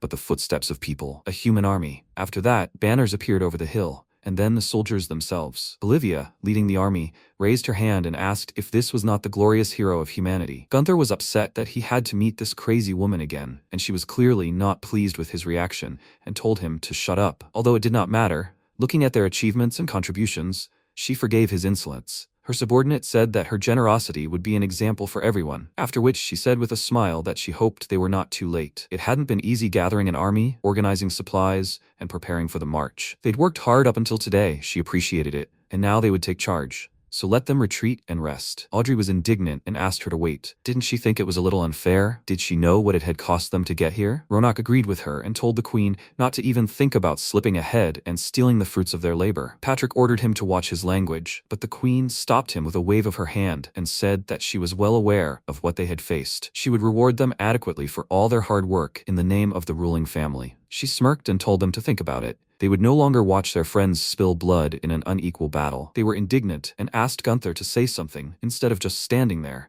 and he grinned maliciously. A thought occurred to him, making him laugh, and Olivia asked with displeasure, was he laughing at her? He should wipe that smirk off his face. He said that whoever she killed or whatever she did behind his back was none of his business. In truth, he couldn't care less. The only thing that mattered to him was his life, and Arian's life. He pulled her towards him, and Olivia gave him a strange look, after which Ronak noted that indeed, that was more than one. Arian covered her face, red with embarrassment, and the others asked him, what about them? He paused for a moment and said that perhaps those two too. Olivia smiled and said that of course, she wouldn't dare harm the glorious heroes of humanity. Moreover, she would guarantee that she would provide them with a comfortable life, free from hunger and suffering. So now that they've agreed, no one minds if they're the ones to finish off Julius, right? MC crossed his arms and told her it was completely her business, but he still wanted to ask her something. Is she sure they wouldn't need him? She stared at him in surprise, then said with a smirk that of course they wouldn't need him. Hearing her answer, he returned to his friends and told her to do as she knew, that from now on he would fight only when she personally began to beg him on her knees. She answered him with a smile that members of the royal family never took back their words. Let him be sure that if she needed help, she would kneel. So let them get comfortable and watch. Night fell, they settled around the fire, and Ronak asked if he was really just going to let her get away with this. He confirmed this and added that the war was ending anyway. He remembered Dinesh's question. Could he bear the weight of the pain that awaited him? He glanced thoughtfully to the side and told the man that he heard her. They no longer needed to shed blood. He worriedly noted that this meant that she, not he, would go down in history. He only chuckled in response and asked if he thought he'd come this far to make history. Only his life and hers mattered to him. He put his hand on her shoulder, which made them uneasy, and then suddenly Leonard's embarrassed voice was heard from the side asking what he was doing. He shouldn't dare touch her with his dirty hands. Gunther noted that this man with the scary chin was still alive. Arian was very happy to see him, as was everyone else. Leonard told the girl that it was all thanks to her. He wouldn't have managed if it weren't for her kind prayers. By the way, where is everyone else? She answered him that, unfortunately, only they were left. His face became sad for a moment, after which he pulled himself together and said that he understood everything. It must have been a very harsh journey. Nevertheless, everyone was amazed by their valiant feat. He thinks his sacrifice was worth it after all. MC told him that of course it was worth it, but his hands stank especially badly. He ignored his words and decided to change the subject, telling them not to be sad about Her Majesty. No matter how the war ends, the fact that they fought desperately for humanity will live on in it forever. Gunther took the nut and told him that he didn't care at all, then cracked the nut and gave it to Arian, telling her to eat. With her tiny hands, she would open it for an eternity. She thanked him for his help, and Leonard noticed a strange atmosphere between them. After Gunther said how nicely she chewed, he grimaced and asked if it was just him or if something strange was going on between the two of them. He approached Audrey and asked if something had happened while he was gone. After that, she told him everything in his ear and he exclaimed in shock. What did he do? She added a few more words and he exclaimed, what did Arian do? And then his world collapsed. He stared into space in shock and then said that there was some kind of mistake, that it couldn't be true. He wouldn't allow it. Gunther, he was invincible, no doubt about it, but to be honest, he was pure scum. Even any homeless person from the alley was better than him. This was all unacceptable. He needed to fix it, put everything in its place. After that, he left, and Audrey watched him with a strange look. Meanwhile, Olivia entered her tent and asked if they were ready. Patrick told her that several nobles were delayed, and they were slightly behind schedule, but he would make sure they set out smoothly tomorrow. She asked him to make sure they were fully prepared, and then said with a smile that it was necessary for her to be remembered as a selfless ruler who eradicated all the evil threatening humanity. Her name must remain in the memory of future generations. He agreed with her and said that he had invited the best artists in the country to capture that triumphant moment when she would throw herself in defiance of the enemy. She approached the mirror and said with a smile that it was simply amazing. Meanwhile, the vampires approached the camp. Linnell approached Julius, who was looking at the camp from the top of the cliff, and said that Rex's psyche was very unstable. If he entered the fight, he would not be able to stop. He would fight until the rising sun reduced him to ashes. Is he sure he wanted to use him in this battle? He said that this was the last army of humanity. Its destruction would ensure that people would no longer be able to participate in large-scale battles. Rex had promised him this, so let her do as he said. She remained silent, then cut the back of Rex's hand and told him in his ear that there were enemies ahead of them. He immediately opened his eyes and screamed loudly in fear, and his blood began to rage. He exclaimed. She said, "Are there enemies here? Where are they? Are they here for him?" An army of vampires began to grow from his blood in front of him. He grabbed his head and exclaimed that they were here to kill him and his friends. Let them prepare for battle. They must destroy all the enemies, defeat them once and for all. Meanwhile, a guy from the army named Thomas asked, "Is this war really coming to an end?" His friend, Igor, answered him with a smile that it was obvious. Doesn't he notice what is happening around him? He said that to get here, they fought without sparing themselves. They went through so much, and now the dawn is breaking. Igor said that it was too early to relax. The real battle begins now. The one who raises the flag of victory will change his life for the better. He will rise in rank in the blink of an eye. Therefore, they must fight in the front ranks so that Her Majesty will notice their bravery. Thomas got nervous and said that it sounded extremely risky, and then his friend told him not to be so afraid. He was such a coward. No wonder he always ends up a loser. He clenched his fist and confidently declared that war means chance. It is a great opportunity for ordinary people to rise. Thomas noted that he was very strong-willed. He wished he were like that. He proudly folded his arms across his chest with a smile and told him to watch and learn. He was going to stay alive. Everyone would look at him and admire his feats. The guy said that, to be honest, it was enough for him that he was alive. And then their friend Philip noticed something ahead and told the others to look at it. Their cloudy looks became frightened. After that, they raised the alarm, and Patrick, running into the queen's tent, told her that they were under attack. They should run for cover. Olivia said that she was informed that there were no more vampires capable of fighting. What does he look like? He told her that he was in the form of a man, and she asked how many were attacking. Her question made him confused. He didn't know how best to tell her about it. Meanwhile, Audrey and Ronak found out about what happened, and Belbrick laughed, exclaiming that just when he thought he was dead, he turned out to be more alive than anyone else. His name is Rec Legion. He is one of those crazy people he told them about. There are about 2,000 of them, right? Not a bad number. The people managed to gather such an army, and he thought that there was nothing left of them. However, the question is whether it will be enough. After all, Rex's army is about 1,000,000. Seeing a multitude of red warriors descending from the hill, the soldiers told the others to prepare for battle. Let them come to the emergency assembly point. Meanwhile, Audrey ran up to Gunther and told him to prepare for battle, and he asked, why would he do that? Hadn't she heard him promise that woman that he wouldn't move until she got on her knees? He picked up Arian and said that they would leave this battle to her. Now they needed to leave before they got what they deserved. After that, he broke into a run, laughing as he went, and Ronak, quickly gathering his things, said that he was right. He may be strong, but even he couldn't handle an army of 1,000,000, so he would follow his advice and run from here as fast as he could. Audrey ran after him and exclaimed, has he already packed his things? Meanwhile, ballistas were brought up to the vampire army and were aimed at the road in order to destroy all approaches to the camp. The ballista fired.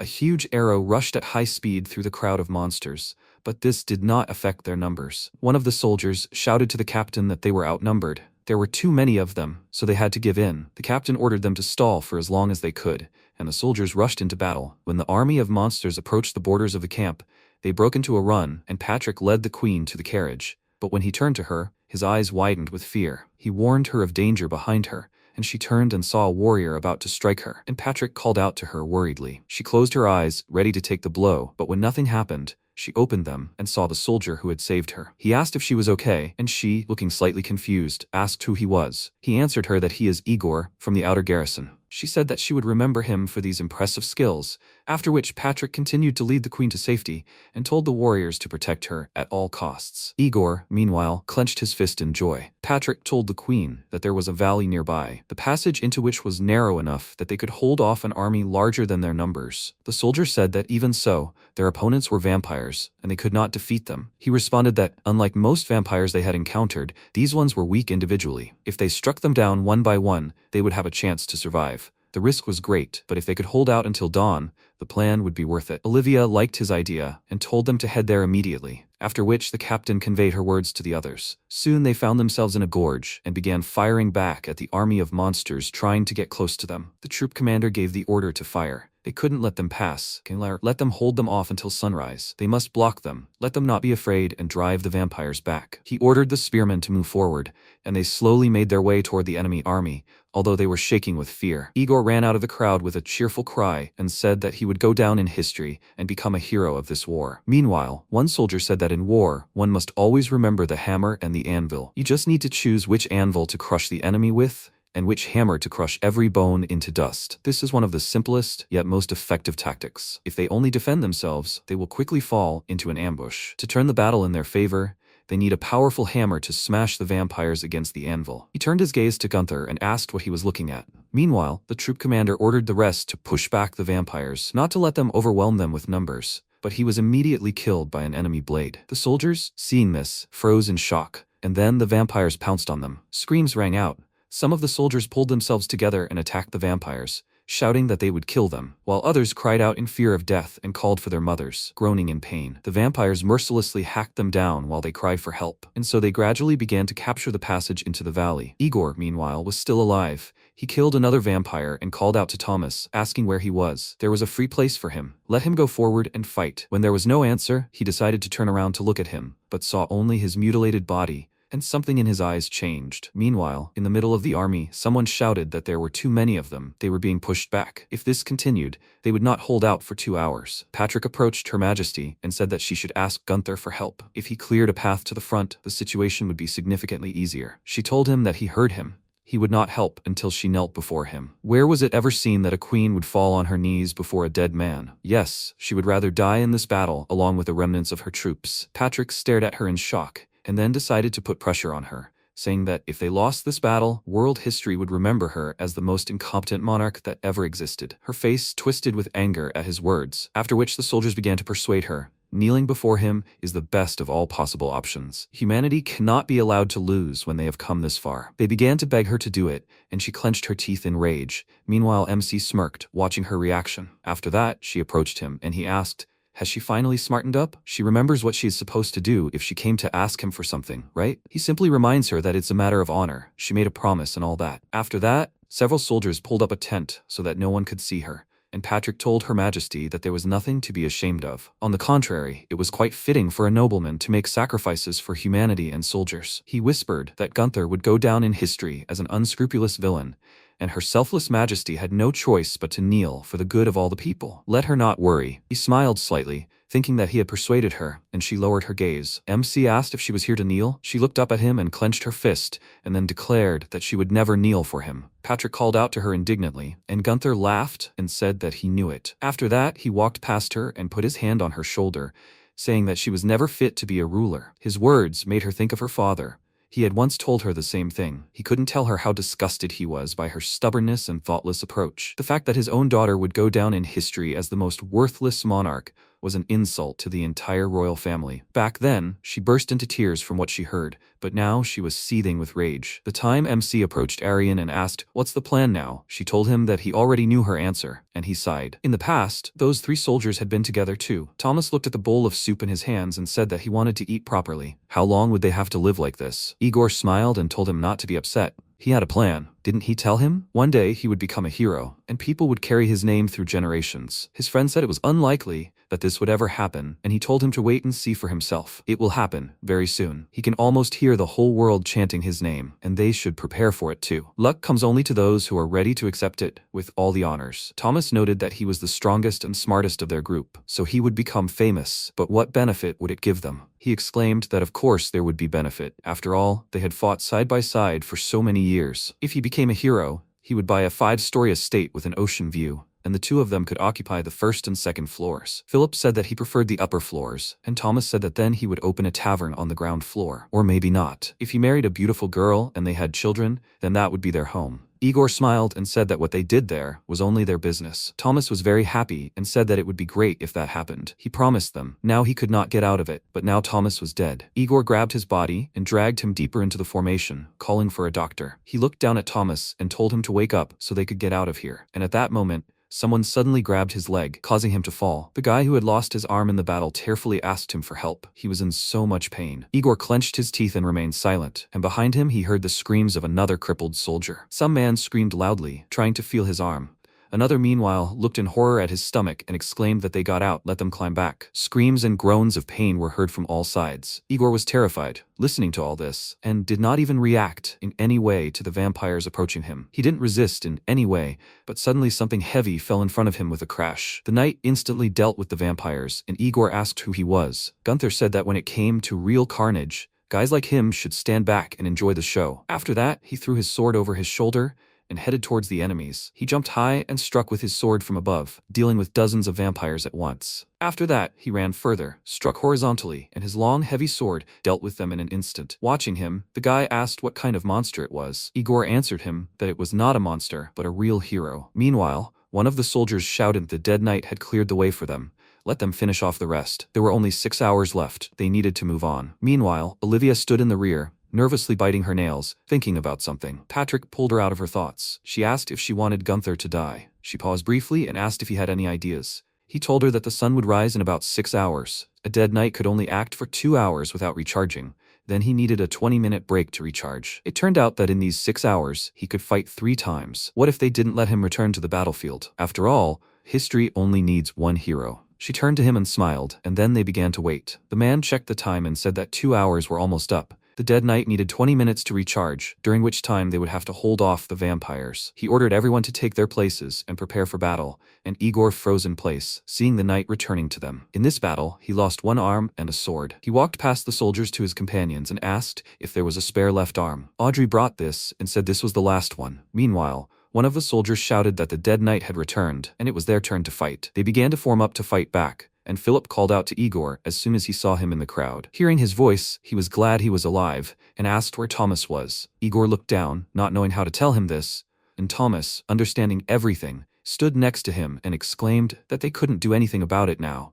They needed to get out of here alive. After that, the vampires began to press them, but they didn't let them break through and held their formation, fighting and not giving up. Igor and his friend, along with the rest of the soldiers, rushed into battle, and when Igor was in danger, Gunther saved him for the second time. He rushed into battle, and a soldier shouted that the dead knight had returned. Did 20 minutes really pass that quickly? Meanwhile, he adjusted his grip on the weapon, then lunged forward, dealing with several at once, turned around, and struck. Philip said it was incredible. His fighting skills were simply superb. Soon, 2 hours had passed, leaving only 20 minutes. The soldiers stared in shock at the dead knight. This time, he had returned from battle even more crippled. Arian shouted that he had no more arms left. With a body like that, he wouldn't be able to resist them. He approached her and said that everything was fine. He could still fight. Igor watched him with a surprised look, after which the captain shouted that it was time for their 20 minutes, and that they should return to their positions. They continued to fight the vampires, and finally the 20 minutes were up. Igor immediately dropped to one knee to rest. An MC passed by him, but he didn't look so good. The captain told the soldiers that there was an hour and a half left until dawn,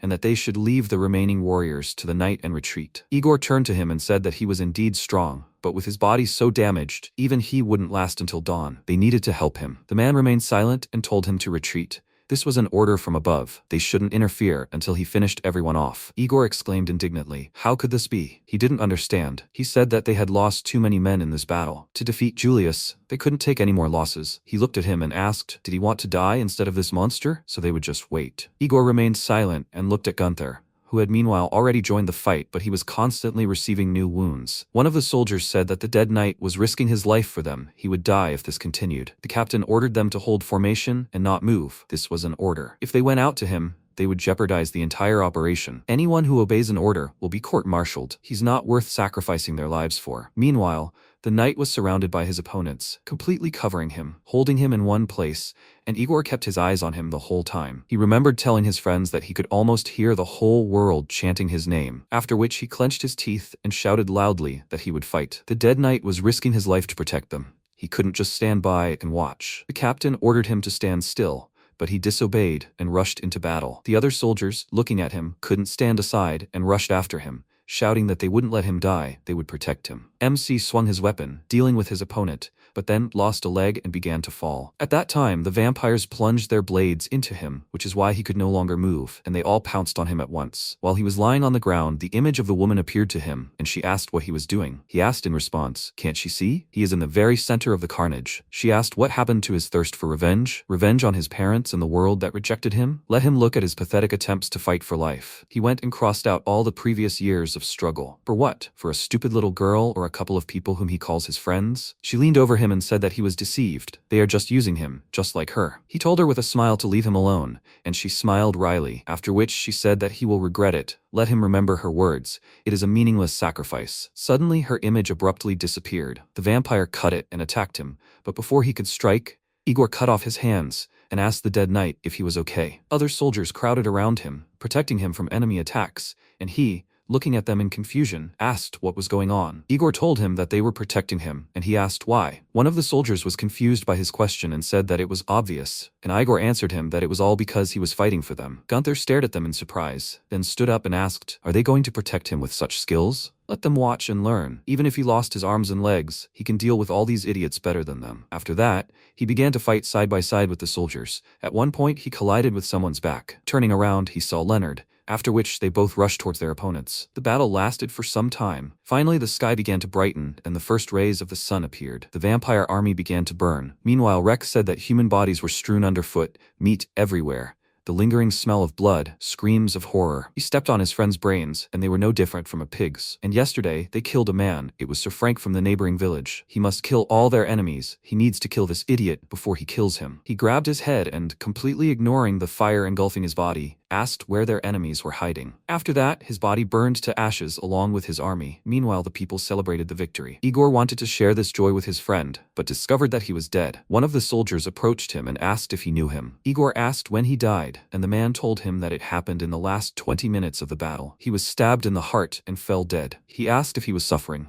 and he answered that the sword hit him right in the heart. He strongly doubted that he felt pain. By the way, he knows him. He was the first to run to protect the dead knight. It was impressive. What is his name? Brave soldiers like him should become famous. He lowered his gaze and left, sadly saying that he did not think it was important. Now that dream of becoming famous was meaningless. His friends and comrades were dead. Meanwhile, Linnell told Julius that Rek was dead. He told her that this meant that this war would end with the victory of the people. She remained silent, and meanwhile the people praised the dead knight and rejoiced. When they said that this victory was his merit, Olivia became angry and asked how this happened. Why are they all talking about the dead knight? But more importantly, why did this knight remain alive? She turned to Patrick, and he asked if he could offer to moderate her anger and thank the knight for his contribution. She approached him and asked if he had not said that history needs only one hero. Let him consider what history would leave of her if all the laurels went to a dead knight. He was just like her father. He was mocking her. She grabbed his face and said in a rage that she could see that people like him and her father considered her pathetic. Noticing the soldier's gaze on him, Patrick asked her to control herself. People were looking at them. She walked away from him,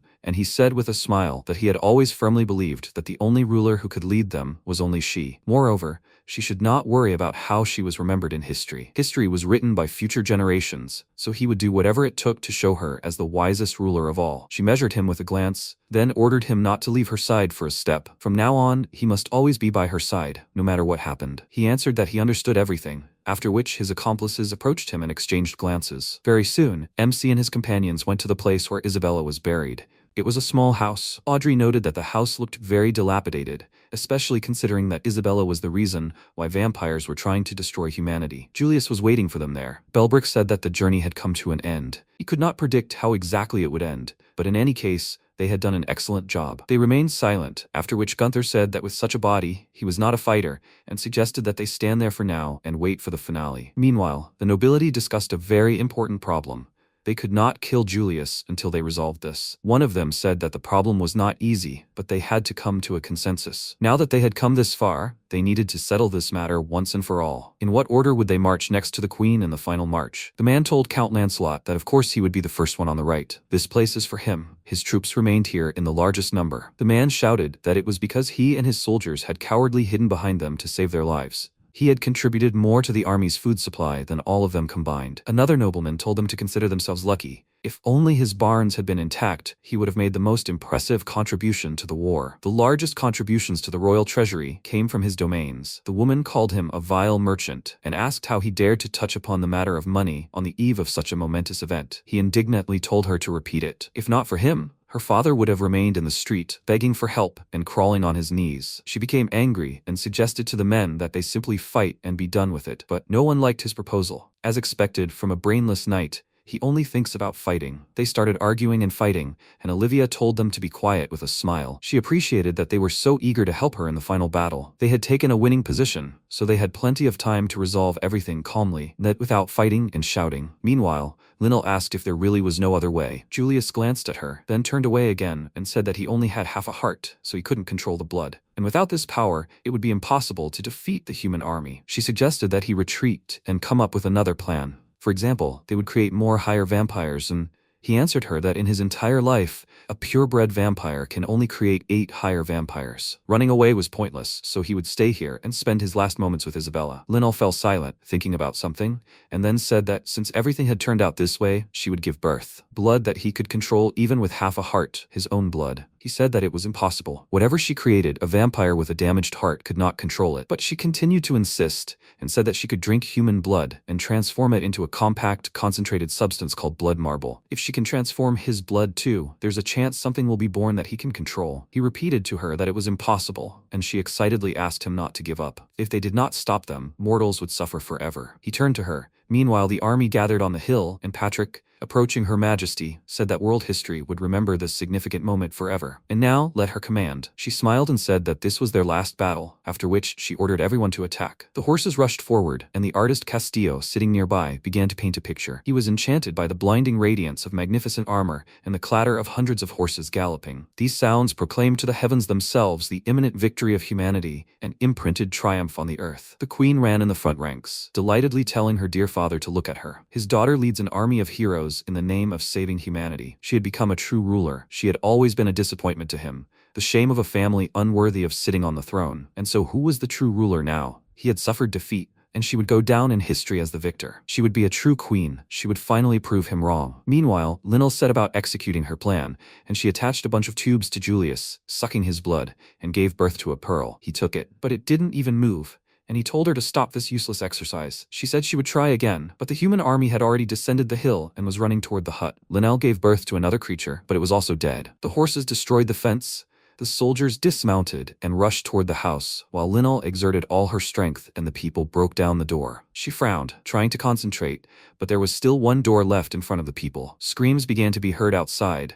The birth of this creature was taking a lot of Linnell's strength. People began to bang in, trying to break down the doors, and her belly trembled. She exerted a little more strength, opened her eyes, and finally, a smooth pearl emerged from her womb. She picked it up with emaciated hands and, smiling, handed it to Julius, whose gaze was surprised. When he took it, the creature's small hands grasped his finger, and his eyes widened. The soldiers broke down the door, saw Julius, and were about to attack him, but the creature protected him. Meanwhile, MC looked at the pile of soldiers below and said that it seemed like everything was finally over. But would anything change now if Julius could control blood? Arian said that the thinking of higher vampires, who were once humans, remains roughly on par with them. They can change the form of blood at will, but purebred vampires can change the shape of their bodies and become anything. And if Julius could control blood, then they would already be dead. Gunther remained silent. Meanwhile, the creature began to clean out the house, and the soldiers rushed outside, thinking that it would turn to ash, but the creature got them even there. Sensing something, Belbrick opened his eyes and worriedly asked Linnell what she had given birth to, then smirked.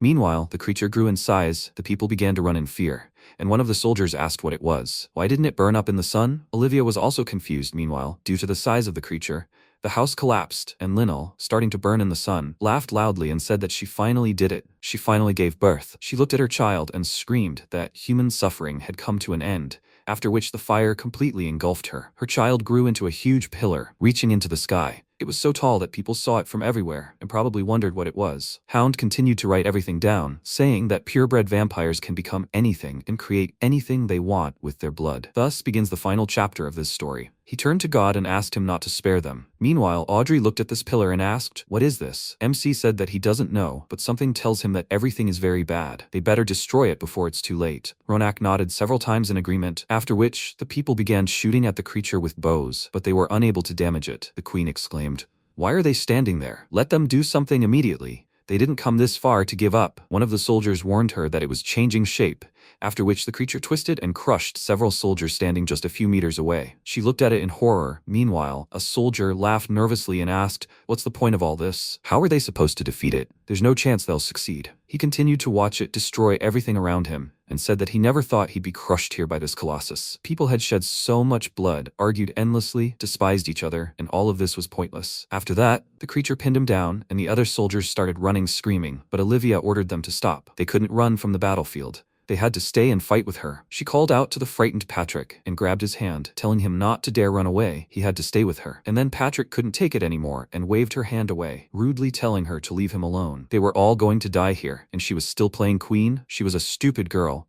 No one in this world would be willing to risk their lives for her. She stared at him in shock, after which Patrick ran away with the others, and she was left alone on this battlefield. Realizing this, she looked down sadly. But then her face smoothed out and she became calm. She looked at the creature that had already managed to appear above her and cursed, and then a roar was heard. As soon as Olivia died, Belbrick laughed loudly and joyfully exclaimed that it was finally over. He broke the steel holding him and exclaimed that it was an amazing ending. It's hard to imagine a better end for the royal bloodline. Audrey asked, "So he can control blood after all?" He laughed and asked, "You surprised her, right?" He thought it would take much more to lure Olivia out of Bahal. Gunther asked, "Why would he lure her out? He could have dealt with her himself." Belbrick called him an idiot and said that kings never kill each other with their own hands. MC noted that there was another madman in the royal phase here, after which Belbrick began to burn in the sun and said that Julius made him a promise that he would put an end to this line. In response, he killed as many people as he could. All the conditions were met, so his role ended. He thanked them for the pleasant journey, saying that he would look forward to seeing them all in hell, after which his body turned to ash and he left this world. They watched the blazing flames. Meanwhile, a soldier looked at this huge creature up close and cursed, asking, "What the hell is that?" The enormous child slammed his hand into it, after which hundreds more began wreaking havoc. Everyone who witnessed this knew deep down that this world had come to an end. Meanwhile, Julius, sitting in his castle, said that no one would mourn for humanity. No one would suffer because of humanity. Now not a drop of tears would be shed. Human obsession and greed, envy and jealousy, pain and suffering, all would disappear. The world would finally be free of human oppression. For this, he would gladly become the destroyer of this world. His wish would be fulfilled. After some time, Leonard, looking at the enormous castle, asked how big it was. Eric replied that it was about 3 kilometers in diameter, and that it was constantly expanding. Igor added that not a single sword or arrow could touch this thing. He noted that, even worse, it didn't burn in the sun. It was invulnerable. Ronak, with a serious face, asked if this was the end of human existence. Leonard replied that it was too early to give up. There had to be some way out. Apparently, the further they went, the slower it expanded. So they had some time to spare. If only they could deal with Julius the same way they dealt with the other vampires. Audrey said the vampire was probably in that castle in the center. If they could get through that swarming thing and get inside,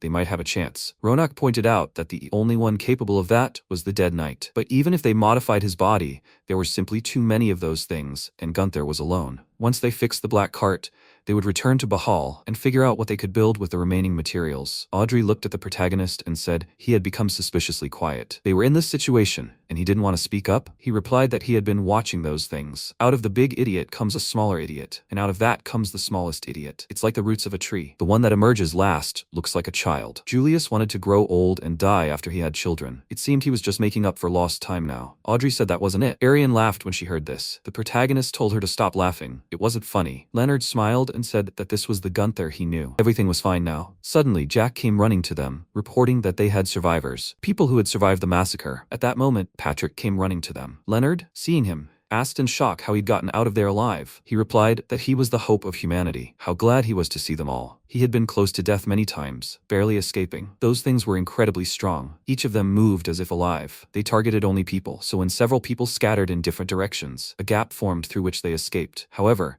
out of 200 people, only the 2 of them survived. Audrey noted that this meant the rest had sacrificed their lives, becoming bait. Leonard, looking thoughtful, said that if they redirected the thing's attention to different targets, they could control their direction. After a while, they returned to Bahal and began preparing. One of his subordinates shouted that they had collected materials that could be used. They must gather all they could. Leonard remarked that they needed the most powerful parts to improve Gunther's body. Audrey asked what about the plan he had mentioned. He replied that for now, this was the best they had. He would go looking for volunteers. After a while, the guy walked up to the main square and shouted that he was asking for the attention of the residents. He had an urgent announcement. They were currently fighting humanity's last enemy, whose weak point they had not yet found. To win this battle, they needed their support. He knew it might sound absurd, but let them read this, and if it interested them in any way, let them gather again in this square in 10 days. They need to spread this notice as far as they can. One of the villagers picked up the paper, read it, and asked, "What is a dead knight?" It said that a dead knight had been fighting the vampires all this time. So what? Why do they need them? How can ordinary people like them help? Patrick read the text and said that if Gunther could get into the castle,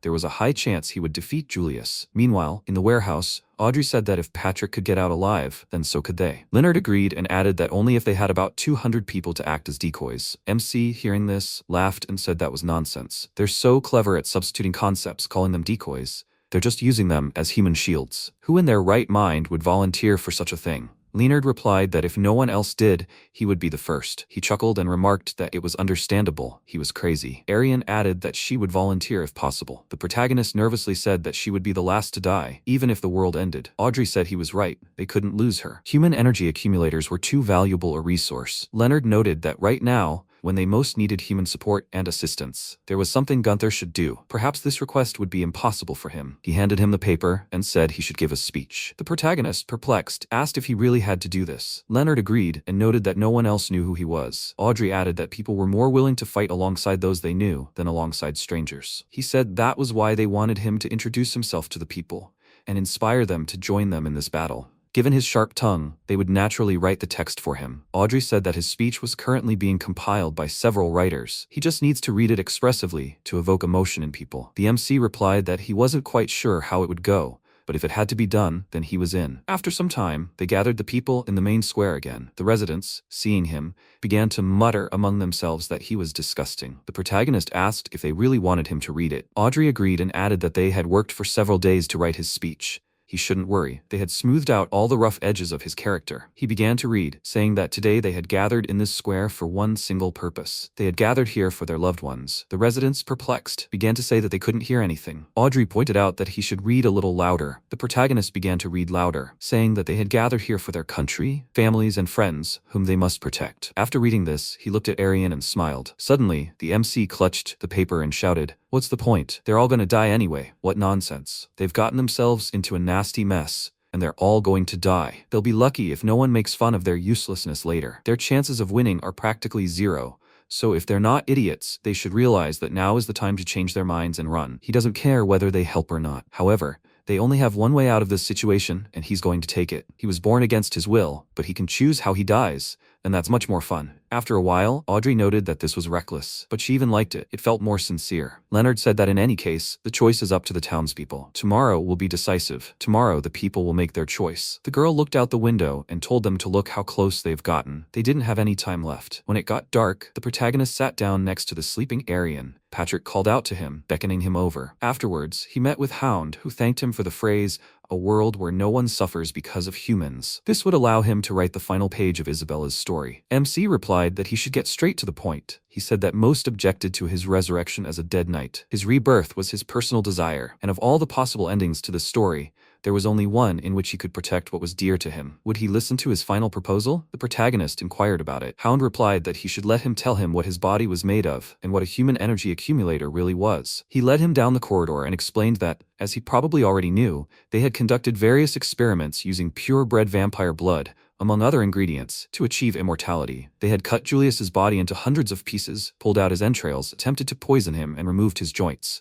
However, the flesh parts or extracted blood were never stored outside of Julius's body, with one exception, his heart. The protagonist said he thought he'd eaten half of his heart. Hound agreed, adding that he'd absorbed part of his heart, but also used it in numerous experiments. Unlike his other parts, Julius's heart didn't disappear when separated from his body. It didn't vanish into thin air. When cut in a certain way and placed in the right conditions, the heart would exhibit an unusual reaction. It was reanimation. The piece would instantly come to life when exposed to a certain type of blood. The most dramatic reaction was caused by purebred vampire blood. It also reacted slightly to other blood samples. What was most surprising was when the piece itself didn't come to life or move, but instead transferred energy to the dead organism around it, resurrecting the creature. MC, shocked, asked if that meant it was him. Hound interrupted him and, agreeing, noted that the device in his brain that reanimates him is the piece of Julius's heart. It's the only part left. As for the human energy accumulator, they created something as close to purebred vampire blood as possible to control the piece of heart, and as a result, they perfected the human body.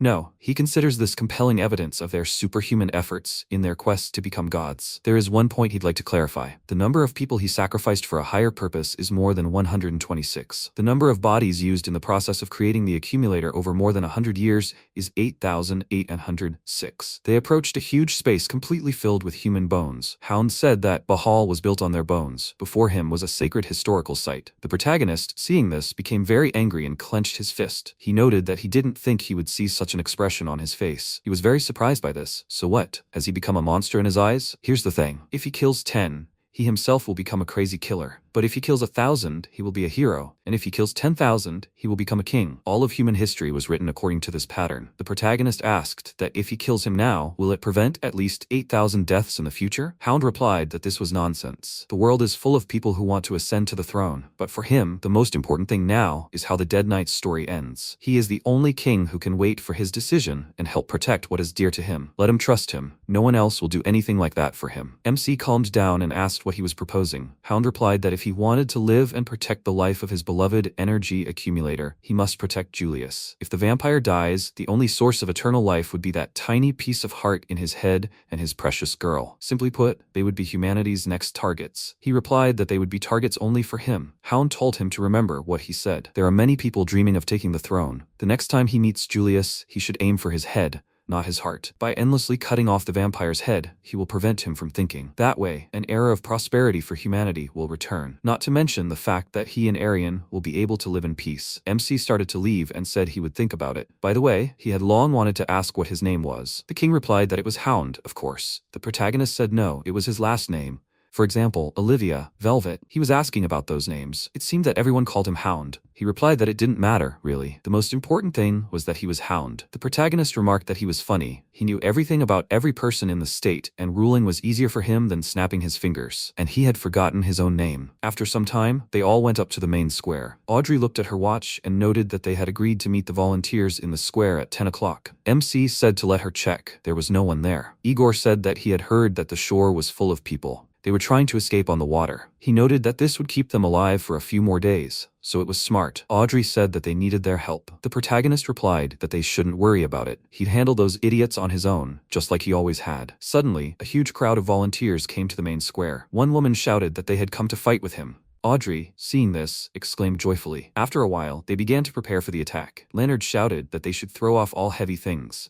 The lighter they were, the faster they could run. Their job was to distract them. Dress in bright colors that would attract attention and make noise to distract them. Try to survive and not let them capture them. They needed to stay 5 meters away from each other. Let them take whatever they could ride. They would form a diamond around Gunther as they ran. Ronak noted that they had collected all the necessary body parts. To reduce the weight, they would separate them and then reassemble them when they met. Leonard said they had installed horse legs for now, as speed was crucial. MC replied that with legs like that, he wouldn't be able to fight at full strength, so he'd need to change them. Suddenly, he noticed Audrey with the part and shouted at her, asking what she was going to do. The girl replied that she would run with the others, carrying one of the body parts. The protagonist furiously exclaimed that she would stay here. If she died, the bald one would find him and drag him to the grave with him. Leonard pointed out that he was right. She needed to stay. They didn't want Reno's sacrifice to be in vain. Ronak called out to him and said he was too scared. He replied that it was okay. Those who wanted to stay, stayed. No one would judge him for that. At that moment, the protagonist put on his helmet and said that he hoped they would see each other again tomorrow. Arian, smiling, replied that she was sure they would see each other. He started running and shouted that it was time for them to attack. Dozens more volunteers began running alongside him. A little earlier, the mother of one of the volunteers shouted, "Does she understand what she's saying? Why does she want to volunteer? Let others sacrifice themselves, but not her. No one will even know she fought for them. She apologized and added that she had to. When Mr. Brown ran into the collapsing house to save the children,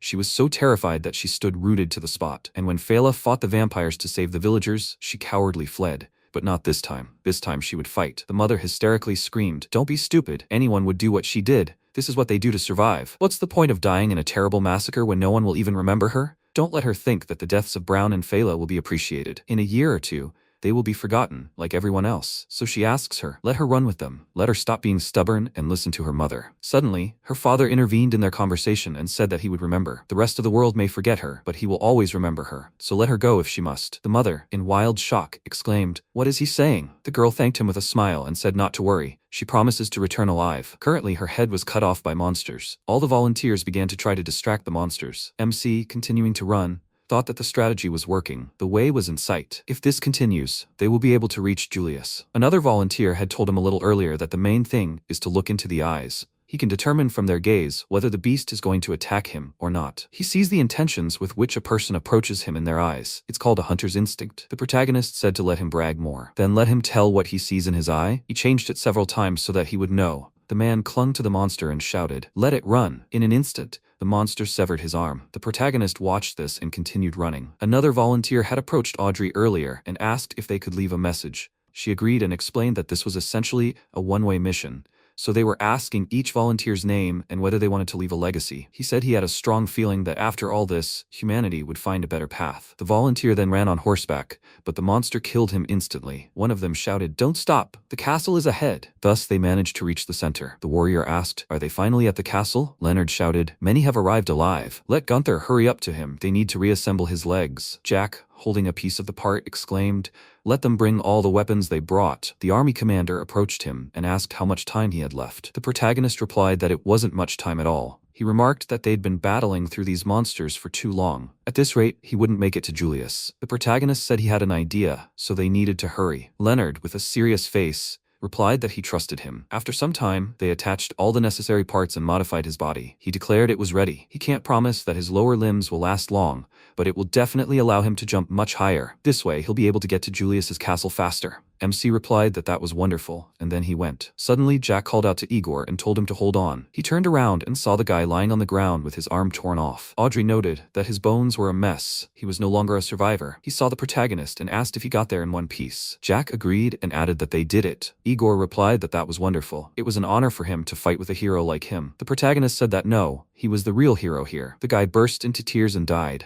Leonard remarked that he was afraid that there was almost no time left. The protagonist prepared to jump and said that they would see each other again. After that, he made a powerful leap and rushed upward. Flying past all the monsters, MC thought that these guys had already outlived their usefulness and lost the will to resist. He thanked them for not making his journey difficult. When he reached the castle, Julius greeted him and said he had been waiting for him.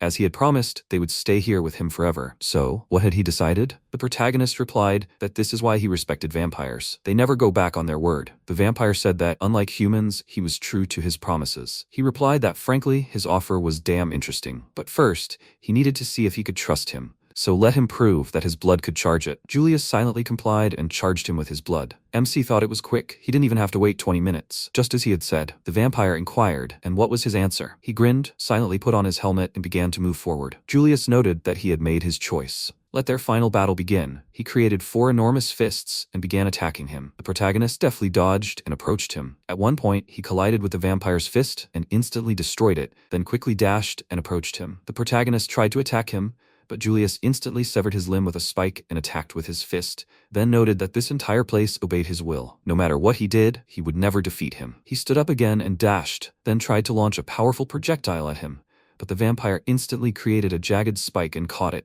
After that, he severed another limb and remarked that it was useless. This was a pointless fight. MC continued to get up and try to hit him again. Julius severed another limb and said that he would never win. So why didn't he give up? He, left with one arm, began to walk towards him. The vampire said that he had seen countless people suffer because of other people. He had seen countless people who turned their own kind into monsters. So he came to the conclusion that it is human nature to hurt others. What he does for them. So why does he continue to fight for people? The protagonist, through his broken helmet, replied that he chose this himself. He made a final lunge, but the vampire calmly chopped off his last arm. Suddenly, The protagonist emerged from his suit and tried to strike him with his bare hand, but he blocked the blow with one palm, saying it was useless. Julius pulled him towards him and delivered a powerful blow to the torso, which sent the protagonist flying. He pulled out a makeshift sword and began to attack him. The vampire also made a weapon and parried the attack. A thrilling battle ensued between them, with both of them matching each other. At one point, Julius did manage to slightly wound him. Suddenly, all the monsters beneath the castle stopped. Leonard exclaimed that this meant Gunther was fighting. He clenched his fist with a serious expression and began to rely on him. Meanwhile, MC lunged again, deftly parried the blow,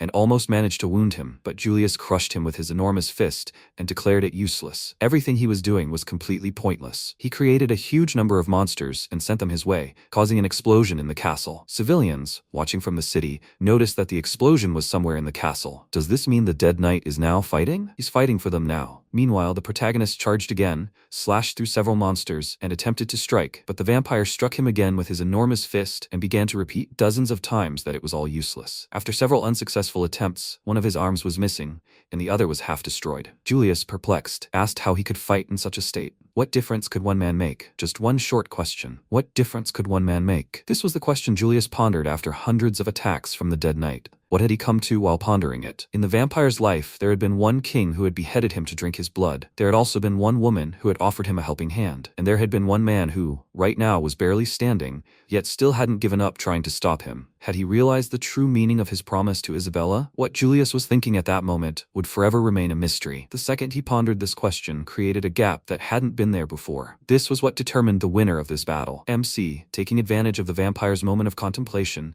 made a quick lunge and pierced him with the iron limb he retained as his last weapon. Meanwhile, Hound, busy writing, said that he should aim for Julius's head if he wanted to live. Either the head or the heart. What was the Dead Knight's choice? At this point, the vampire himself wondered what could be changed alone. In his mind, he turned to Isabel and said that he wanted to keep the promise he made to her. But was he wrong? The girl silently approached him and placed her palm on his face. Currently, the protagonist had pierced his body. Julius said that this was the end for both of them. He replied that he would close the last chapter of his life and that he should thank him later. After this, the vampire died, and the castle and monsters disappeared. Sometime later, MC woke up in the main square. Everyone joyfully began to shout that he had woken up. He saved them all. Let him be famous. Audrey joyfully exclaimed that humanity had won the war. Leonard said that he should look at all the lives he had saved. So what's he thinking? Let him tell them something. The girl approached him and leaned over, and he whispered something in her ear. Audrey stood up and quoted what he said. "It's not that bad." The people joyfully shouted, "It's not that bad." That's what the Dead Knight said. One of the writers called out to another and told him to write it down. The first words of the great hero and savior of humanity were, "It's not that bad." The people brought all the remaining food and held a feast to celebrate humanity's victory. After some time, MC visited the burial site of the volunteers and began to recall how they sacrificed their lives so that he could reach the castle. After that, he turned around and asked how many died. Leonard replied that so many died that they lost count. Many bodies were lost on the battlefield. They have no graves, and yet they must move on. Thanks to him, they can look to the future with confidence. The protagonist replied that, no, it wasn't thanks to him. They did it together. The guy smiled and said that, by the way, people were planning to erect a statue of him on the very spot where he and Julius had their final battle. They found his face a bit unsightly, so they decided to cover it with a helmet. Suddenly, Patrick, hiding behind a tree, called out to him and said that he saw that he had become a great hero who had saved humanity. He should accept his congratulations. He hoped he wouldn't regret it too much when he saw the price he would have to pay for it. MC replied with a smile that they couldn't kill him. After a while, they set the table and decided to celebrate the victory properly. But at one point, some of the villagers began to mourn the deceased volunteers. Audrey burst into tears of sadness, but she tried the food and exclaimed that it was too delicious. Meanwhile, the protagonist, sitting outside with Arian, remarked on how noisy they were. She replied that they must have been holding back for a long time. He asked what her plans were now. She said she wanted to travel the world and heal people, like Dr. Edmund did. Would he go with her? The protagonist smiled and replied that every time they were connected, he could hear the faintest beat of her heart. It was the most pleasant sound he had ever heard, so he had to do what he had to do. Meanwhile, Hound, writing a book, said that Julius had met his end. Was this the Dead Knight's final choice? He seemed to be unaware that this decision would mean losing everything. Suddenly, his fingers snapped, and he noticed that their time was running out. "Let me bring him a piece of Julius's heart," as agreed. The servant replied that they were no match for the dead knight. Hound remarked that, knowing his enemy's goals and what he defended, gave him an advantage in battle. The dead knight would kill anyone who dared to take his girl. Therefore, he would be his first target. He knew this perfectly well, so the dead knight would never defeat him. After some time, the bandits attacked Leonard and pinned him against the wall. He shouted in disbelief. "What does this mean? They, humans, should stick together, not fight." The mercenary replied that there was a huge reward for the dead knight's head and the delivery of the living energy accumulator. Another added that they would be given enough to provide a luxurious life for his children and all their descendants. The bandit explained that they had been ordered to capture those close to the dead knight to use as bait. Leonard, with a sly smile, replied that he was an idiot if he thought Gunther would sacrifice himself for them. He said they would find out soon enough. After a while, the other mercenaries grabbed the others. One of them shouted, "Who are they?" The bandit slammed the guy into the floor and replied that they only needed the dead knight and the accumulator. Another added that they would free them if they obeyed. After all, they didn't want to harm the heroes of humanity either. At that moment, the leader of the mercenaries asked if they had found the accumulator. They replied that it was nowhere to be found. They thought she had already escaped with the dead knight. He asked in disbelief, had they really foreseen this? This couple is smarter than he thought. The mercenary approached Audrey and told her to answer. What weapon did the dead knight have? She replied that she didn't know. He remarked that his head was worth a fortune. A life of luxury awaited her if she helped them. Let her choose wisely. If he were in her place, he would immediately join anyone who offered him such a thing. In response, the girl silently spat in his face. After some time, they led them to a secluded area, and the bandit leader said that the only way out of the underground part of Bahal was here. It was impossible to descend below without passing through the central square. So, when the knight attacks, they use them as human shields. Another mercenary noted that, judging by his appearance, no weapons had been attached to him since the battle with Julius. He replied that this was excellent. Have they secured the exit from the city? The bandit reported that they had increased patrols on the borders of Bahal, but judging by the reports, no one had attempted to escape. The leader said that this meant they were still in this city. Let them not stop searching. Let them remember that their goal is the energy accumulator. Let them not fight a dead knight. Leonard, overhearing this, whispered in Audrey's ear that he had made arrangements with their allies for just such a contingency. They needed a couple of days to prepare, but then they would come to their aid. The girl said she had hoped that peace would finally reign in the world after humanity defeated the vampires. So many people had died for this. After some time, the mercenaries began trying to find the protagonist. One of them said that the human energy accumulator was nowhere to be seen. The dead knight was also nowhere to be found. At this point, one of the mercenaries, standing guard, asked another if he thought they could really defeat the dead knight. He replied that he had heard what the commander had said. As soon as the knight learned where his friends were, he would come immediately. And besides, as soon as they tore the dead knight's head off, he would immediately receive all the riches in the world. The leader of the mercenaries thought that it wouldn't take him long to learn that the hostages' lives were in danger. Everything would be decided tonight. They'll see what the dead knight does. Suddenly, a loud scream rang out. All the mercenaries immediately became wary and went to check. Another bandit approached them, saying they should excuse him. It was he who had come down the stairs. After some time, the leader of the mercenaries reported to Hound that they had been unable to find the protagonist. He asked in confusion, how could this be? No trace of the dead knight? The boy replied that they were sure he remained within Bahal, but they had found nothing. The King of Kings asked in frustration, so, he won't come for him. Then who will he come for? Wait, could that very thing really happen? Meanwhile, the protagonist, standing with Arian on the seashore, said that Hound had once said there was only one way to save everyone, but he had been wrong. There was another way. For the first time in his life, he wanted tomorrow to be like today, and to protect that tomorrow, he must do what he must. The girl excitedly said there had to be another way. They would find another way. MC shook his head in refusal, and tapping his head with his hand, said that as long as this thing existed, people would continue to shed blood for it. But she shouldn't be sad. This story would have a happy ending. He touched her cheek with his palm and said that he loved her. So let her allow him to believe in the world she believed in. Having said this, the protagonist kissed her. After this, he undressed, went into the water, and, making a final gesture with his hand, sank completely to the bottom. After some time, Hound wrote down on paper that in this way, a man,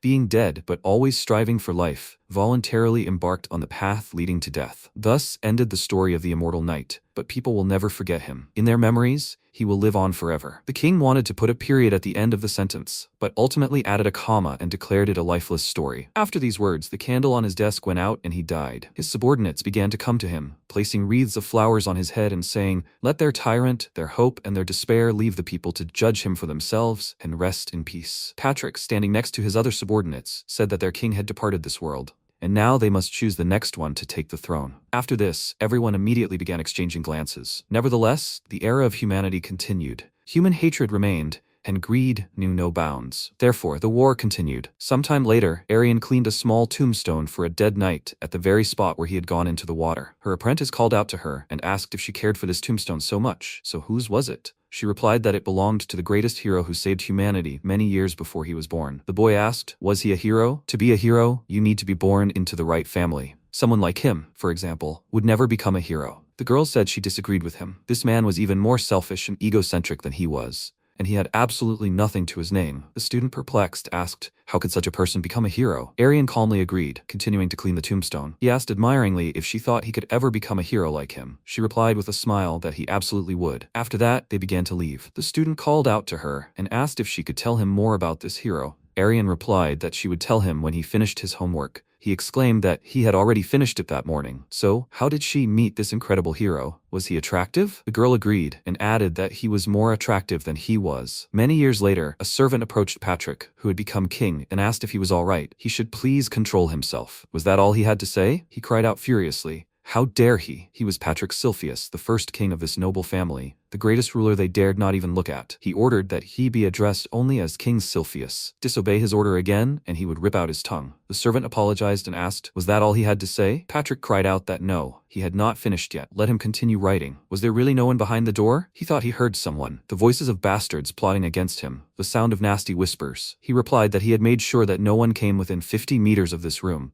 He wanted him to be sure that they were alone here. Patrick said that he did not believe it. He trusts neither him, nor his children, nor his mother. There's no one he can trust. And yet, his greatest achievement is the statue of the dead knight. It stands on the very spot where Julius and the dead knight clashed in their final battle. With the help of outstanding artisans, he created the largest bronze statue in the world. If he were alive, he would have been a serious problem, but he spared them the trouble, and he honored him, which strengthened his authority. Unfortunately, due to the deep reverence the people held for the dead knight, he was forced to leave his companions alive. Gunther handled the situation quite resourcefully. When he first met him, he was a complete egotist. Who would have thought that a dead knight would sacrifice himself for others? However, he should have gotten rid of Leonard. This insolent upstart imagined himself a righteous hero and constantly put a spoke in his wheel. He could not be bribed with either money or power. This guy was the craziest person he had ever met. But the most disgusting thing was his death. On the day of this upstart's funeral, an entire city came to mourn. Who does he think he is? What kind of king is he? There's only one king. He. And besides, he lived longer than him. Yes, he outlived him. And did he mention Audrey? It's that huge woman. After the war, she opened an orphanage. He still clearly remembers the day he came to financially support the children. She looked at him with such distrust. The servant said that he thought he loved children very much. Patrick replied that this was nonsense. Nothing makes a better impression on the public than helping orphans.